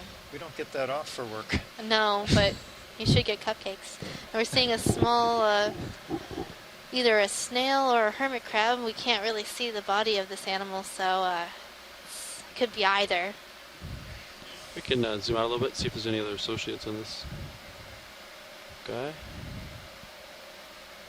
I don't see too much. Could rotate down maybe to the base. Kind of scan. So Les is saying that this looks like Aristomyces, given the sort of upcurving branches.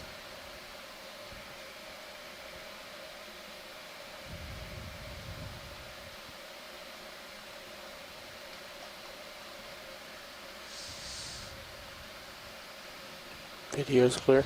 Copy that. Watch lead, is there anything else you'd like to zoom in this field of view, or? I think this is great. Thank you. Yeah. All right, pilot's clear. All right. Thank you, co-pilot. Thanks. I haven't seen any black corals in a while. But lots of these primnode corals, a lot of Is that white Chrysogorgia shiny corals. I think on it's the rock? Yeah, I think it's where something rubs up against the rock in the current. You can frame it up. Talk about this, Roland? Yep. Yeah, I think it's like biology rubbing against But we did manganese, see maybe? some black coral. Yes, we did.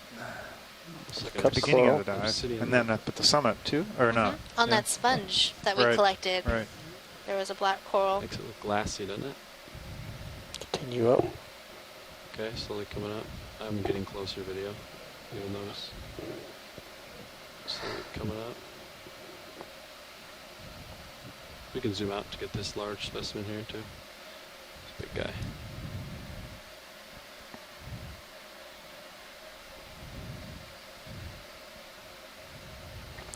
You don't see another shrimp with a parasite on its back. Can zoom in. You said this one has a parasite? See something on it. Could just be brain matter. We got a shrimp, amphipod on this Pterocalyptrophora. Sorry. There you go.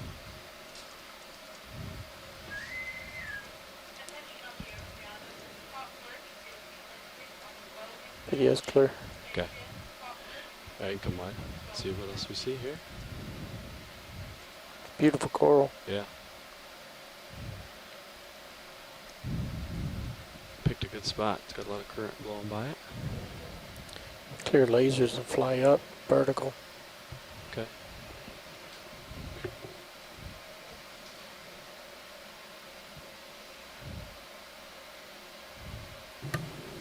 RV nav bridge. Move is complete. Alright. See what else we see.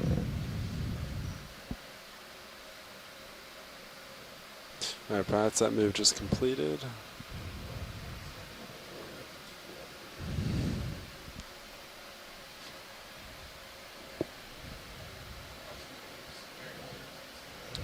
Correct, 010. So we've been seeing a lot of these corals today have associates, Look at the growth and on that also sponge. sponges have a lot of associates. Left sponge? Yeah. This one? The fuzzy dead one with stuff on it? You can frame it up if you want.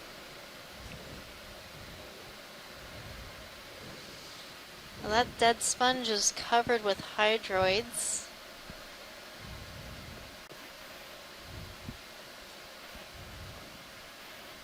And Pilot, could we look at some of these chrysogorgic corals next to it? Yeah. There's a number of squat lobster associates. Coming on waving squat lobster. Oh, and there's a pink thing.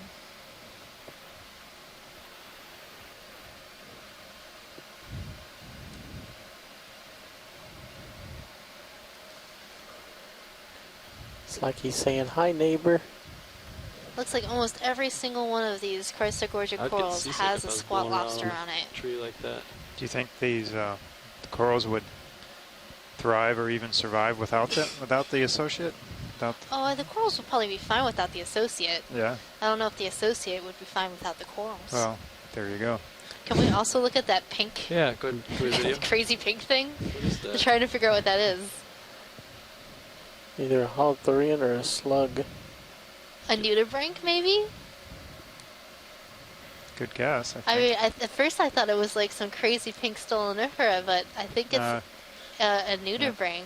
Full zoom. A type of mollusk that does not have a shell.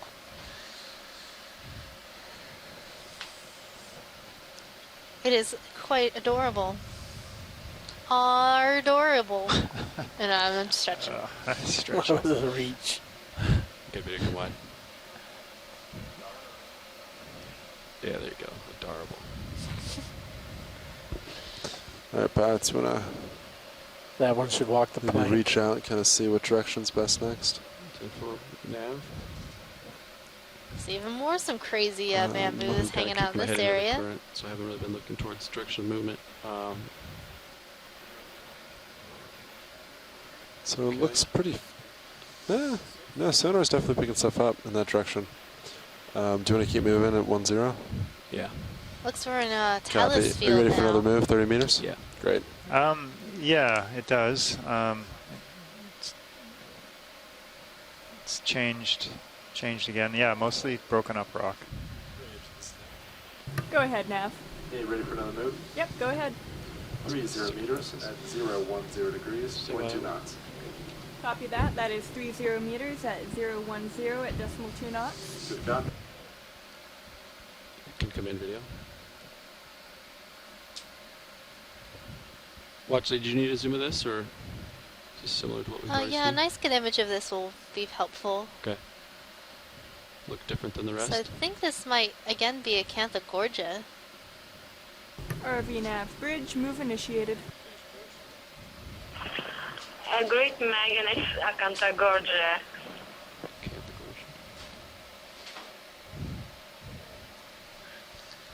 Okay, video, I think when you're clear, we can probably...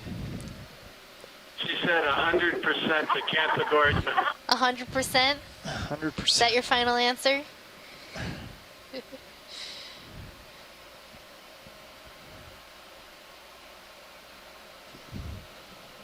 Take one last peek. I have a question here from a visitor for John. He wants to know if there are any geolites associated with the basalt in these seamounts, and if you could explain what those are and then answer, that would be great.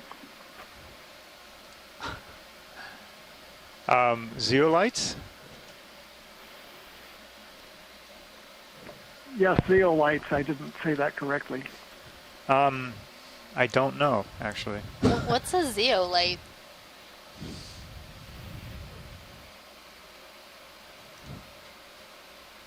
Yeah, I know the name. I haven't thought heard about of them that for a before. while. I don't know. Maybe Thomas, pitch it to Thomas. Can you help me out? I'm not really a rock studier.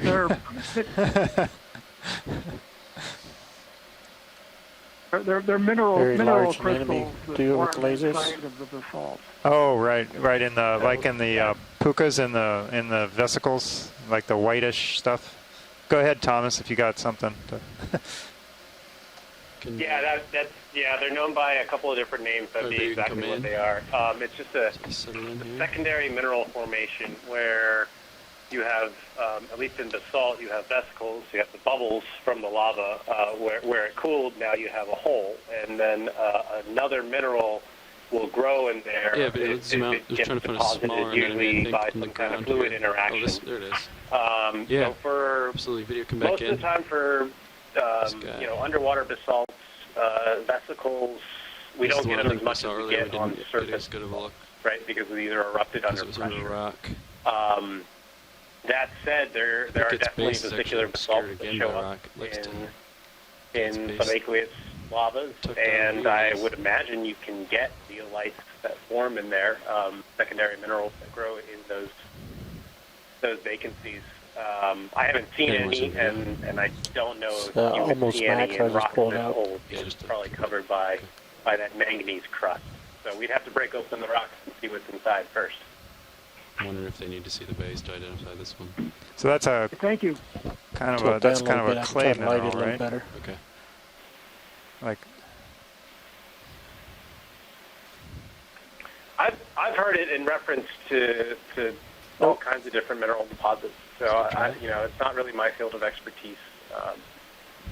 Yeah, did you need more look at this, or more of the geophysics mapping side of the geoscience field? So that had to kind of jog my brain on the class and lab teaching with the zeolites, but yeah, not my field.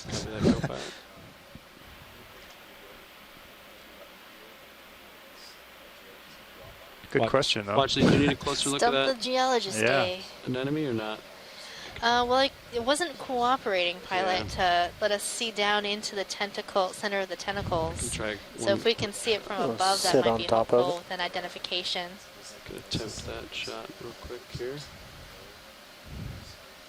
So what we're looking for is a second ring of tentacles around the oral disc or the mouth of this anemone. And that'll help us with that identification. Forward.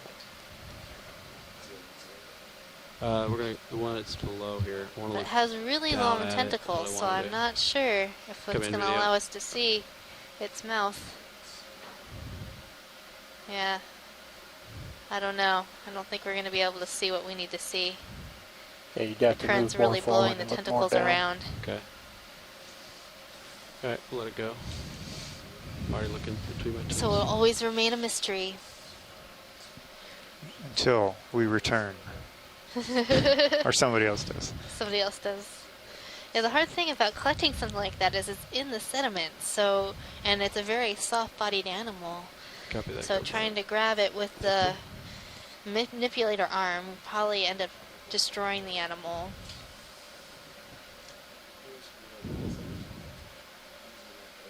Even if we were able So, Megan, there was a sponge, I don't know if you noticed it right above that Seriantid that we just left. And it was actually a very young Period turbocharger. It didn't have the upper part of the heads that we were talking about, but it had already split. And, you know, we were wondering the origin of that two-headed one. Well, you could see on this one that it had already split, but it hadn't formed the heads yet. So maybe it's just a regular natural growth form that sometimes it just spreads out like that. Well, maybe it spreads out and then comes back together when it gets too big.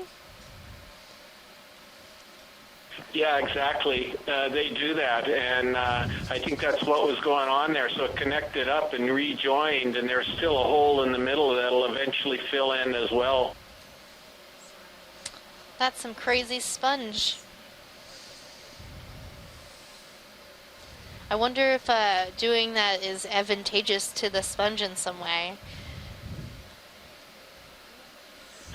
Well, maybe having some holes in it are advantageous in very strong current areas because it's going to act like a sail, right, in a very strong current, and could theoretically be knocked over if it was just too resistant to high current. Well, that's a good point. Sort of like when you have tarps or some sort of a banner on a building, they cut small holes in it so that it doesn't blow away or cause a lot of stress. Maybe it's doing something similar. Yeah, exactly. But again, we're just sort of just having some fun hypothesizing here. These are just ideas, but usually, you know, I'm in the camp that believes very strongly that we're seeing all these various morphologies for a reason, that they're actually advantageous to the animal. It helps it do what it needs to do to survive and reproduce. We're going to do a quick pilot change up front here. That's a good point. A lot of things don't just arise just because they can. So any adaptation you might see might be, there's definitely a reason for it. And it's our job as ecologists to sort of try to figure out those reasons. That's one of the big mysteries.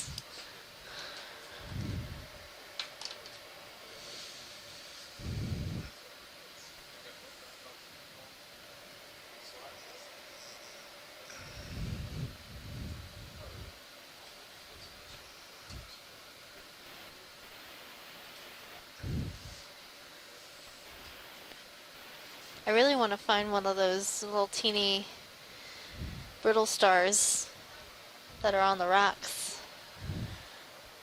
And what are you going to do with it? I'm going to take a picture of it. I'm going to post it. And be like, look at this cute little brittle star that pretends that it's an actual sea star. So right now we're going through a pilot change and everybody's getting shuffled around. So that's why we're just sort of floating here for a moment until everybody gets settled.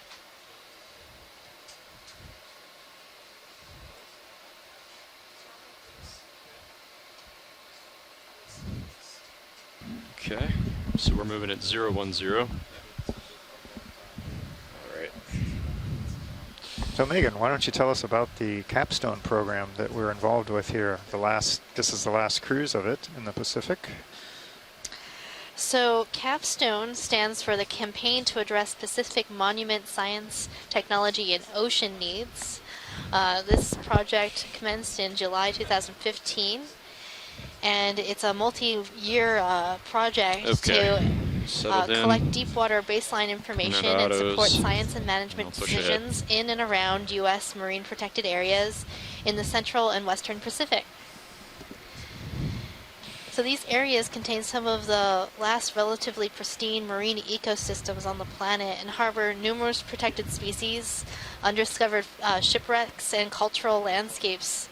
So their designation is pretty unprecedented in terms of the geographic scope and ecological value for ocean conservation. Ooh, that current is pretty good. And since today. most of our deep water areas remain poorly known and are of high interest to federal and state agencies, the research that we're doing here is really important.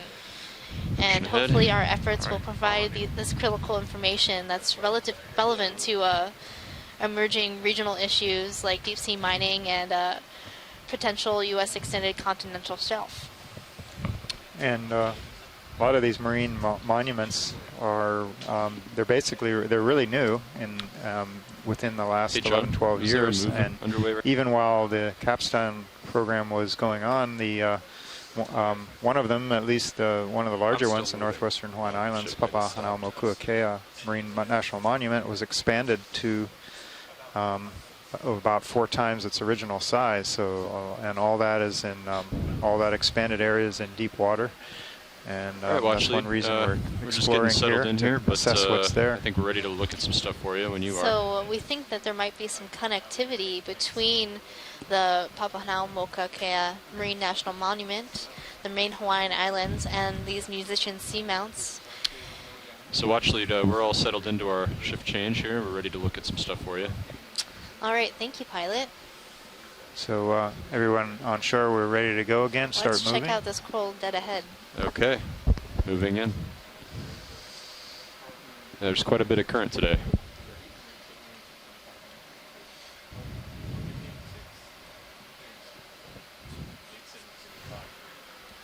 So the density of corals in this area doesn't look as dense as we were seeing before, but it is a little more rubbly, and maybe we're in a depression on this ridge that we're looking at today. It is flattened out, and the slope has decreased a lot as we kind of we can see in the bathymetry or the map that we have this one area that we got lasers. Let's go ahead and turn flattened it off. out some, so maybe the current isn't as robust over the ridge as it was when the ridge was sharper and narrower. Video, we'll just get a quick wide shot. Do our full specimen first. Okay. All right, go ahead. So we are seeing tons and tons of ophiuroids and brittle stars attached to this Paracalyptrophora colony, as well as some crinoids. And then lower down, as we zoomed in, I think we saw some marine debris caught in the branches. Yeah, it looked like a piece of a net or something. Piece of line of some sort.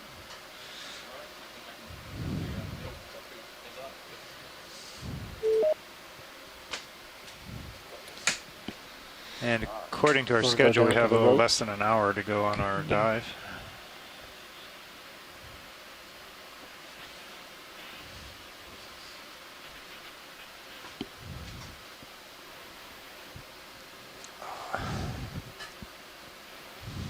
Now imagine if you had to count all of these ophies. Who would think about doing that? Oh, I don't know. Some interesting people that I work with, maybe. Come out a little bit wrong. Why would you want to do that? Well, so some people are, like Timothy Shank, are interested, him and his lab are interested in studying the different types of animals that are associated All right, you feel like you're still moving, corals. or are you settled out? No, I'm settled. Okay. Gotcha, at 60 degrees. And All we're right. also trying to document have what they been we've doing seen 30-meter moves at 010? in and around these Pacific monuments. So it's because they've been going around and the trying to depression compare here that they've been doing communities from 010. seamount to seamount, and the only way to do that is It's to the actual annotate the waypoint. dice. Right. By annotating, I mean I guess you've been looking updated on at this. Well, and yeah, counting I kind of all of the suspect that there's a organisms bit of an that we offset see in height back. associated with corals I don't and think sponges we're. I in don't this think we're on the area, east as side of well the as ridge. fishes. No. Okay. My Uh, sonar indicates it's behind us to the right. But I So don't think how that's do you do it? Yeah. So we have a special program developed by What do you think, Mbari co-pilot? Yeah, I think called the VARS program. It's a Um, program specifically used to annotate these Bring dives. D2s out to 50 meters. And we have a database of all the organisms that we have seen thus far.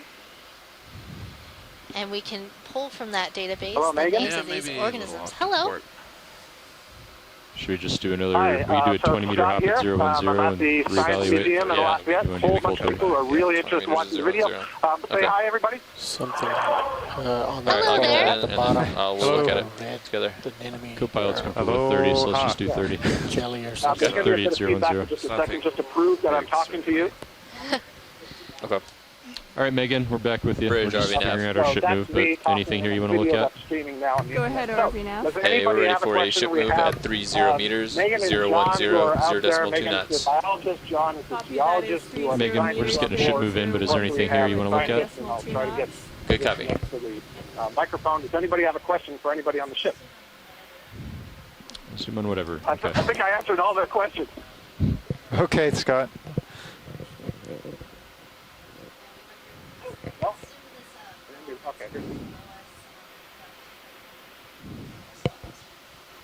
So the question, maybe this is for Roland or one of the video folks, is does the lights that you use affect the temperature in the water? So yes, the lights we do use down here do affect the temperature, and they actually have to be in the water to be cool enough. If you're talking heat temperature, light-wise, it's the same. We run with white light. Let's come in, Roland.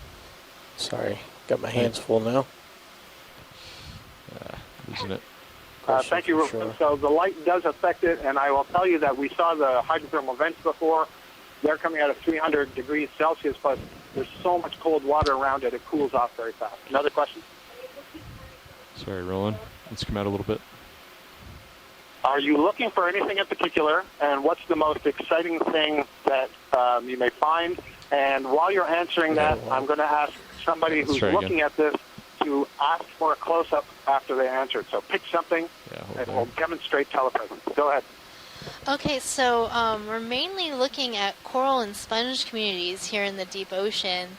And depending on who requests the dive, we have different objectives to try to see. So like Scott, you've proposed a number of dives and looking at specific coral communities, and here we're also looking at associates related to different corals. So right now we're looking at a squat lobster, and this one is a female squat lobster. You can tell that because she has eggs tucked underneath her tail, and it's living on top of another coral. So other scientists are studying the organisms that are associated with corals and sponges.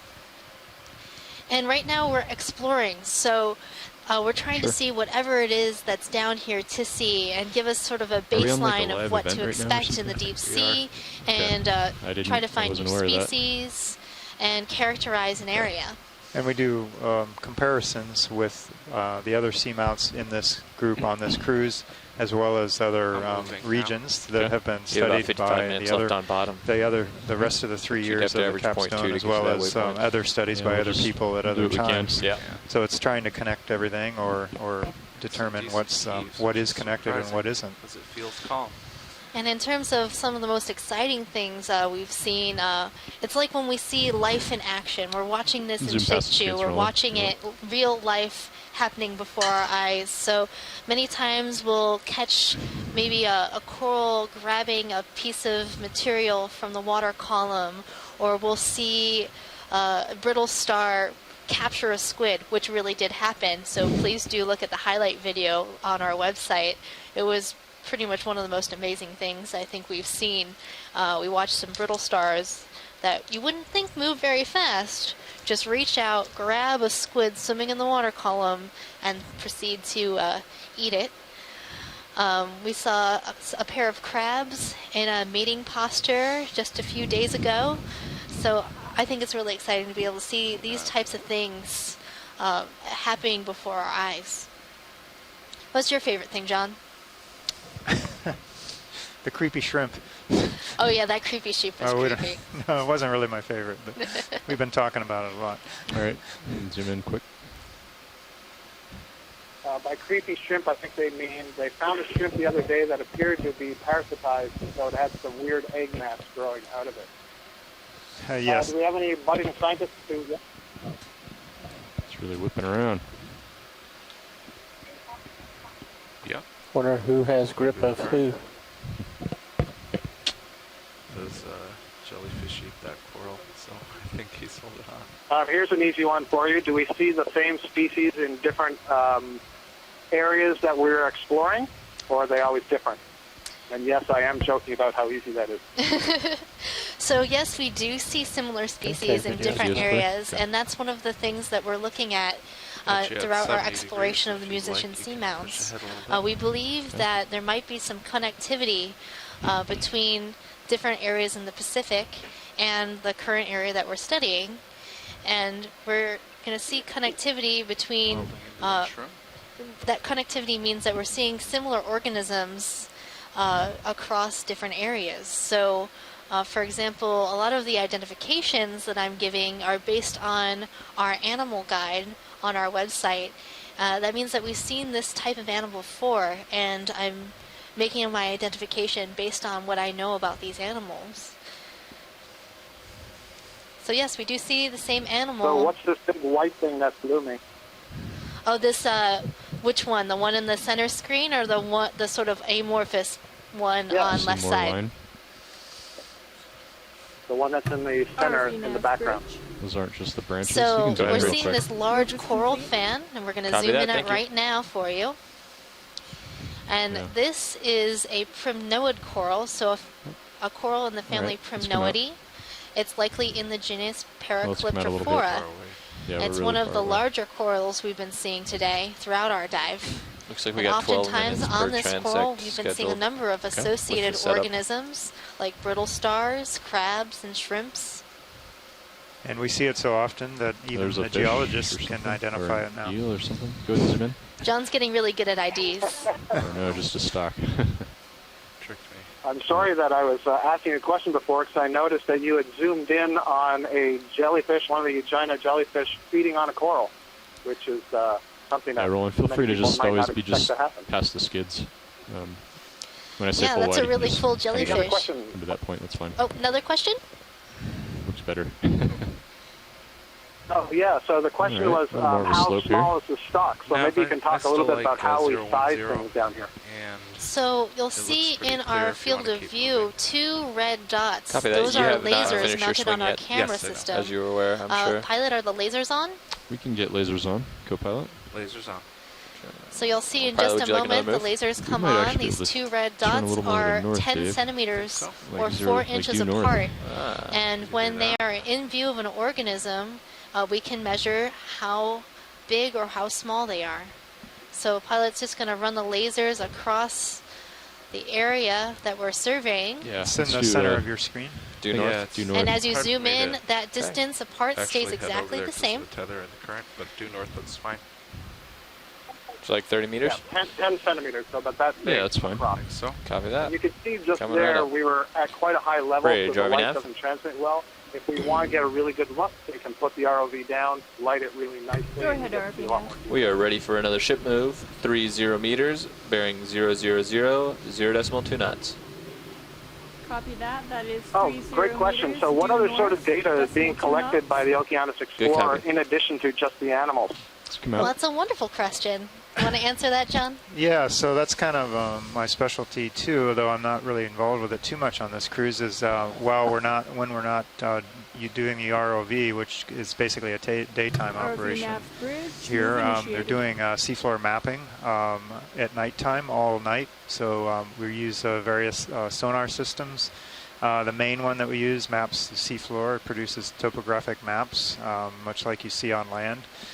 So we can map these seamounts in detail, and then we use that both for general science data, for nautical charting, and also just to make dive site maps. They have a number of other sonars on here, fisheries sonars, and a sub-bottom profiler, which can map beneath the seafloor on a sedimented area, and the water column, you can map that.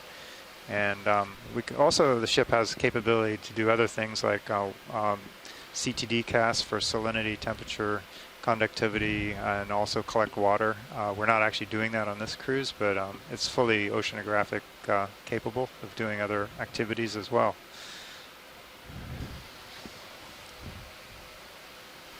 We also collect, they collect all kinds of basically what they call underway ship data, so meteorological data to do with climate and temperature. Coral, I can push just the standard conditions like that. All right, stand by, John. One more question.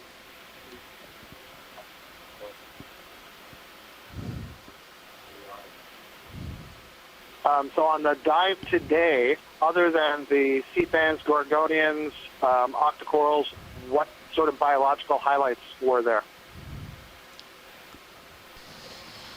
So we've been seeing a number of things. So we saw a few different types of sea stars, some black coral, which are not octocorals. We've seen a number of squat lobsters associated with almost every single one of these Chrysogorgia colonies, these poofy colonies that we're looking at, has a little squat lobster living on it. Fish and we've seen a number of fish. Didn't earlier Bruce get excited about a fish, the largest fish of that species that have ever been seen? Oh yes, we saw a Synaptobranchus eel, a cutthroat eel, that appeared to be larger than the largest recorded size for that eel. Right, according to the literature that he was able to look up, or somebody was come out a little bit. so I'm just gonna pan about over to the left. 1.27 meters long, I think, and it was maybe 10 centimeters. Sorry, my micrometer's partial. About 10 centimeters thick. Yeah. And we were able to determine its size by using the lasers mounted on our camera system. Polychaete bottom. I'll just point out here, you see we've come to a little elevation on the bottom, and look how many more corals there were than when it was a little bit lower there before. Megan, John, I think I'll let you go, and we'll continue to watch the dive, and I will handle the questions from here. Thanks a lot. All right. Thank you, Scott. Thanks. Okay, let's come out.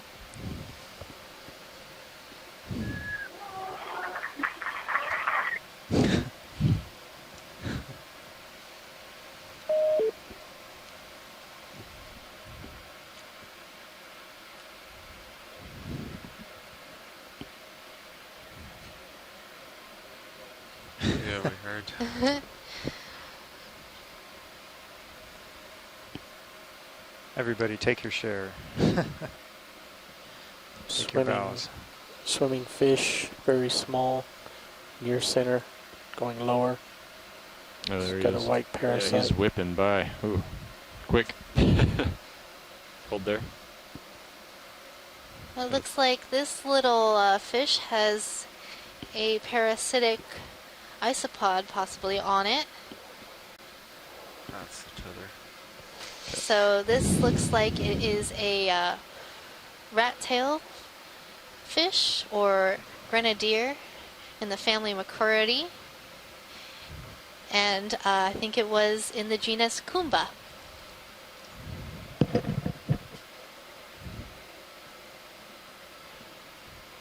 I like that name. And I'll just chime in that, Good. yeah, another name New for sandwich or the something. rat tails or grenadiers, another common name is north of the Spanish Main, and I'll let you explain that, are marlin spikes.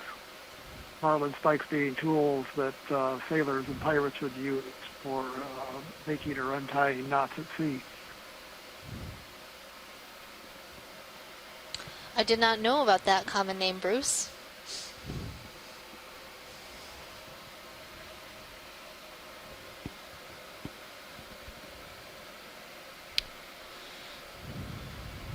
What time did that move to the north start? It started at 045, about 6 minutes ago. And that's the ship moving. That So we're is the probably ship about halfway through. I would say you probably have a Serious 3 minute or so layback, 3 to 4 minute. There's, okay. 3 minute delay, you mean? Yes. For the ship move? Okay. Yep. ROV nav bridge. Go ahead, Bridge. Move is complete. We just finished our ship move. Okay. So another 3 or 4 minutes.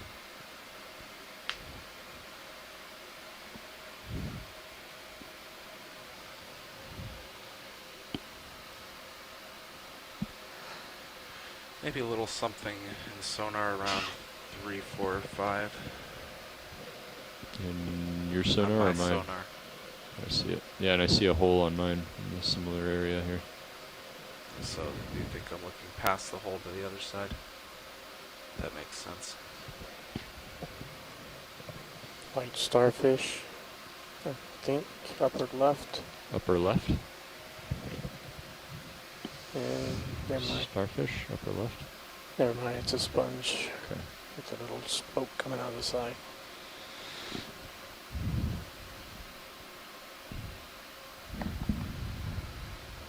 Nothing of interest, watch lead? you guys I seen was a lot of looking this for already? that starfish that you just said, and I couldn't see it. No, I think it ended up being a sediment patch or something, or a sponge. Oh, okay.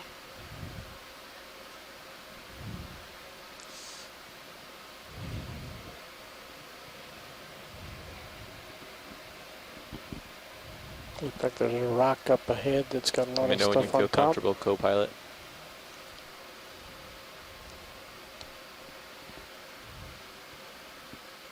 Yeah, I'd be comfortable with another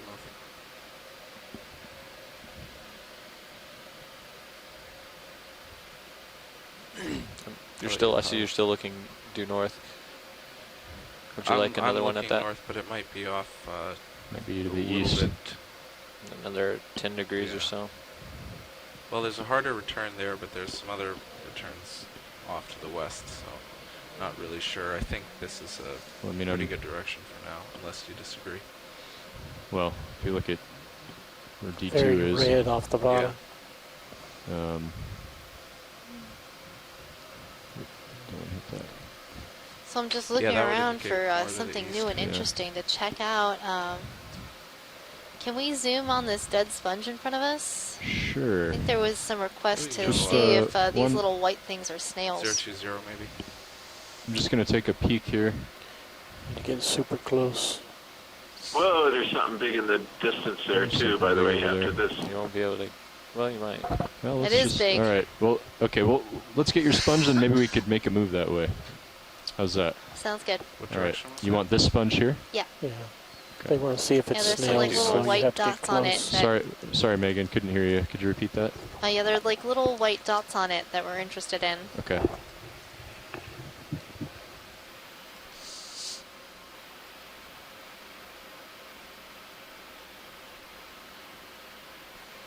Now, did you see what direction that? So this is a dead Walteria sponge, but it is still living on in the form of associates. Do you guys like one that video? way? Let's hold on a second. So we're seeing numerous associates on this sponge. All those little white projections are hydrozoans. And then we're seeing barnacles, gooseneck barnacles. Trying to make the turn. Some crinoids, maybe some brittle stars.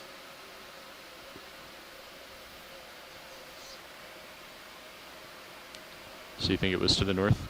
I think it was. So they weren't snails like on the other sponge that we looked at. Co-pilot? Sure. Should we just do? We want to do it pretty strong off to the 20 meter. You want to do 20 meters to the north, and then we can reacquire the slope and head up. Yeah, let's do that. But I think we want to look at that big white thing. Okay. Okay. I'll get you started then. We'll head more east, I think. All right. Anything else in the sponge you want to look at? Can we look at the sponge just Go to the ahead, left, the RV sort of lighter color one? Sure. Ready for a ship move 20 meters, 000.2 knots. Copy that. That is 20 meters, bearing 000 at 2 knots. Oh, and there's Good an copy. anthomastus behind the sponge that we're going to be looking at.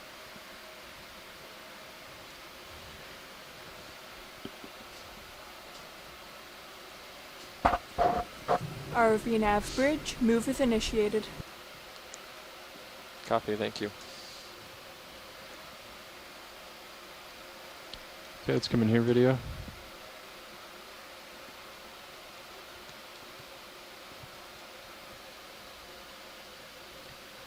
See, these ones look like snails. And we've also got some barnacles. Some ophiuroids. And a swamp lobster. Oh! Touchdown!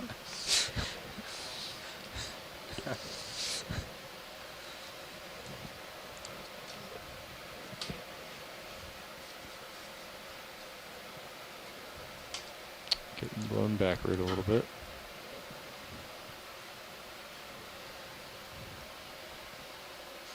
Well, two different types of squat lobsters on this sponge. Oh no, wait, that's on the Chrysogorgia. Yeah. Oh. Tricked me. Okay, let's come out. Was there anything else in the frame you wanted to look at? I think that's good. Okay. Video pointed out a coral behind the sponge. Any interest in that? Yeah, let's zoom that little pink coral behind the sponge. Okay.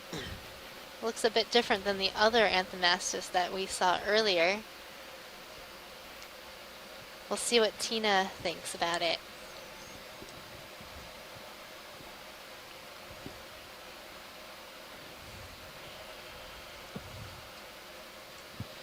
Has a much longer body.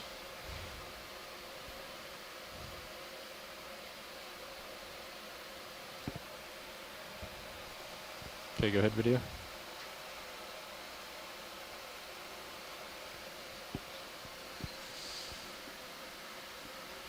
It has a lot of little bumps along its body.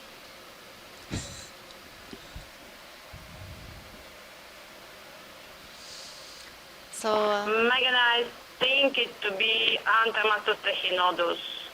That's what I was thinking too. I was just going to ask you.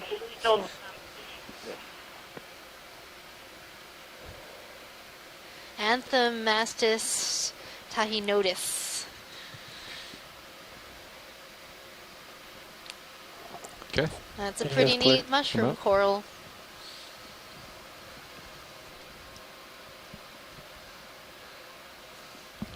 So even though there aren't as many as some of the other dives we've been on, at least we're still seeing some. And I think we're seeing another Atlanticella sponge attached to a cowl, just panning out of view. What do you think, Chris? You want to take a look at that, Megan? I think, yeah, well, let's do a quick snap zoom and then move on to the other giant thing. Okay.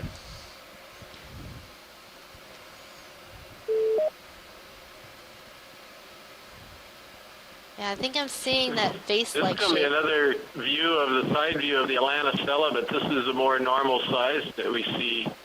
So this is remarkable to get two of these where you can see the side view that's normally hidden. So you can clearly see it's a funnel-shaped sponge, but then the tops of it, top edges, is so floppy and overgrown that it looks like a flower petal or something, but it's clearly a vase sponge, and it's in the euplectellity in the corbitellinae, which has the vase-shaped euplectellid. So this is just fantastic to be able to see this view of them. Just remarkable. Thank you. Thank you, Pilot. Let's go see that giant possible sponge.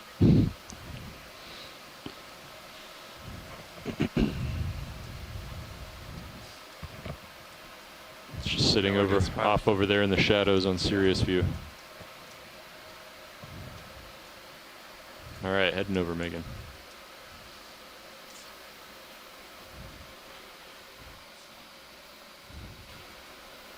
I think it's a Poliopogon.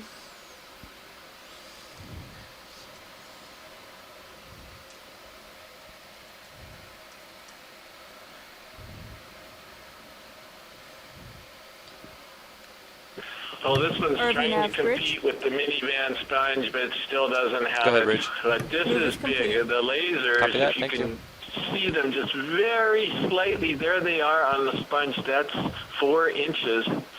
So this thing's huge. This is at least a meter across and probably more than a meter tall. And spectacular sponge. It's again, it's a glass sponge. It's in the family Pheronematidae, and some of the things you can notice. Again, we've talked about this many times. Are the attachment of the sponge to the bottom, and it attaches by grappling the bottom with modified spicules, which are its siliceous microscopic parts. And it grapples the bottom with these modified spicules, and it provides a very secure foundation that can support a very heavy, large sponge like this. So, beautiful example. Thank you. I think this Poliopogon had too many crackers.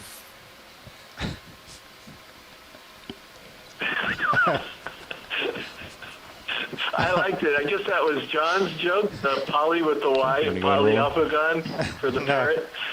No, mine. That was Nolan. He's quite creative. And there's a little snail. By the way, we also... Megan, have you documented any Paragorgia today? Okay. No, I have not. If you need me to go, I can do that. I think we got a Paragorgia just to the left side of the sponge. Okay. We will check that out in just a bit. I came to port to look at you. Oh no, I think this sponge looks like one of those modern furnitures, like some crazy modern chair. It's big enough to be one. What, you don't have one of these at home? I wish I did. I don't know where I'd put it though. I've got one that's mustard yellow. Yeah. Got some crinoids on this sponge as well. Some snails.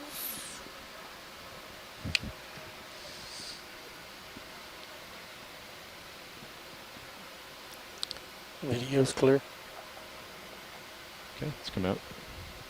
So this kind of reiterates the point that Tom Horrigan was making earlier in the dive, that these sponges and corals, as we've seen many times, are forming houses, if you will, for so many other animals. Yeah, sure. In this case, it's got some crinoids on it, and snails, ophidiids. There's probably a lot of stuff on the backside as well. So they're just very, very important to the communities down here. How are you looking? Still all right. Okay. And when did that ship move stop? About 3 minutes ago. Yeah, okay. I think I'm about stable. Okay.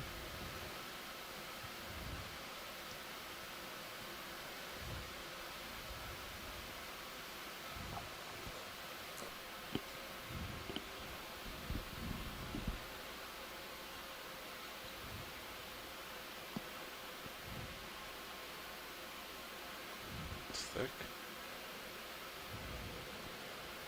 Certainly has been a day for associates. Everything we've looked at has almost had an associate on it. Okay, let's come out. I'll go to the coral. Yeah, we're looking for that red coral that's right behind this Iridogorgia. Right below the spiral. Tucked back there a little bit. Yeah.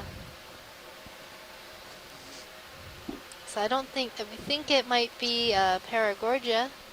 We haven't seen one of those yet today. It has more of a deeper red color than what we would expect from a hemicorallium, which are more light pink. Do a quick zoom just to get an idea. Yeah, I think that's what that is. And it has this astroschemated basket star wrapped around it. But hemicoralliums are generally not this red. And then if we were able to get a closer zoom, we would be able to see the little bunch of polyps at the end of the branches. When those polyps are closed, it looks like little like round balls or maybe some bubble gum. What do you think, Chris? Yep, I definitely think it's Paragorgia. Some of them have, more polyps on the tips of the branches than others do. And some of them are overgrown by those zanthids, as you pointed out, and this one's not. This is a beautiful specimen with just the ophiuroid in the center and beautiful color to them. Okay, coming back. Yeah, that was a really great color. Oh, and I think there's another one right in front of us now. This one's a lighter pink. We can get a better look at this one if you want. Yeah, let's get a better look at this one. I just didn't want to get too close and knock our sponge friend over.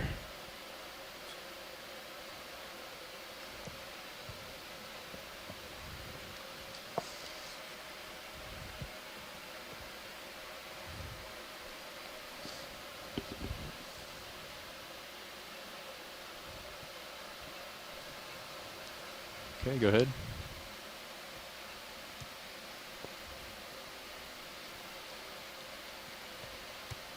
And here you can see that Paragorgia has this really distinct sort of bumpy texture.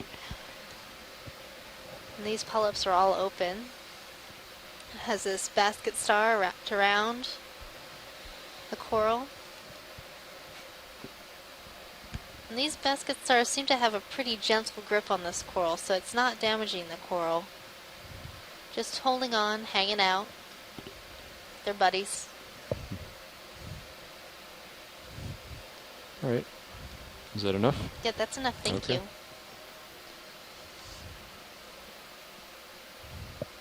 What did you say, Roland? What else did you see? I saw a cracked rock at the bottom of the screen. Megan, that one right behind it is a bamboo coral, I think, and I don't remember noticing the Acanella weberi before, but I think that's what that could be, because there's a little small one next to it, and then there's a healthy colony and that's we still have the right above it. I'm sorry, I can't hear you, Megan. Maybe you remember whether or not you'd already documented that species here earlier today. What were you saying?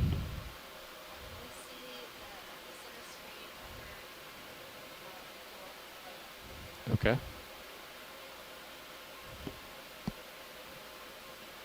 Pat, we only have 2 bios and 2 geos.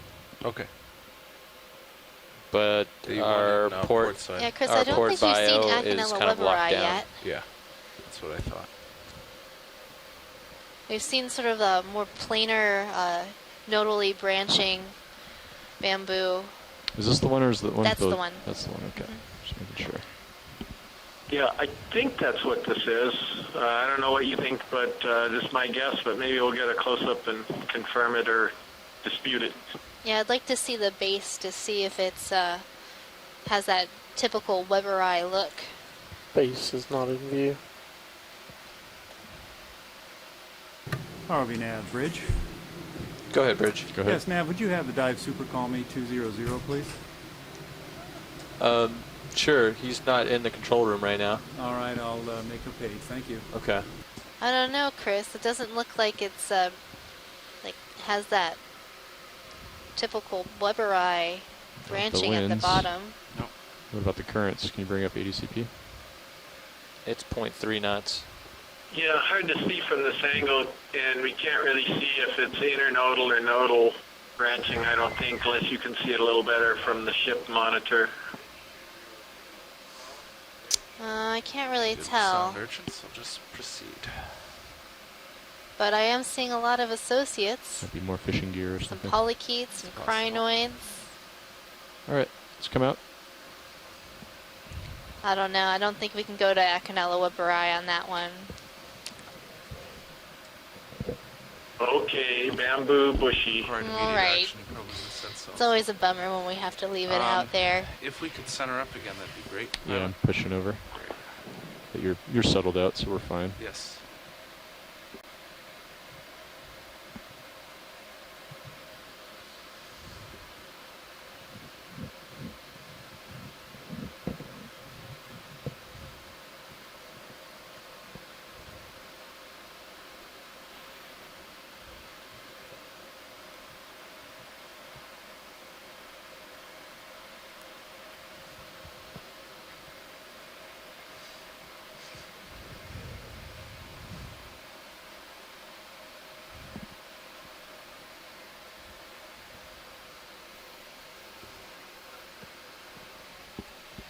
A few minutes ago, I thought the slope was maybe over at 020, but oh, it looks like I'm kind of right up it.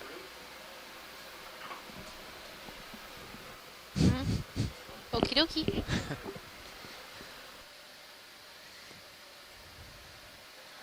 Those little Caliphacus look like little balloons bobbing in the current. Yeah, is that a 2-header? It is. Yeah.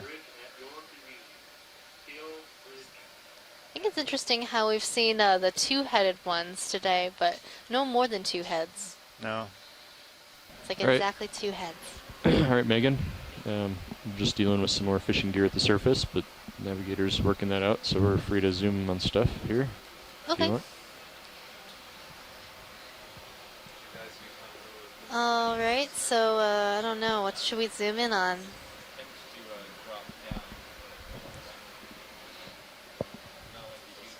So we know that all of these corals around here are Chrysogorgia, and they almost always have the same squat lobster. I see the same squat lobster in almost every single one. That could be a Narella over there. I don't know if we really confirmed that one to the right. Pilot, can we look at that white colony on the right side? Sure. Well, we only have 15 more minutes of bottom time, and then we can go whatever direction we need to. That is correct. In fact, why don't you... 20 minutes of bottom time. Can you 23. call Oh, it's 23. Yeah. Okay. Closer to 25 minutes. Okay.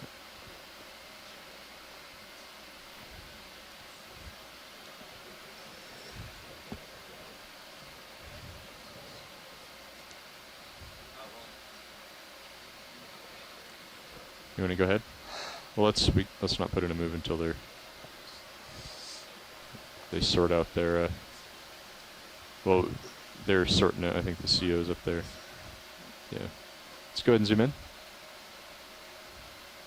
The co-pilot, the move that we would probably do would move us along with the current, along with the fishing tackle. So what we're looking for here are the body scales on this primnoid coral. We're trying to see if there are 3 of them, and that would put this coral in the genus Norella.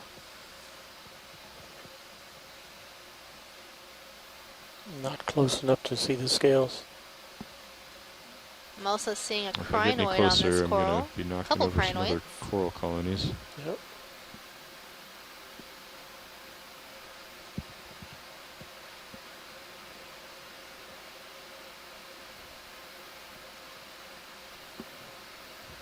Okay, let's come out. Pilot, can we also see that spiraling coral just to the right with the shrimp on it? Sure.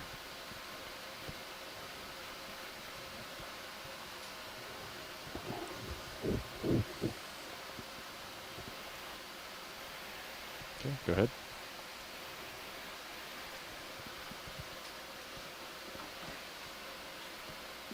It's a very purple shrimp. That is a very purple shrimp. Parasitize? It has some really interesting arms. Its front helipeds are really interesting. Does anybody have any idea what this shrimp might be? I'm trying rolling. It looks like it has this is eggs. Tom. I mean, it could be come out a a little bit. Alpheus or something because it has, it has the major claw developed Give you a little more tether. like an Alpheus. Okay, go ahead.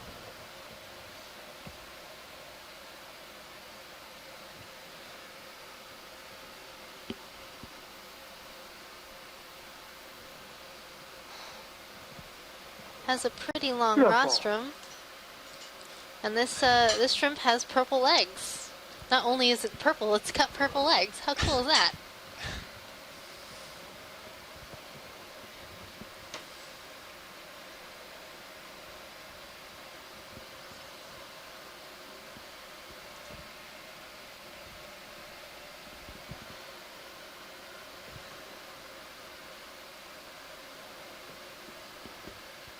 So Les is saying in the chat that it's Bathypalamonella.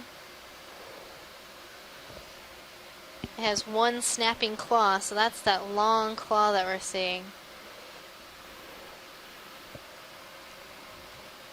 It's very purple.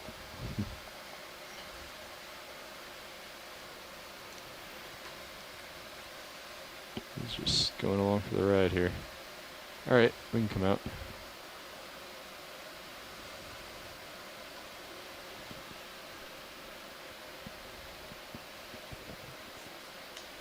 I don't know, I was wondering that. It seemed like it was really waving around in the current. Wondering if those shrimps ever get seasick. I don't know, I think I might get a little woozy if I was flailing around in the current like that. Bridge, RV nav. Go ahead, RV nav. Do we have any update on the fishing gear? The fishing gear is about dead ahead of us.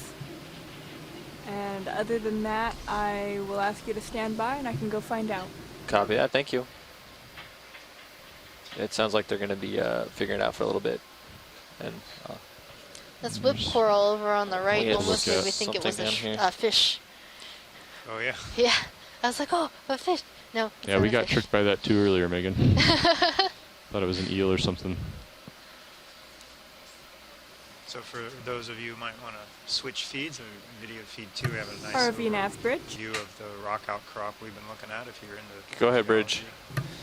Regarding the fishing gear, we are good for now. We are just keeping an eye on it, making sure it doesn't get any closer. Copy that. Is Dive Soup still up there as well? Yes.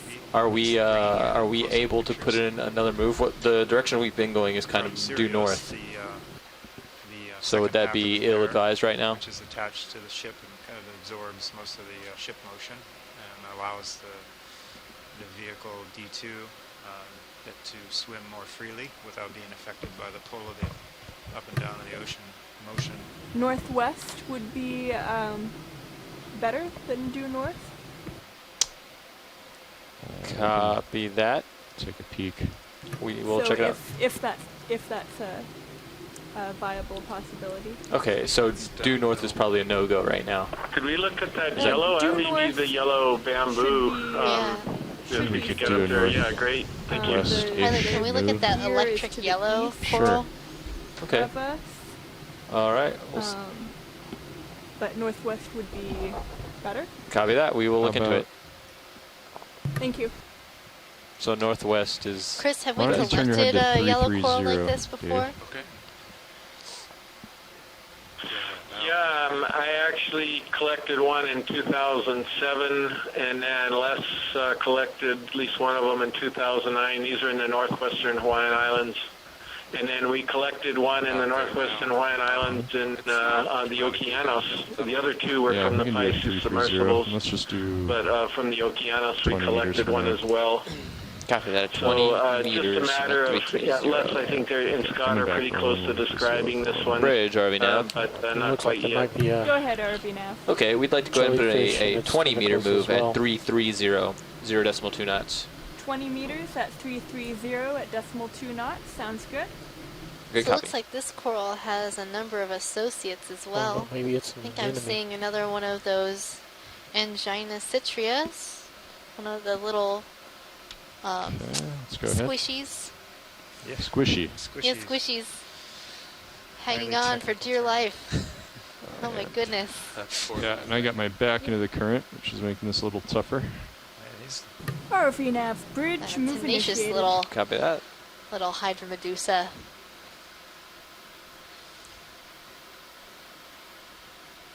Yeah, he's holding See, on. it's anchored itself with two of its tentacles, and I guess that must be some sort of mouth part. Scott, are you seeing this? We just point out that the current is so strong that the jelly is inside out. He's inside it's out. holding with both tentacles and mouth. Oh my goodness. Let's come out a little bit. I think we scared him. I won't be able to hold this for too long. Inside out. That's a Nakamedusa, which recently belonged to the genus Agina, which we moved to a new genus, Aginona, earlier this year, and it looks to be feeding on the Gorgonian. I've only ever actually seen this animal in situ 3 times, including the 2 times you've seen it on this dive, but it looks like they're feeding on the polyps of Gorgonians as they're going around in the bentopelagic zone. Wow. Thanks, Dragon.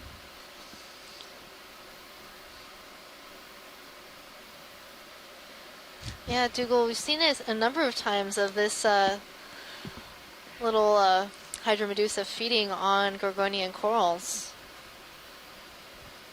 So we saw it on a number of different corals today, bamboo coral and also a chrysogorgic I was coral. straining to get a single frame focus, but I never got it. That's okay. That's a strong current. Have you seen this on other dives as well, or just today? We have seen it on other dives. We tried to collect one. Our lasers on, we should laser couple that. dives in. ago. Yeah, we saw these first in 2015. Very cool. What I didn't know is that you guys said put it in a new genus update, because we've 15 got it minutes left listed in in the dive. animal guide as Agina, 5 and I did not realize that it's been moved into the Aginona, so that's really valuable to know. Looks like we'll be making another correction to the guide. It's only been in that genus for a couple of months, so don't worry. Thank you. Great, thanks. It would be really nice when we see them. The defining character is the tentacle bulb Video switching inside out. that All right, thanks, gelatinous Roland. bell. So if you can zoom right into where the bases of the tentacles enter the bell, the see if the tentacle roots are going up or down. That would be really useful.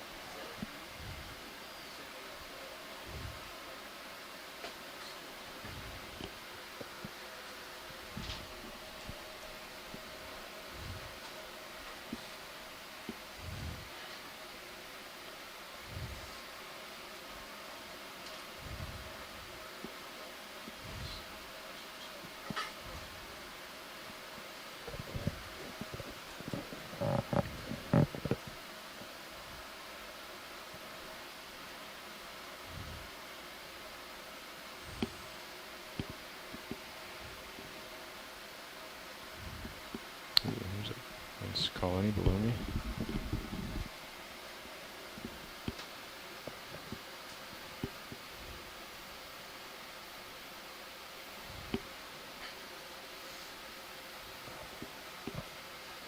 Now we're getting a nice view of Iridogorgia, our spiraling coral.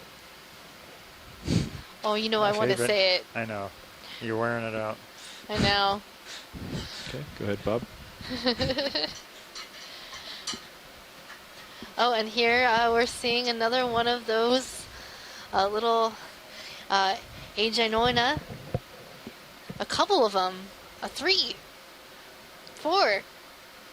They're all hanging on for dear life and feeding upon the polyps of this Iridogorgia. Oh, 5. Oh my goodness. Yeah. I don't think I've seen this many of them. What would be really cool here is there are some Narcomedusa species, the young of which parasitize other jellyfish. They normally don't have a polyp stage. But, oh no! Okay. Does anyone want that sample besides me? They parasitize a jellyfish, and it may be that this particular Medusa species parasitizes the bamboo coral when it's in its larval or polyp stage, and then the adults grow out while eating the polyps from that coral. ROV nav, Bridge. Go ahead, Bridge. Move is complete. Yeah, so I don't think we have enough bottom time left to do a collection. Did you call watch leads? What was that, watch leads? Oh, Dougal wanted to collect those little things. Jellyfish. Yeah, crazy jellyfish. How do you feel, Pilot? We can sacrifice midwater survey time to get that, no problem. Okay, he says it's no problem if we take out of midwater survey time. Oh, wow. Wow. Okay. So it must be a very important collection. I'm going to turn to port to follow you. Yeah, that sounds good. I've got like an exclamation point here, so I think we might want to try to collect those. Starboard outer is going to be your Starboard goal. outer is the only good option for See if we can find any on the Our end. pilots like to hug the bottom anyway. It's a little more familiar. Now maybe you can than the move great us that way a midwater. little bit. You're still going to have swing in this current direction. Do you want? Or we could move the ship back. Yeah, we can always move it directly back. and west, I think, would be good. You give us maybe 10 or 15 meters at 225. That would put me. So if we do successfully gather back and these jellies, west, what's so the best way to preserve south? them? Southwest. So this would be directly back. You could get like the largest animal. Right. Actually, so you could this would be take a back. snip of the tentacle of each of the animals and put that half a tentacle This or is full back. tentacle would be fine. into Okay. ethanol and 10 pop it meters. in the freezer. Sure, 10, 15. And put the rest of the animal, including the bit of gorgonian that it's on, in formalin, 5% formalin. Bridge, RV And nav. so we can correlate which sequence Go goes ahead, with RV which nav. individual. Hey, and we that would be like to put in a perfect. ship move. Please let me know how this looks with the current tackle situation. 10 meters at 1800, 0.2 knots. Stand by. I will check.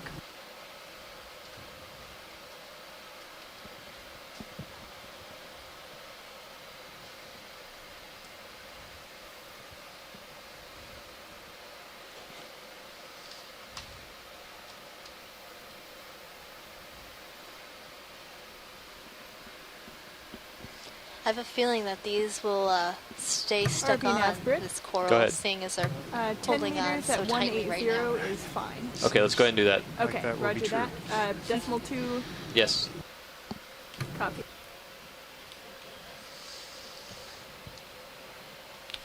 They don't normally occur in swarms.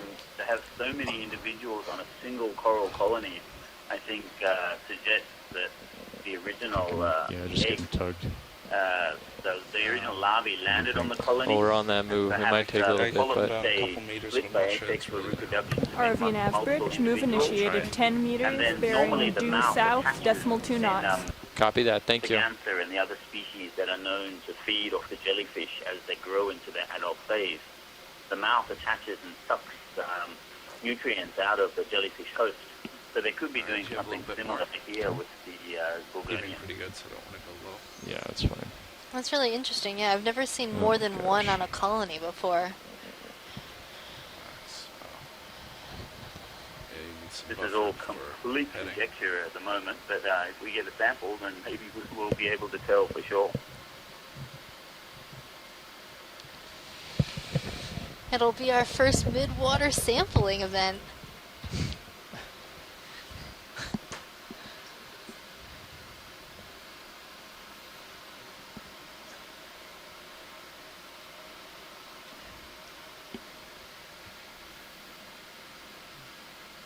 We might be able to grab a couple branches that have a number of these on them. Go ahead. So get more than one would be and nice. Autohead as well. Just making sure I didn't do depth by mistake.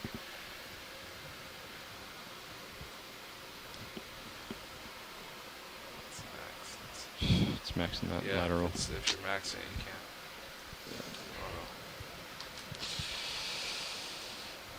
All right, still trying to get set up here. There's just a lot of current. Can you come further to starboard and get it in your face? Or will you not be able to? I think I'll be looking down at. Oh, see how there's that rock? Right. Yeah, that's the other option.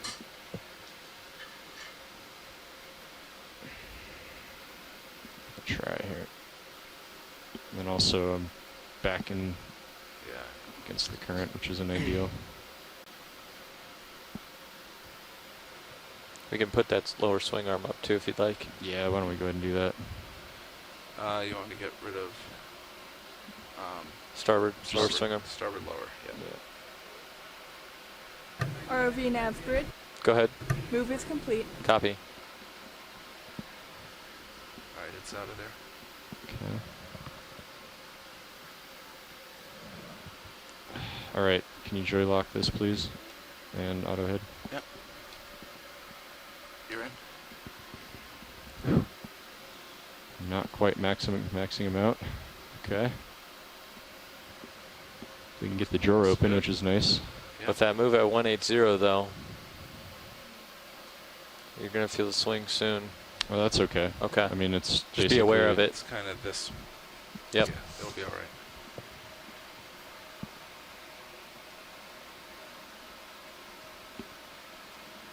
All right, well, try it. Could you zoom in nice and close on as many animals Let's zoom in a little bit, of the video. jellies as you can, so you get some figures for publication? Please. We block the current from hitting the coral. Yeah. Yeah, come out a little bit. We're trying to get those little creatures hanging on there. I think I can get that one. Yeah, you might be able to grab a number of these branches. It looks like almost everyone has a couple on it. Yeah. Yeah, I think we can try this. All right, hydraulics are up. You can do it. I'll give you, believe in you. You don't have enough flow. What's that? You're I said good I believe in you. You have the power. Okay. Let's come out a little bit, video. I have Do you need the book? Starboard Yes, drawer please. prep for you. It's going to be starboard outer, right? Now. It is going to be starboard outer. Okay. Okay. The nice thing is we don't have to come up for this one. Yep.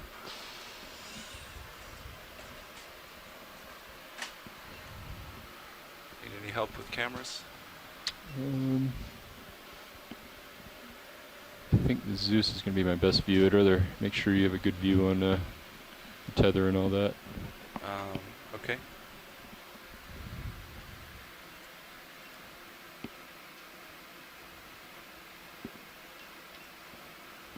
Okay, hydraulics coming on. And Nav or both of you, if you could keep an eye on the thrusters, and if you see one fault, let me know right away. Okay. I don't think it will, but Yeah, you're actually pretty stable, it looks like, but I have them open. thanks. I'm comfortable giving you my monitor if you want that. I have enough views.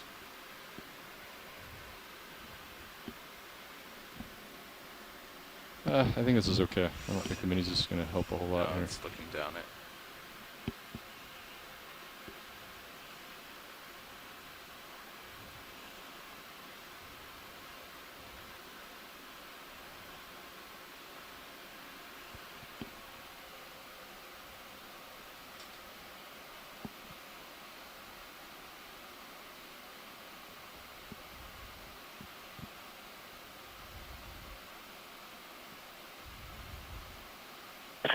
Could I make a suggestion?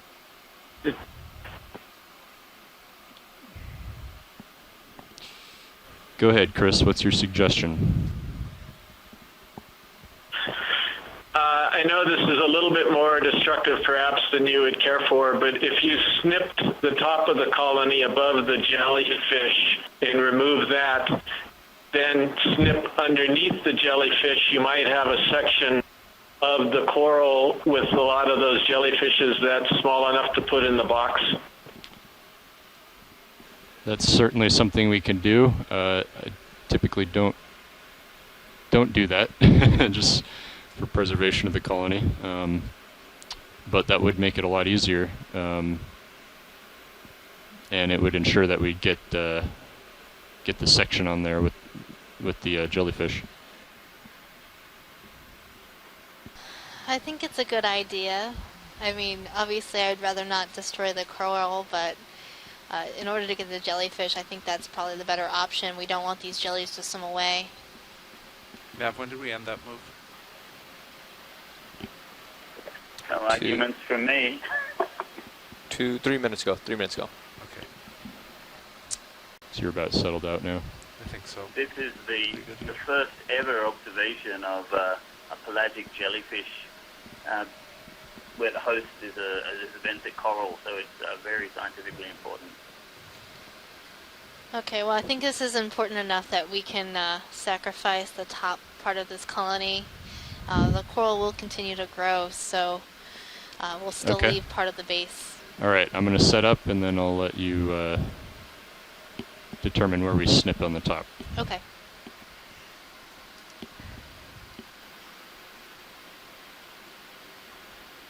Let's come out a little bit, video.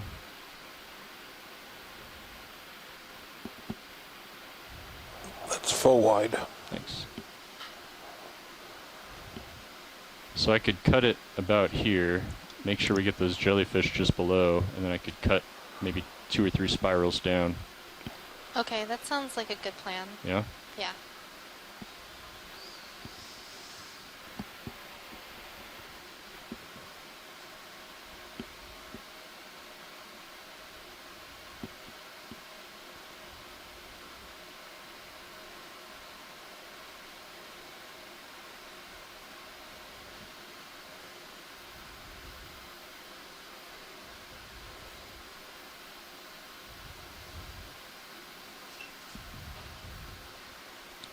It's actually an eddy behind the vehicle. Going the wrong way. Ever seen that shot before? I do now. That's not ideal, is it?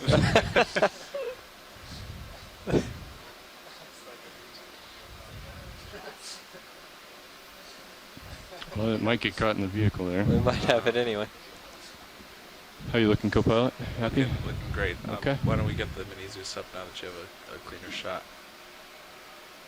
I can see it from here. It's fine. I'd much rather you keep an eye on that tether.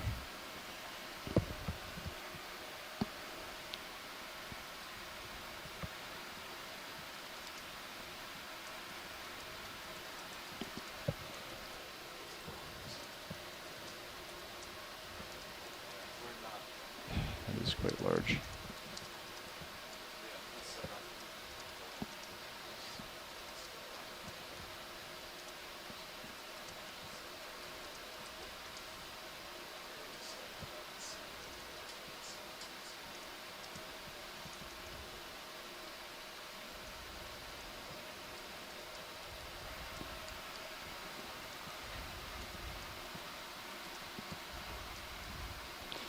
Given that they were holding on in that current, I'm not too concerned with them flying off right now. Yeah, that's what we were thinking. How are we looking, co-pilot? We're looking good. Are you ready for a drawer? Yeah. Okay.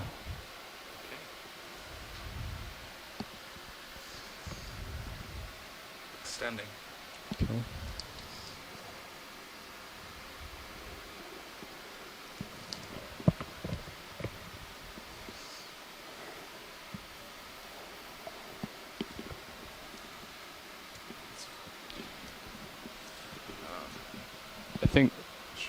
I think you, I'm gonna try again. There we go. No. Oh. Is it chill?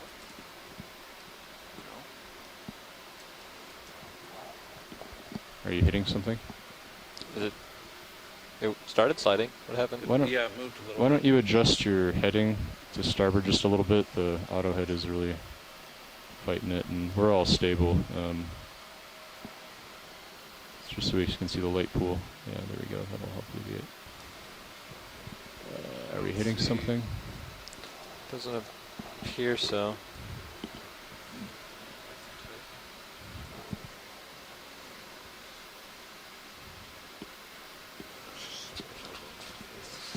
We're seeing what is that? That's a squat lobster. Oh, bailing. Yep, swimming backwards. RPM. I'm gonna try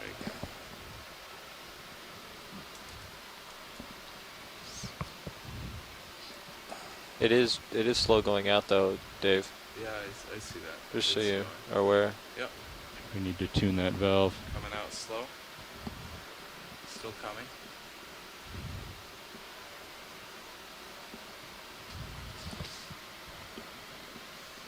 Still coming out.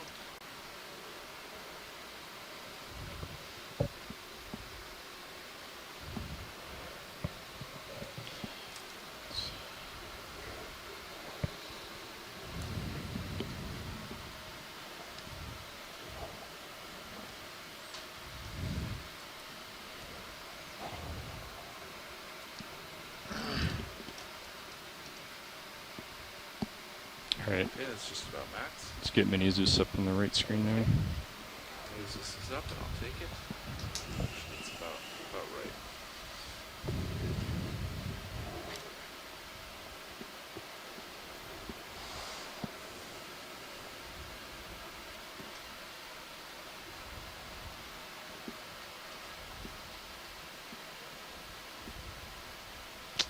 That is still quite large coral, isn't it?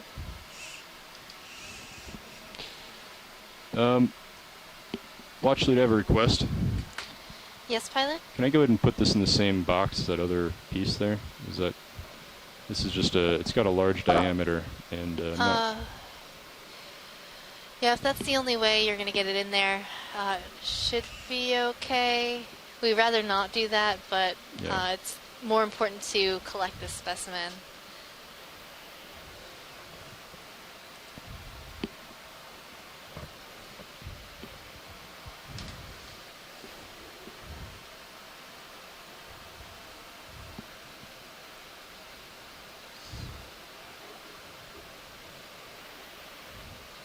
Yeah.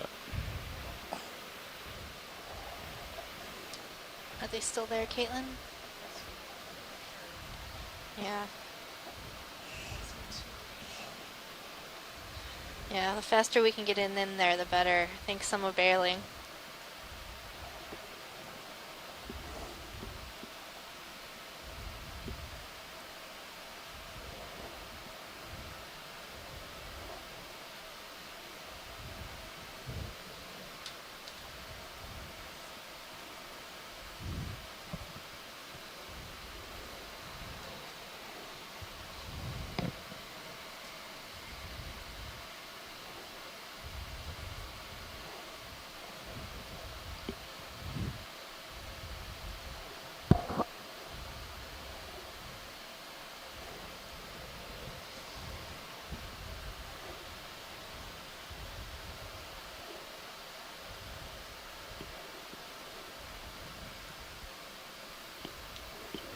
push it in more, or should I just retract as soon as you're clear?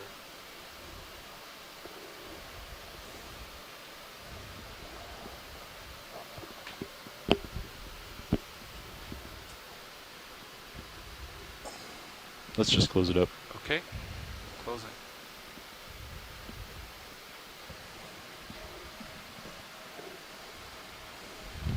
First secure.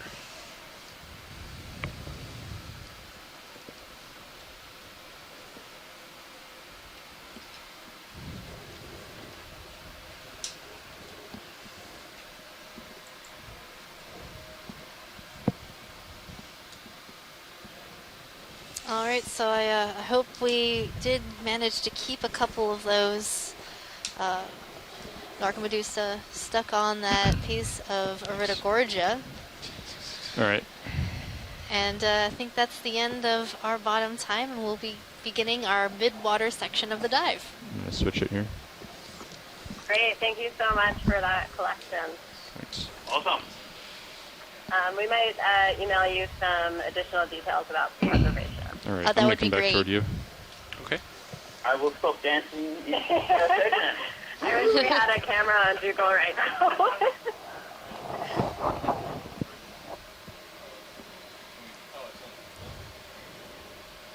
You're coming into view now. Okay.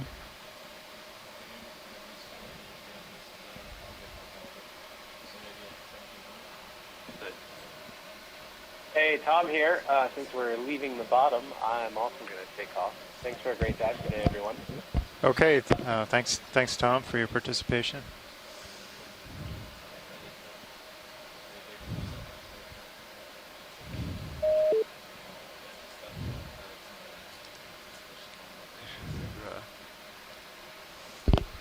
A lot of current. Oh, there is. Well, that was really exciting.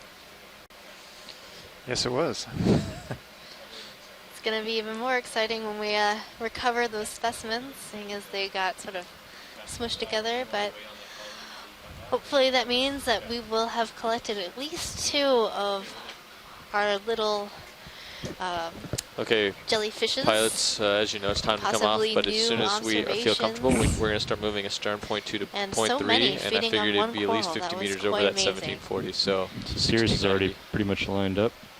And a great lead into our mid-water section of the dive yes, today. So I we am. are leaving Okay. bottom So now, you have headed most up of the turn. Let's get the swing arms to in. 800 meters to do our first survey transect.